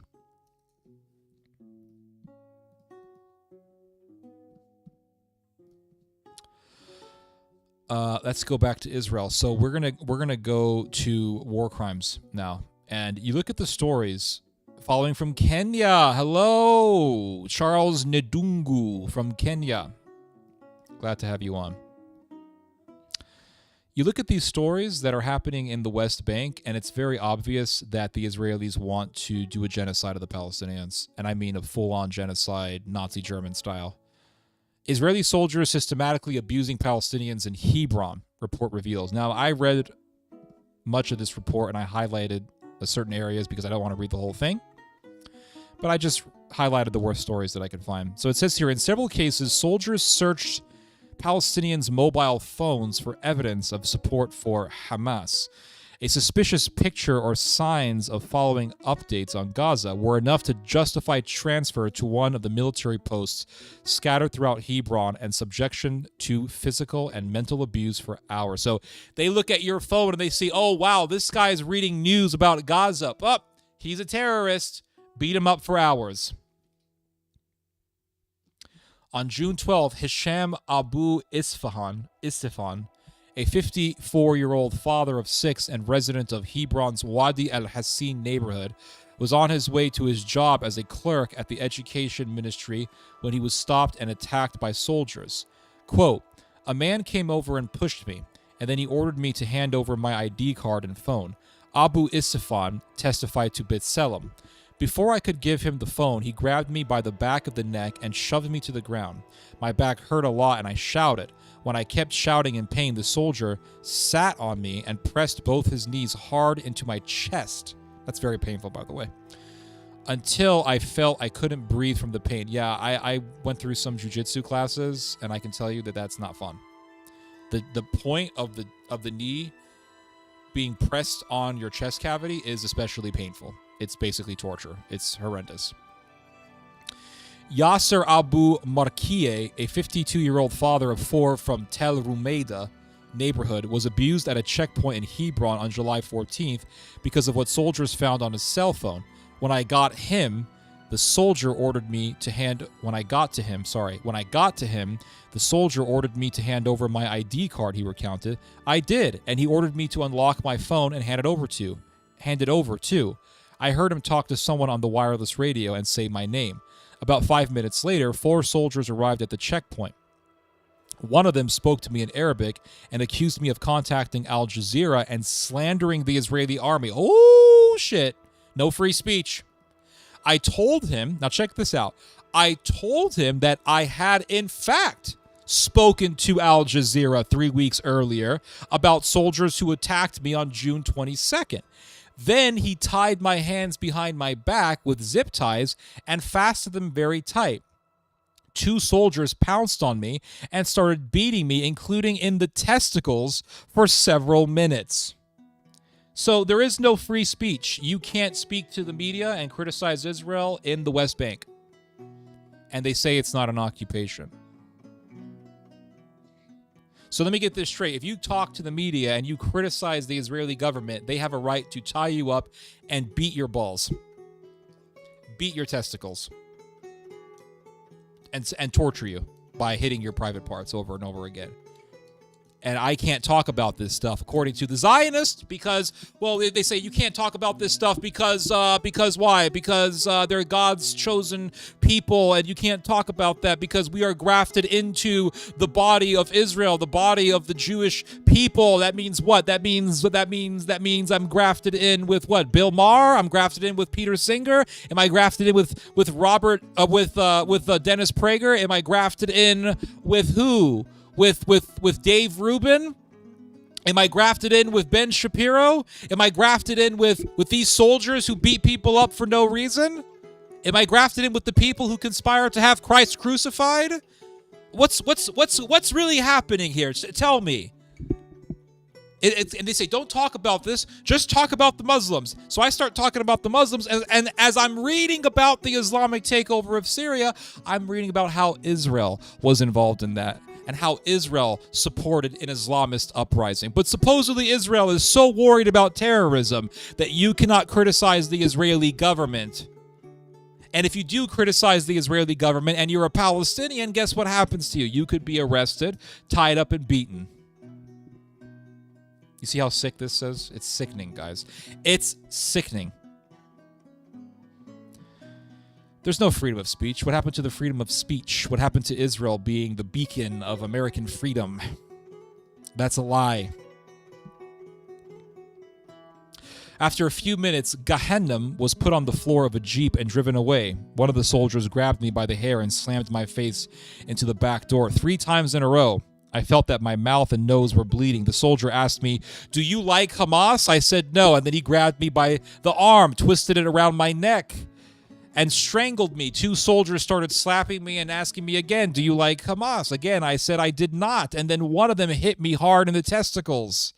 I screamed in pain, and then he hit me harder in the same place, the testicles. I begged him in the name of God to stop hitting me. Some of the testimonies describe physical abuse that went beyond beatings. One of the soldiers came to me and put his cigarette out on my right leg, said Muhammad al-Natshe, 22-year-old from Tel Rumeida. He put it out slowly so it would hurt more. One of them asked, "Does it hurt?" When I said yes, he punched me in the back of the head, stood on my legs and pressed down hard. And Nutshit continued, one of them got an office chair and put it on my legs. He said he sat on it from time to time, which hurt a lot. They kept swearing at me the whole time, and one of them spat at me too. It went on like that for about an hour, and then one of the soldiers said to me in Arabic, "We'll rape you." One of them grabbed my head, and another soldier tried to open my mouth and shove a rubber object in it. I made a huge effort not to open my mouth. I heard him say in Hebrew, "Film him, film him." Then a soldier who spoke Arabic came. He went on. He came over and ordered me to get up, but I couldn't. He grabbed me by the neck, lifted me up, and made me stand facing the wall, and then he started pushing my head left and right violently with his hands, saying, "If I see you in this place again, I will rape you, and I will kill you. I'll do the same to anyone else I see here." Yep, a lot of freedom going on here, boys and gals. A lot of freedom going on here. They're just gay. I think that's the case for some of them. There is no evidence and virtually no historical possibility that Jesus traveled to... Here we go with the India stuff. No, Jesus did not go to India. That's it. It didn't happen. Let's just call it that. Let's just leave it at that. Sorry for being off topic, but have you seen Sam Hyde's? Yes, I did. I watched it. Why are they always going for the private? Because they're sick. Filming war crimes is the dumbest thing ever. I mean, listen, this argument unto itself is cynical because you're saying that it's dumb because they did something that could incriminate them. My whole point is that it's immoral. Oh, shit. Yeah. Schwein, yep. Mutassim Da'an, a 46-year-old journalist and father of 8 from the Wadi al-Nasara neighborhood, was detained on July 28th in order to unlock his phone. They looked through it and found content to do with the war in Gaza, he recounted. The soldiers blindfolded me and led me about 250 meters on foot to the military camp near the southern gate of the Kiryat Arba settlement. They sang songs about revenge against Hamas in Hebrew, praising Israel and calling for the killing of women and children. Yup, they sing songs like this, by the way. And they will actually sing songs like this about each other sometimes. If you look at the football chant or the soccer chant of the, what's the name of that soccer team? Of the Maccabi Tel Aviv hooligan group, they literally sing about killing and raping. They sing about raping the female fans of a rival team. Yeah, they talk about killing and raping them, and it's just sick. They made us repeat the words and curse the Palestinians. I understand Hebrew very well. Although most victims have been men, there were also women among those who testified. Abir Edis Jaber, a 33-year-old mother of 4 from the neighborhood of Al-Manshar, was attacked together with her husband on August 21st while they were in their car. The soldiers ordered us to leave. My husband turned the car around and the soldiers were still surrounding us. One of them looked at me and winked. He gave me a mocking smile, and then I saw him pull the pin on a stun grenade and throw it between my legs. So this guy, I'm guessing these soldiers are members of the Netza Yehuda military unit. That's a unit that's in the West Bank, and they consist of only ultra-Orthodox Jews. And because they're ultra-Orthodox, they're the most fanatical of the soldiers, and they're the most violent. They tend to be the most violent, from what I understand. So this soldier, he winks at this woman, smiles at her in a scoffing way, pulls the pin out of a stun grenade, and then just tosses the grenade between her legs. Tosses the grenade so that it would land in between her legs. And she says, I pushed the grenade away and it fell under the seat. I shouted, "Grenade, grenade," and ducked to the other side. My husband turned around to me and then I shouted, so the grenade exploded under his face. He passed out. Thank God the car stopped by itself. So you look at these stories and it's quite obvious what these people want to do. They want to butcher all of the Palestinians. They want to commit a genocide. That's the bottom line. My prediction is that they're going to do a genocide in the West Bank, and they're going to say that they're justified to do it because this place is filled with terrorists, and the world is gonna do an outcry. The world will have an outcry over it, and the Muslim world, and even people in the Western world, are going to be asking for countries to intervene to put a stop to it. And countries will intervene. And when that happens, I suspect that eventually another Holocaust of the Jews will happen, because I think Israel is going to be invaded, and the people who will do the invasion are going to invade Israel under the pretext of protecting the Palestinians. That's what I believe.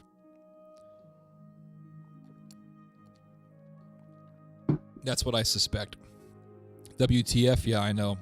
It's a very depraved way of ruining one's honor and shame. Yup. Jesus didn't go to India. Here we go.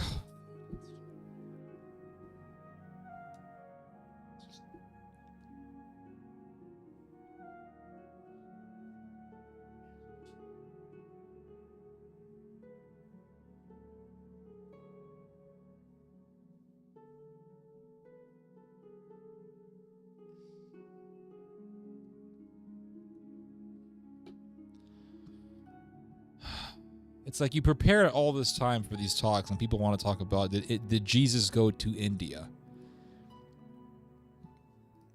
Who is arguing that Jesus went to India? Who here is arguing that Jesus went to India?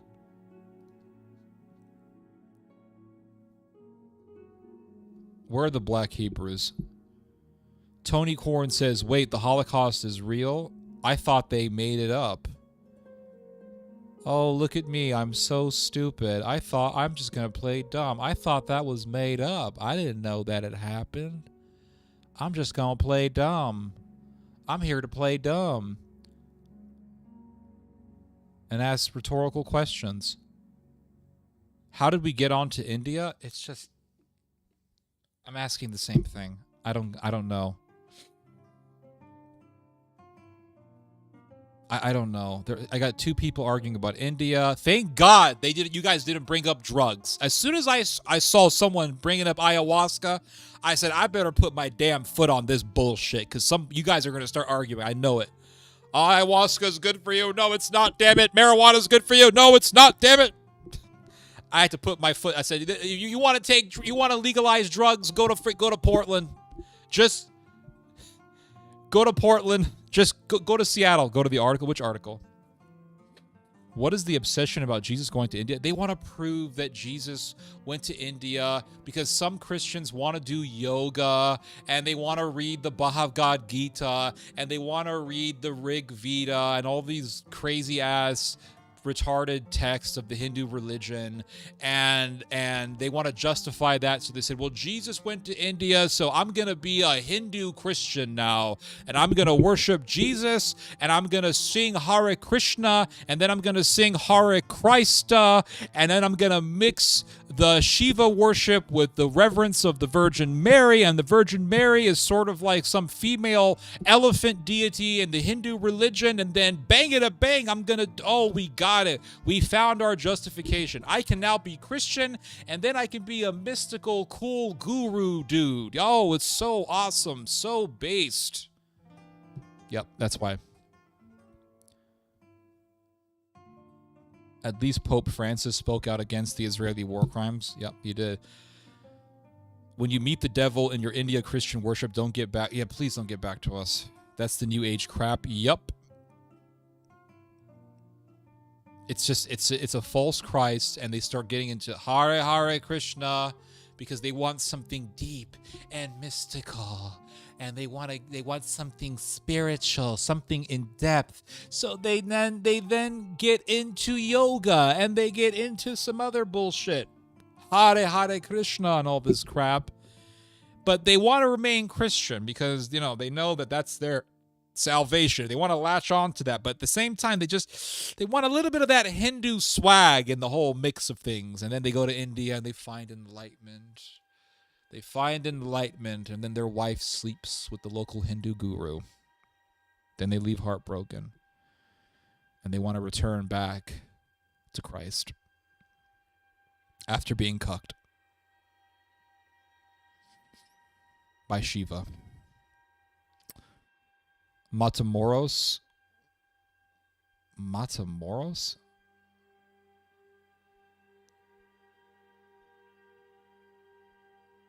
Who's Matamoros? I don't see any Matamoros here.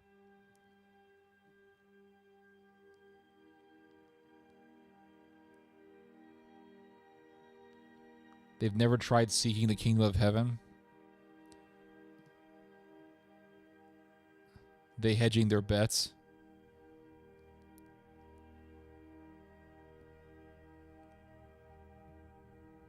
Israel is not getting out of this clean, especially with the Europeans. Yep. Yeah, Israel's not going to get away with this. They're going to be punished in the end. They will be punished, my friends. I feel like I've just chipped the edge of a world-sized iceberg after reading the Bible like what your dad said. Absolutely. Cocked by Shiva. Cocked by Shiva Linga. Sounds like a punk rock band.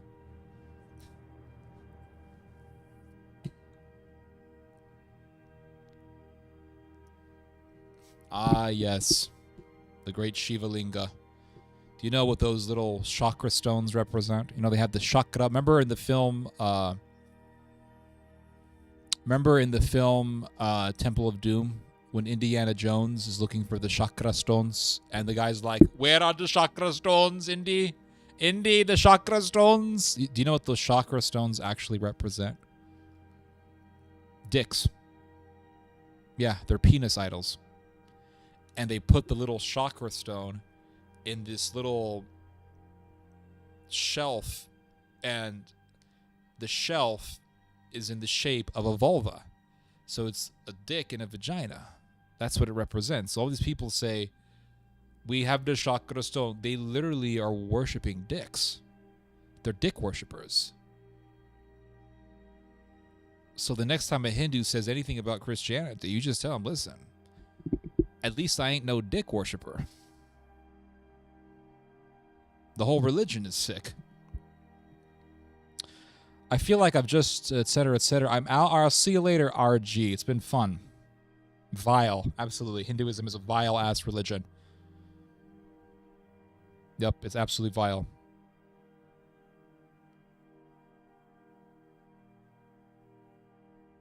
Ew. Yeah. Absolutely. So let's do some smoking, and we'll do some musical recommendations for the next hour. I have nothing else to talk about. Theo, are you going to watch next week at a UFC fight Nurulo Ajev from Tajikistan and Jewish? Yeah, that would be interesting. I didn't know that was going to happen, but yeah, I'll definitely look into that. Definitely look into that. I need to get... Someone gifted me a Christmas present, guys, and he gave me a cigar and pipe tobacco, and I need to find my pipe tobacco. I had it here. Yes, I have it right there. Let me go get it, and then I'm going to smoke. Okay, hold on.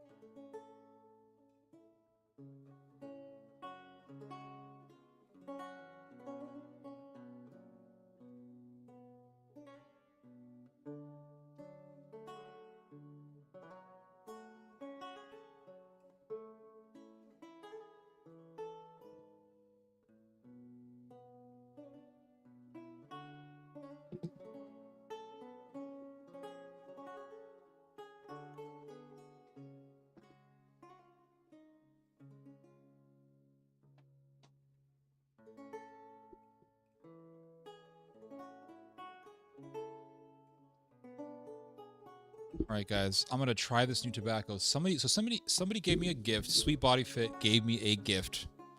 It's very nice. And I'm gonna read to you guys here. Show you guys the gift here.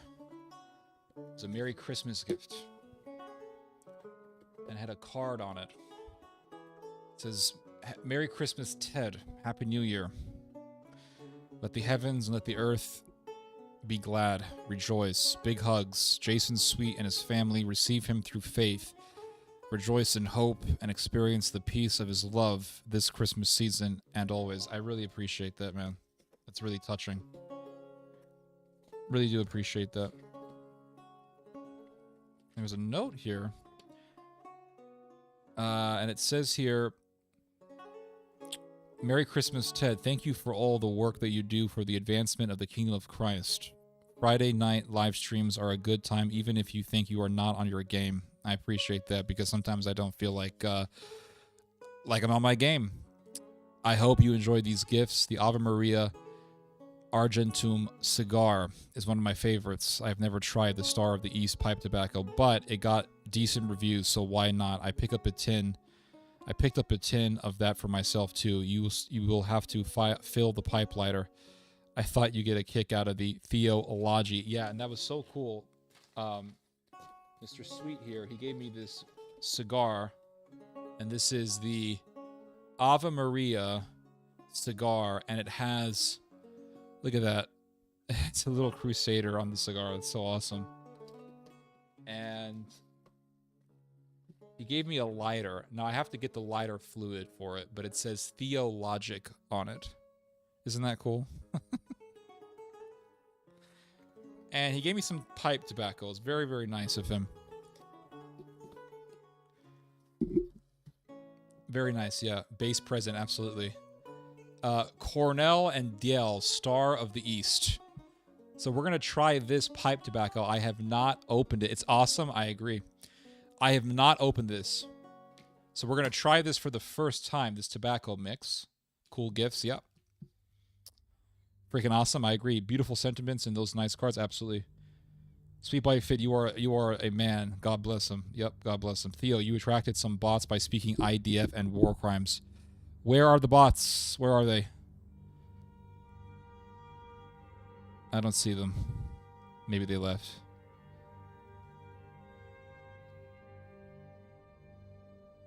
Dozed off until I heard my name. Oh, you're up. You're here. Yep.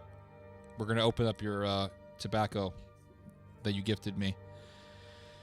Let's change the music.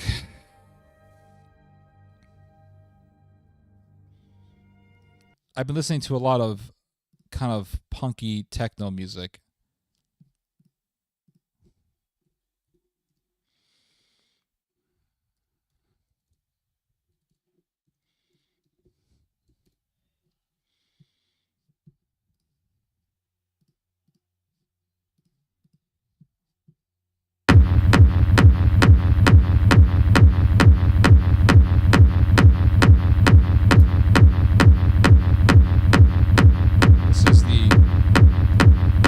Before we get to the music, so this is the Cornell and Diel pipe tobacco mix, and it says here Star of the East, and it says here starting with a base of 50% Latakia. Ooh, Syrian tobacco, fit for the occasion since we've been talking about Syria every day, with a generous portion of Turkish leaf and sweetened with a stoved red Virginia. Oh, I love me some Virginia. This is a full-bodied blend, as well as a long-time favorite of our customers. So let's give this a try. This sounds really good. Let's give it a try. And let's play some music. Well, hold on. Let's first give it a smell. Okay. Yeah, definitely has that Latakia smell. I'm familiar with Latakia. And Latakia is one of my favorites because it's very strong. Very high nicotine content in Latakia, but there's a little bit of Virginia in here, and I'm guessing Virginia is there to sort of temper it. But Virginia also can be strong as well, but not as strong as Latakia. Now, it's not as strong as Kentucky Burley. Kentucky Burley is that shit will make you fall asleep. So let's give this a nice dab here. Let's fill up the bowl. This is very nice. All right. Let's give this. Now, I cleaned up. I gave a thorough cleaning for this pipe for this very purpose because I want to make sure that I can fully experience all of the flavors of this tobacco mix. And of course, we're going to have a good nicotine experience. That's really what matters more than anything when it comes to tobacco. Tobacco without nicotine, it's like beer without alcohol. I mean, you might as well just drink soda pop. So I definitely want to have a good nicotine experience. I do love the feeling that nicotine gives to the mind, and I can't wait to just experience this. So let's give this a light.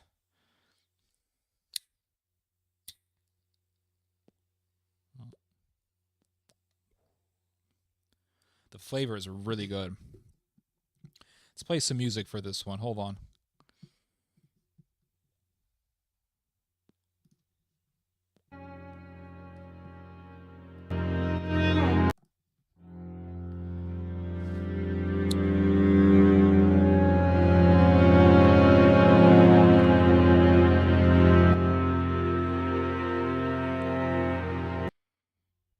Because this pipe has been so thoroughly cleaned, I can fully appreciate all the flavors because the flavors, they come out really nicely without any weird off flavors that you get from residual burned tobacco. That's why you should always clean your pipe. Smell is excellent. It has that strong Latakia flavor.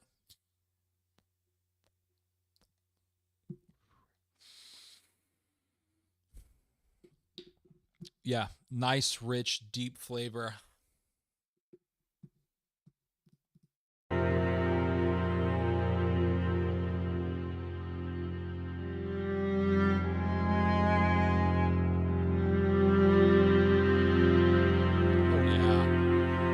Oh yeah, that sweetness, slight sweetness comes in. Slight sweetness comes in. Kind of cherry flavor. Let's give this more of a light.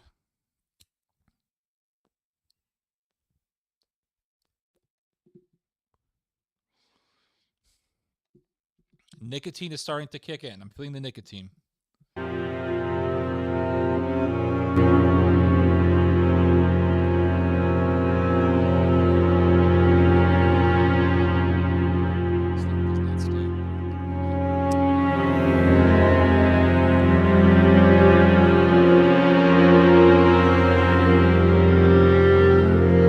That nicotine definitely kicking in now. Oh, wow.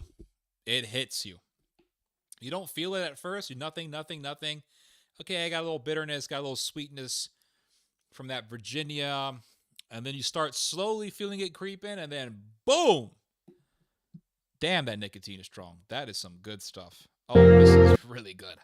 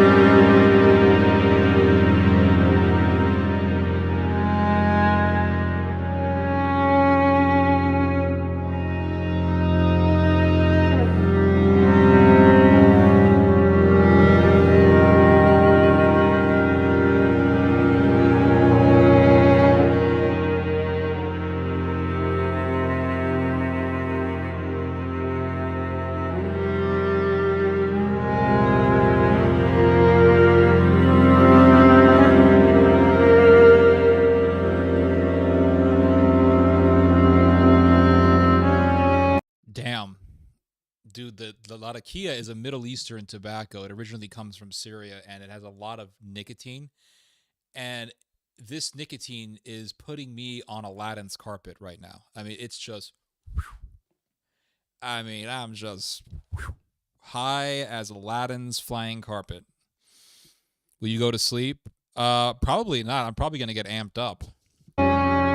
Tobacco doesn't put you to sleep immediately. If you get a nice nicotine high, you're actually just really amped up. You're relaxed, but at the same time you have energy, and it's easier for you to talk. It's easier for you to express yourself. You're more fluid, and it's a drug. It's a not a drug like ayahuasca, but it's a light narcotic, and it's gonna get you a little bit high. And so it just makes you feel really, really easy, and it feels like you're kind of flying right now. And it's really nice. I wrote down the name of the tobacco. It's a tobacco mix, so it's Latakia, Virginia, and Turkish leaf. I don't think Turkish leaf is very high in nicotine from what I've read, but I know Latakia is. I know Virginia is decent when it comes to tobacco.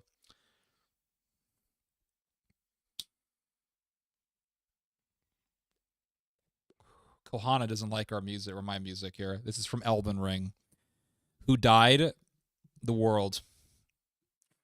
You don't like this music? Okay, we're gonna play techno. We're gonna play German techno.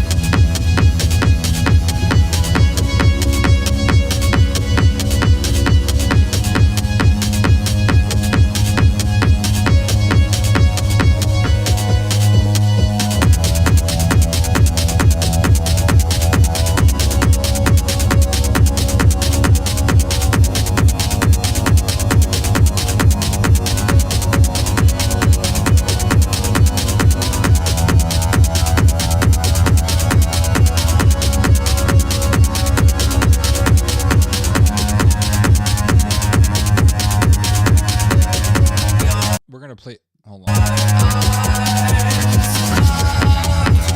We're gonna play. Let's play some of your guys' recommendation. Red China. All right, let's give this a listen. Freezing and in panic, your eyes strung.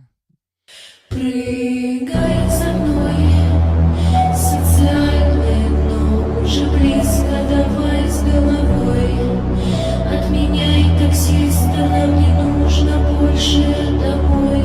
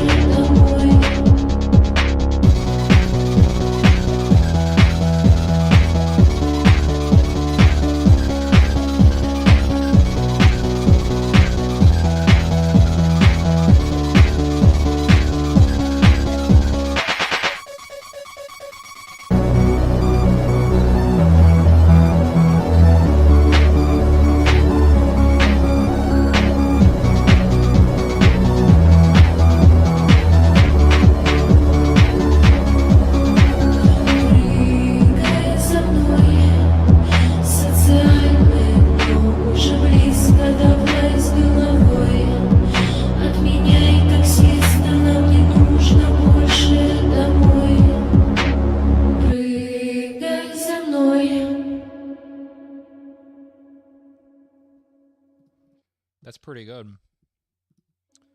All right, this is I am as high as a fucking kite. Oh my gosh. Holy shit. This is some powerful shit. Let's listen to Deonthus Black Snow. All right, let's give this a listen. Can't lose yourself to this. It's painful.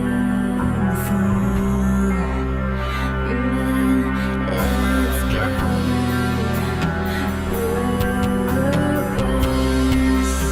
A part of this design of life. It is gold.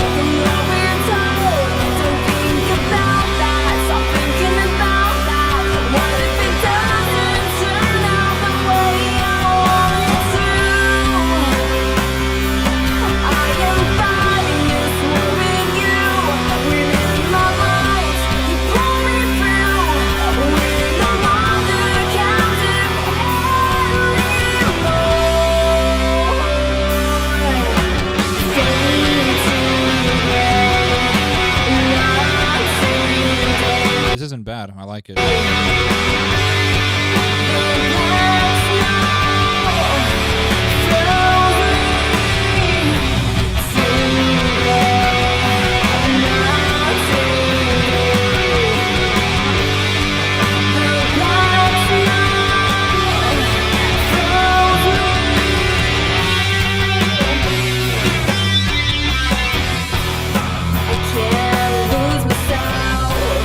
This is sort of like, it kind of reminds me of Alter Bridge, kind of like Alter Bridge with that guitarist who played for Alter Bridge and Creed. The guitar style is similar. It's hard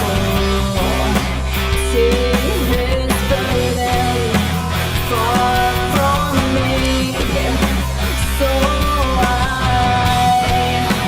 can't see.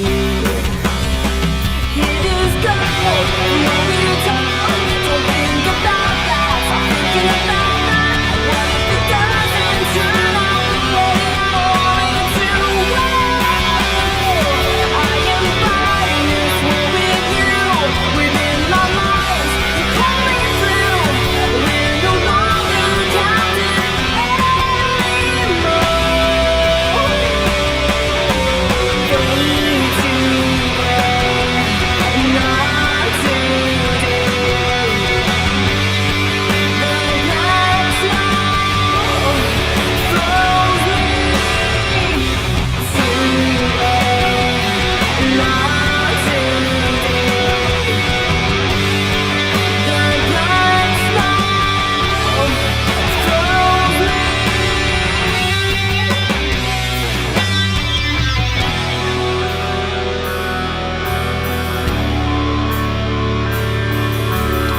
pretty good.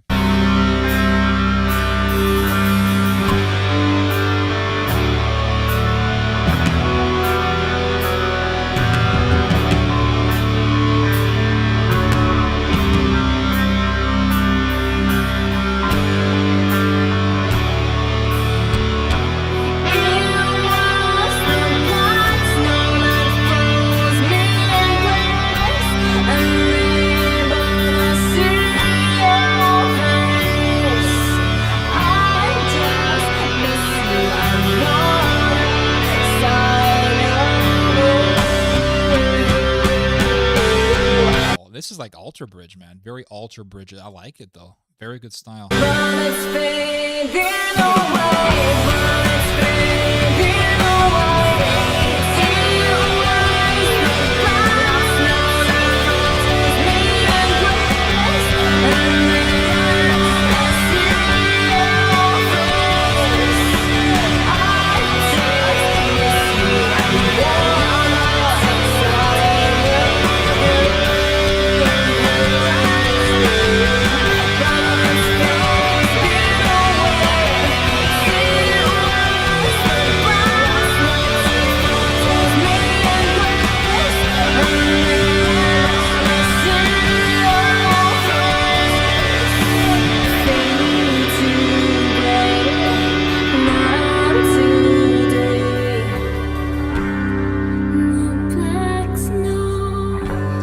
Really good. I saved this one. This is very nice. It's elegant.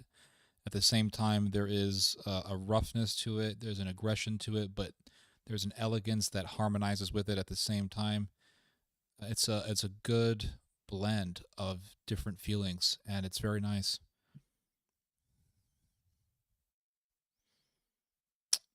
Somebody recommended, oh, Sweet Body Fit recommended Disco Pogo. All right, here we go.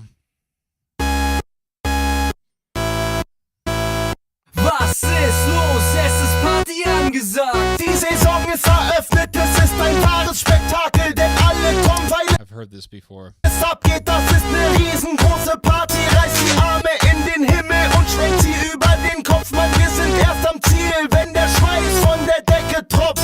Die Wände schwitzen, alle springen, alles, was wir lieben.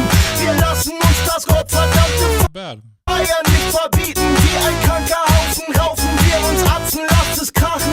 Die Spießer sind geschockt und packen ganz schnell ihre Sachen. Wir lassen uns nicht verarschen. Wir tanzen und wir toben. Hebt die Hände nach oben und dann lasst uns Disco proben.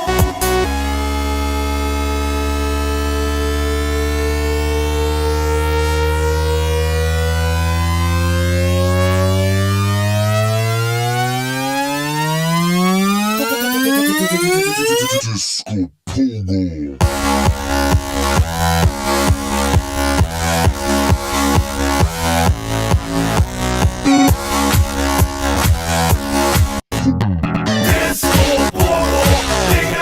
This is where it goes down for me. This part's okay, but the other stuff, it goes down for me. A little bit too Gundam style for me, if you know what I mean. Suffocation, Crystal Castles. All right, let's give this a listen. I still definitely appreciate the tobacco you gave, though. This stuff is hot damn, dude. This stuff is freaking strong.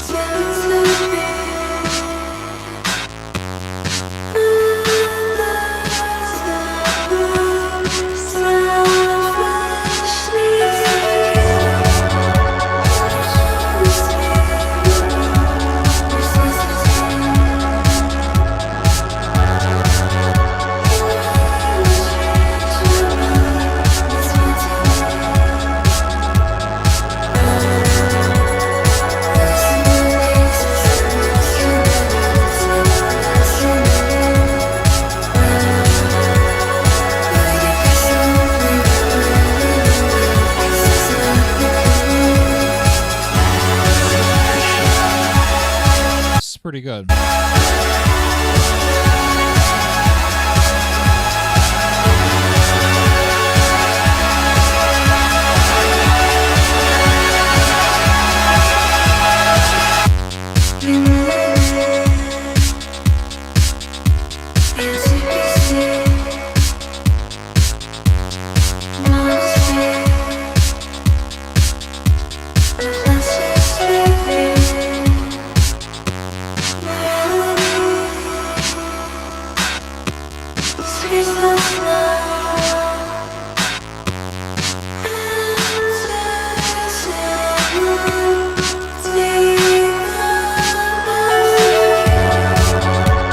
Not bad.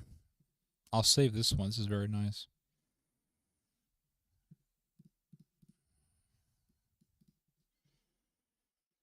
Theo is better than Asmongold. I really appreciate that. Asmongold, yeah, I think Asmongold is a really good streamer. You know, I don't agree with everything he says, but we actually do agree on a whole bunch of stuff.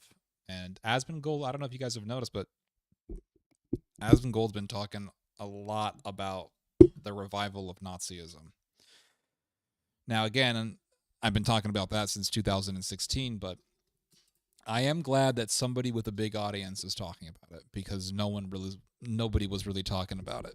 When I started talking about it, there were a few people that were, but it wasn't really a mainstream view.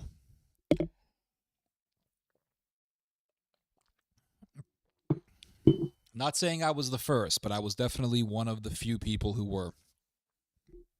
But now Asmongold, he's been talking a lot about it, and I think it's good.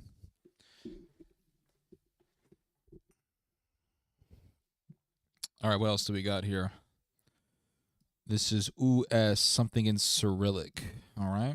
I can't smoke anymore because this stuff will knock me out if I continue. This is very powerful, this stuff. It's Latakia.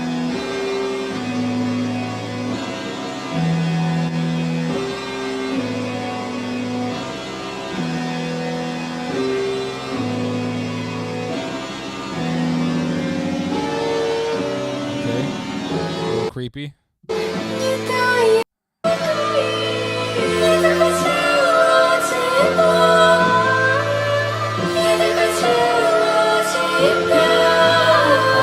We're ascending into some harmonies here.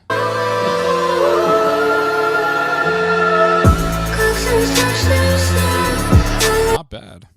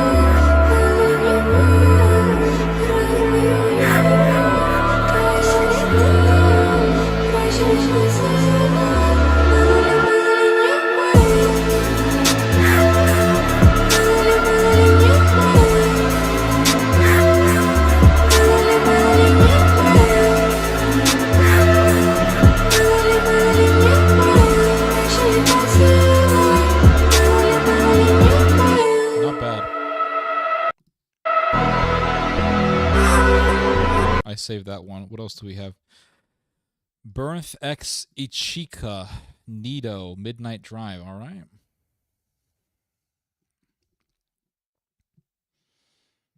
Oh, I think I've seen this one.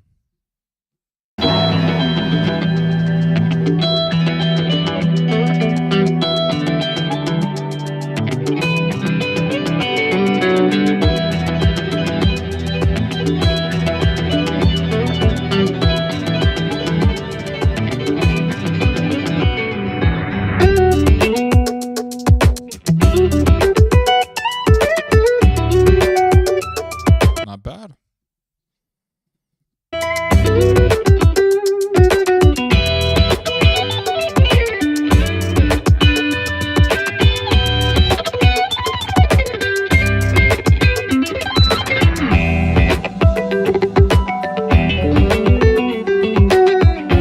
Really nice.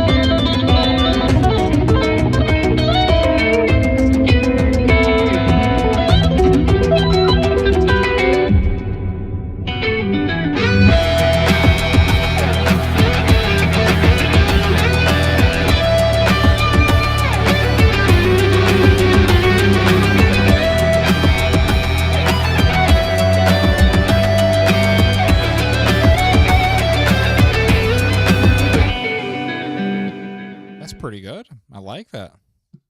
It's very relaxing. Talk Storer Wave slowed. Okay.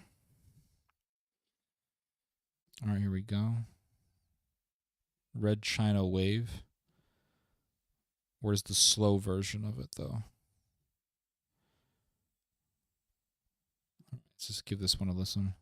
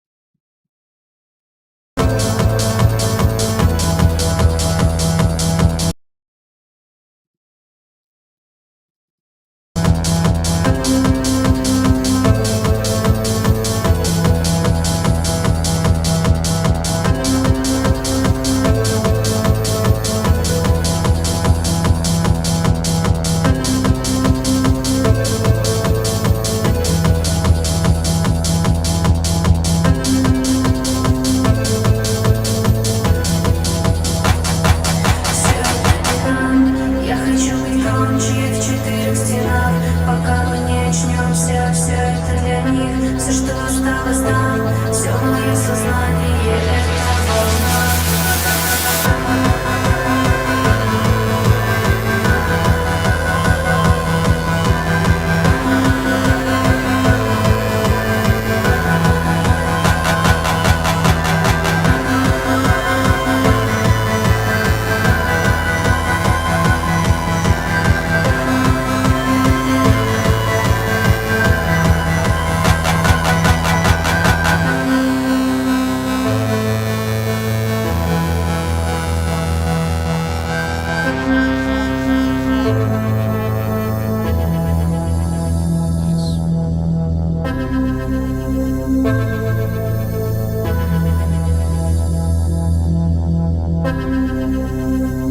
Nice. Okay.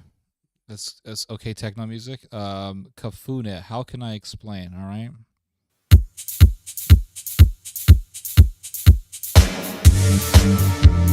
This is some good night walking music. Like I get the doomer sense. I get the sense that you can get this music and you can play it as you're walking at night.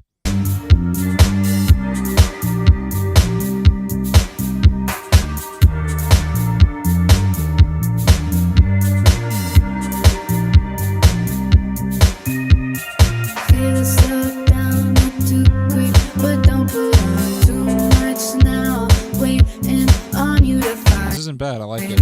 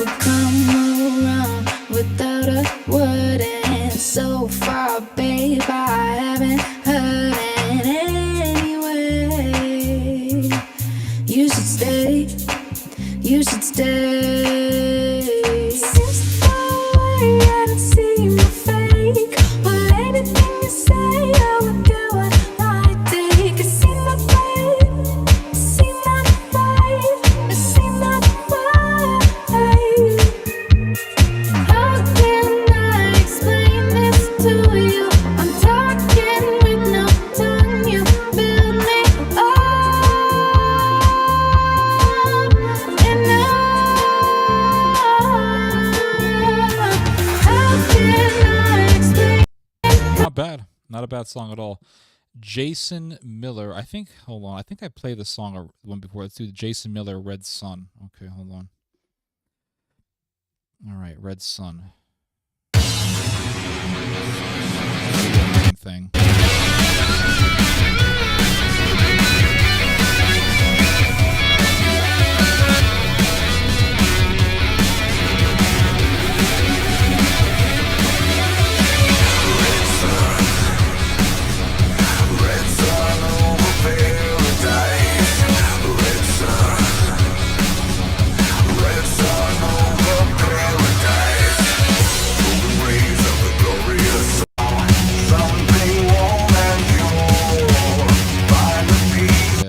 Not for me. A little bit too rigid for my taste. Some old school stuff. 80th Piaf, Levi and Rose. All right. Oh, this is some French stuff.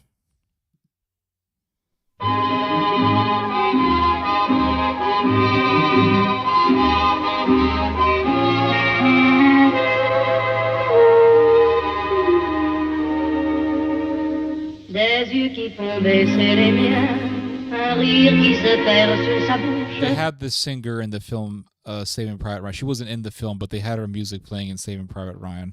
Voilà le portrait sans retouche de l'homme She was auquel a super famous singer back in the day. She was like the Katy Perry of her time. I mean, she was so big back in the day, back in like the 20s or 30s. She was huge. j'appartiens. Quand il me prend dans ses bras, qu'il me parle tout bas, je vois la vie en rose.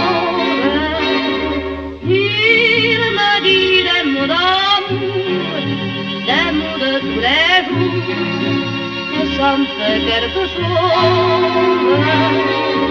Il est entré dans mon cœur une part de bonheur dont je connais la cause. C'est lui pour moi, moi pour lui dans la vie. Il me l'a dit, l'a juré pour la vie. Et dès que je l'aperçois, alors je sens dans moi mon cœur I didn't know this singer died from liver cancer. qui bat. Des nuits d'amour à plus finir, un grand bonheur qui prend sa place, des ennuis, des chagrins s'effacent, heureux, heureux, en mourir. Quand il me prend dans ses bras, il me parle tout bas, je vois la vie en rose. Il me dit des mots d'amour, des mots de tous les jours, et ça me fait quelque chose. It is a very nice song to smoke to. Inspired and the Sleep. Is that an MGR? I remember hearing this song on this game mod, and I used to play Urban Terror. I think yeah, they played this singer in Saving Private Ryan, I remember. Let's listen to this one. This is another Russian one. I think I played this song already. I think I played it already. US, all right. Ну что ты за войну опять устроила? Мы так не договаривались, ну тогда зачем? Слова будто комок застряли в горле, а слезы отражаются от солнечных лучей. Я знаю, ты все видишь, ведь я вижу это тоже. Поцелуй меня в последний раз, как только сможешь. Теплый ветер гладит лицо, Not bad. а я глажу твое, растворяюсь где-то. Это последний закат, последнее лето. Протяни свою руку, а я попробую поймать раз, как It's a very pleasant song, I must admit. Featuring, let's see, Grum, Sarah Apple. All right, let's give this a listen. I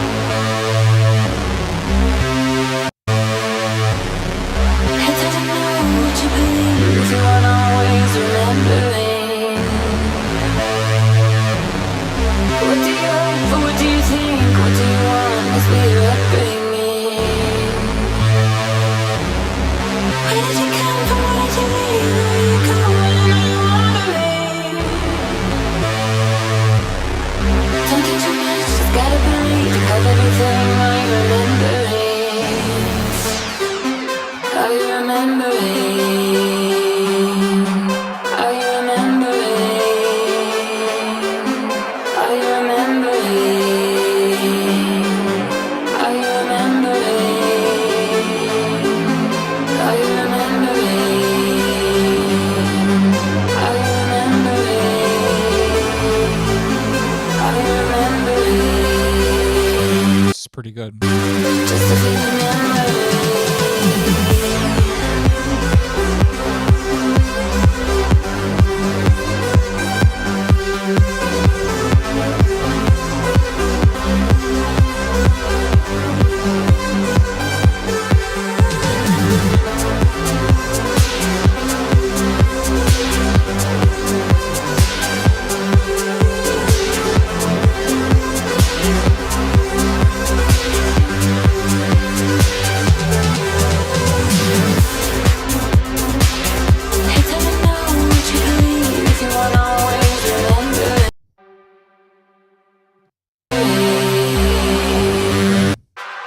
not a bad piece of music.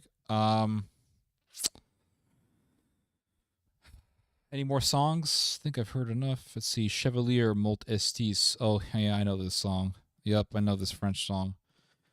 The is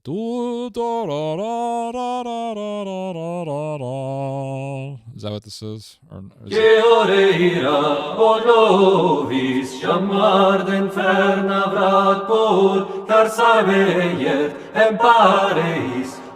this Faraj guy, he, whatever his name is, Faraji, he has a very recognizable voice. As soon as I hear him, I'm like, yep, that's Faraji. Es Angles Nostre Señor.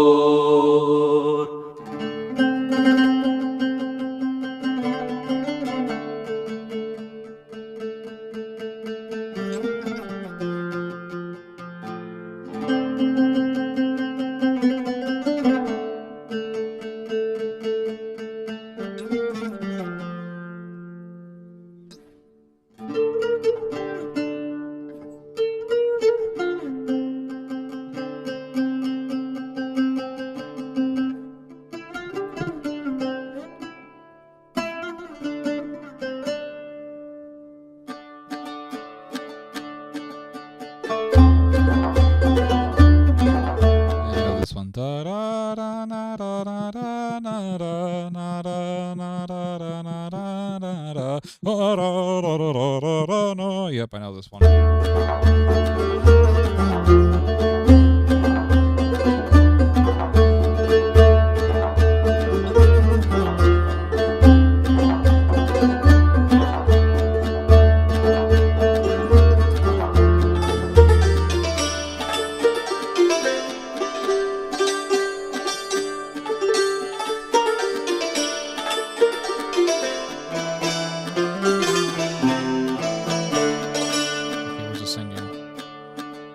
Chevalier multes quaris, quando avos faisa clamor, destur se desamoravit, Kyrion valtels de senors, Gerator tunces fiautsaisit, Bienende vum saber dolor, la fudeu prime servi, recuno pur Señor.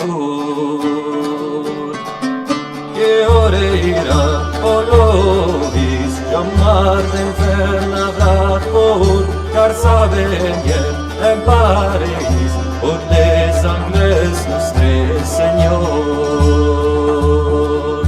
Risestro hais belles saves, ton crestien sunt desmaiets, les mustiers arse desertets, Deus eis mai sacrifiets, și alers servus pur pensets, uschi darmes estes presets, a celui vots cors presentets, qui vos futem cruit stressets.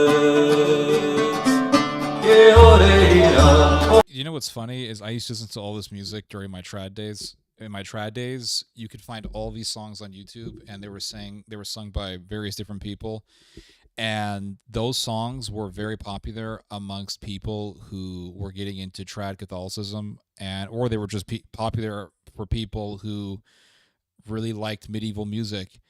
And I remember when I first started listening to these types of songs, they weren't even popular on YouTube. They weren't. I'm telling you right now, I used to listen to all those trad songs. I used to listen to all the Cantigas de Santa Maria. I used to listen to these types of French Crusader songs. I listened to German medieval songs. I listened to so much medieval music back in the day. And when I was in high school, I mean, it started out when I was in high school. That's when I started listening to this kind of music. And it was when I was in high school when I started reading up on Catholicism, reading about Catholicism. And there wasn't a lot of people listening to this music. I'm telling you right now, there weren't a whole lot of people. And then something happened, I don't know, somewhere around the time of the late 2010s or something like that. This music, I think, exploded on YouTube.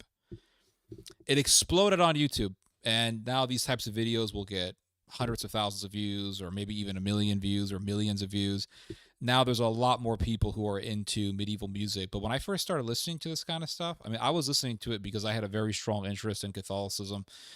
And so the music connected me with that culture, with that history of Catholicism, that medieval history. And it's beautiful music. But I just find it amazing that now medieval music is more popular than I think it has reached the highest point of its popularity since the Middle Ages. I'll just put it that way. Because medieval music died out and people forgot about it. And then it kind of came back, and then people started doing these renditions of these songs and putting them up on YouTube, and they were making albums. And there has been a huge revival in medieval music. It's quite amazing. It really is. People always look to something to be inspired. Yeah, of course. Yep. Play inspired peripheral. Okay. Why isn't this working? There we go. Yeah, it's what. For example, when I had just gotten out of high school, I remember there was this huge revival for Baroque music. A lot of people were getting into the and I started getting into Baroque when I was in high school. That's when I started getting into it. And then I noticed after I got out of high school, there was this just explosion in interest in the United States for Baroque music, just a huge explosion. And you had various different musicians who were playing a Baroque style of singing. And you had, for example, Marco Beasley, and you had Jaruski, you had all these different musicians, and they were singing Baroque songs, Baroque operas, etc. And it was very popular. Very popular. Now, I think Baroque music is more popular than it has been for a very, very long time. And right now, I think medieval music is just experiencing a big explosion. So many people. I notice it's just go onto YouTube and look up medieval songs, and it's just you see so many views for these videos. All right, let's give this a listen. Peripherals.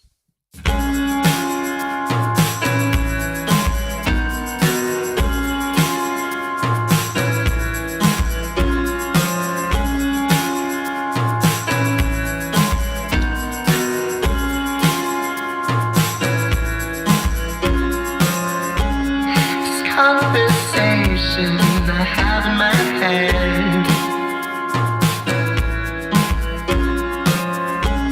perpetually spins to the day that I'm dead.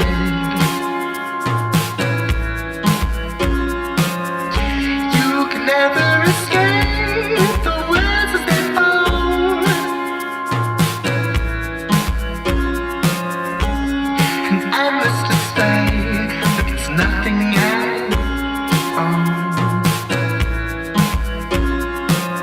So caught up with all this infancy, even though none of that is real.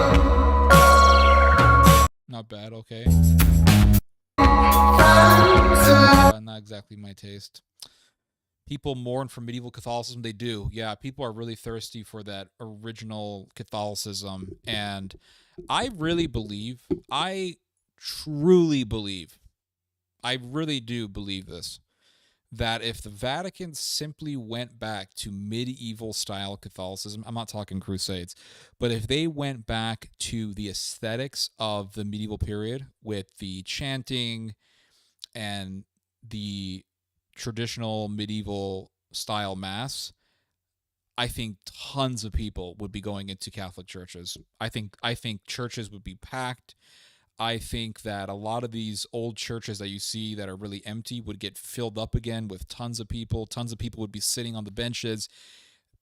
I think churches would be packed houses if they went back to traditional Catholic aesthetics and traditional Catholic chanting, and with the medieval mass, with the Gregorian chants, or even the Ambrosian chant. I think Ambrosian chant is better than Gregorian chant. And I really believe if the Catholic Church went back to its roots,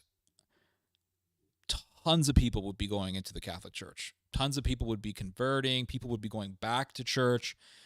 I think what discourages a lot of people outside of all of the criminal cover-ups is just the ugliness of modern-day Catholicism. Modern-day Catholicism is very ugly. And I think if the Catholic Church just said, okay, we're going to go back to the old ways, and we're not going to put up with Sodom, we're going to attack Sodom, we're going to purge the church of all of the sodomite clerics, we're going to get rid of them, and we are going to go back to how things were and how things looked, I think there would be a massive revival. And I really believe that, because when I first got into the SSPX, because I was so sick and tired of this empty modern Catholicism, I noticed that the SSPX church that I went to, it was always packed. I mean, it was just packed full of people. And the reason why it was so packed was because people are thirsty for that. So people, I think if I really, like, if they made me Pope, they would assassinate me. I wouldn't last a month. But if they made me Pope and I was a dictator over the Vatican, that's what I would do. I would get rid of all the modern day style masses. I would get rid of all the paganism. I would clean the entire house up. And I would say, we're going to go back to Gregorian. We're going to go back to Ambrosian chants. We're going to go back to the ancient way of making music. And we're going to go back to the old ways of aesthetics. None of these wide open churches that have no icons and no incense and no candles and everything just looks dead. No. We're going to go back to the old medieval ways where you had beautiful wooden structures and the room, the whole sanctuary would be dark, and the room would be lit up by glimmering candle lights, and you would have chant in the background, and there would just be such a beautiful and rich vibe in the room. That's what I would go back to. I would return the church back to that aesthetic. And I saw that when I was in Italy, by the way. When I was in Italy, I went to this mass, and it was like that. You know, it was an evening mass. It was dark inside. There were candle lights everywhere, and they had these beautiful wooden structures and beautiful works of art everywhere, all over the walls, and it was just rich. There was nothing empty about it. And when you got in there, you felt the sacred nature of the room, and the chanting was unbelievably sublime, and I left that sanctuary feeling enlightened. It was just beautiful. And that's what we need. That's what the Catholic Church needs if it's going to really have a revival. But you're not going to have a revival if you got a bunch of Father Barons walking around and, you know, everybody's talking like they're some modern day scholar, when the reality is that they're just acolytes of Sodom and the Antichrist, and they're covering up for pedophilia, or they're covering up for some sort of evil in the church. The Catholic Church will continue to rot like a carcass, and that's all there is to it. So yeah, it's never going to happen, but returning back to those aesthetics would be really just magical, really magical. Bring it on. Yeah. Looks like we have a Polish song here. Give this a listen. Why isn't this working?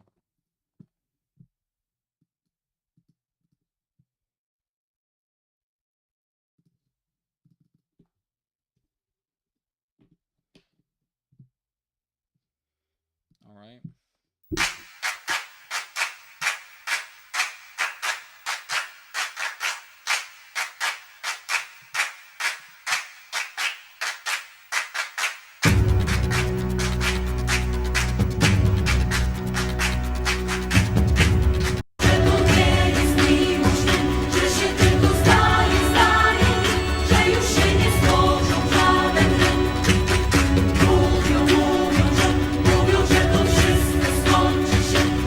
Not bad.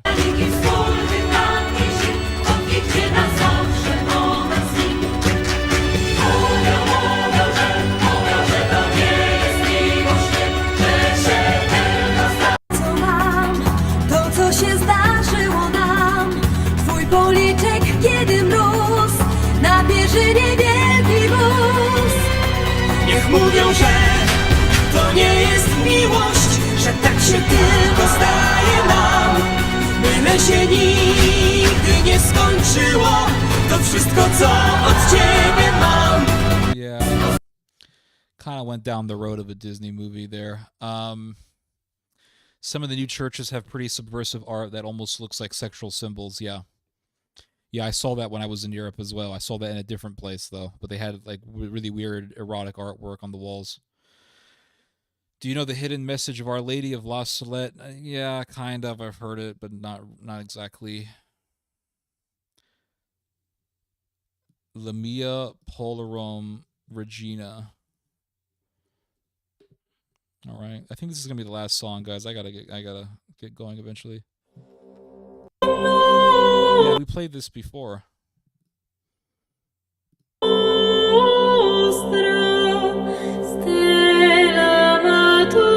I know this one. Da da na na da na na da na da na na da da na. Da da na da da na da na. Yep, I know all this stuff, guys. I used to listen to this music all the time. I was hardcore into trad music. Yep, I'm very familiar with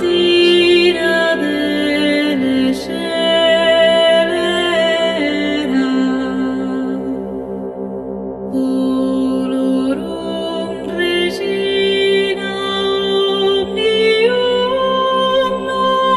It's a very beautiful piece of music.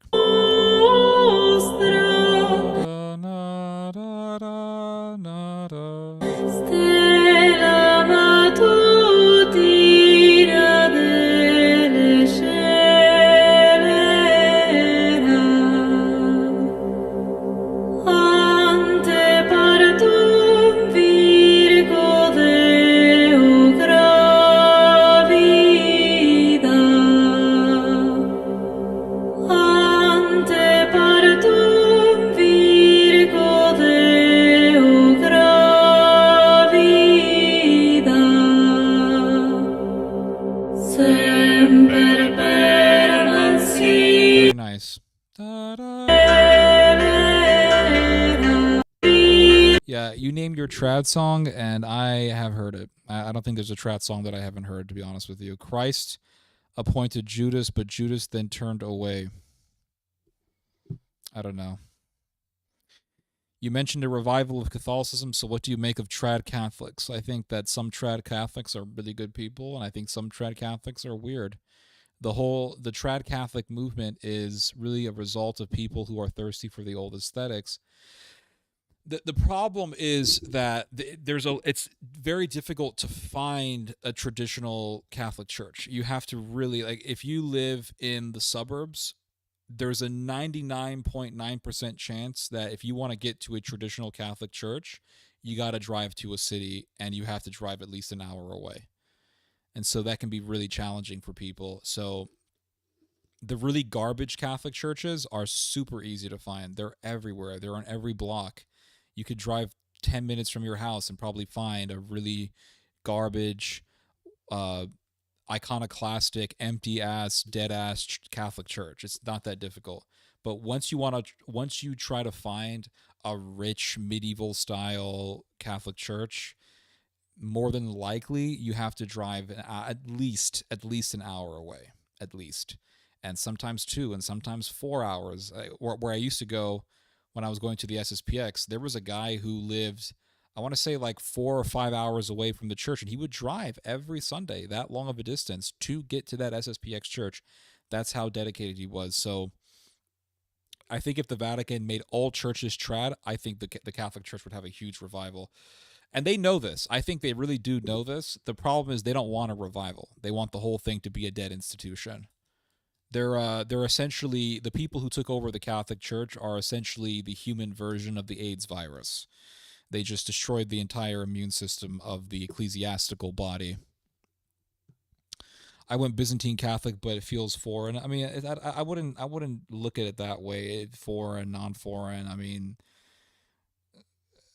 if it's a beautiful church, it's a beautiful church. It's better than going to some garbage iconoclastic Catholic church. Trads can get caught up in externals, but many are earnest about practicing. Yeah, that's true. Hidden message to Melanie essentially caused me to rejoin the church. Okay. Enjoyed the stream in good company tonight. Thank you. Good night. Yep. The last singer's voice is exquisite. I agree. All right, guys. I'm done here. I've been here for over 6 hours, and I've talked long enough. So we had a lot of fun. It was a great stream, and we will meet next week, God willing, and I will see you guys tomorrow with more videos or a video. And yeah, that's it. This has been another Friday live stream, and you guys just heard some theology. God bless.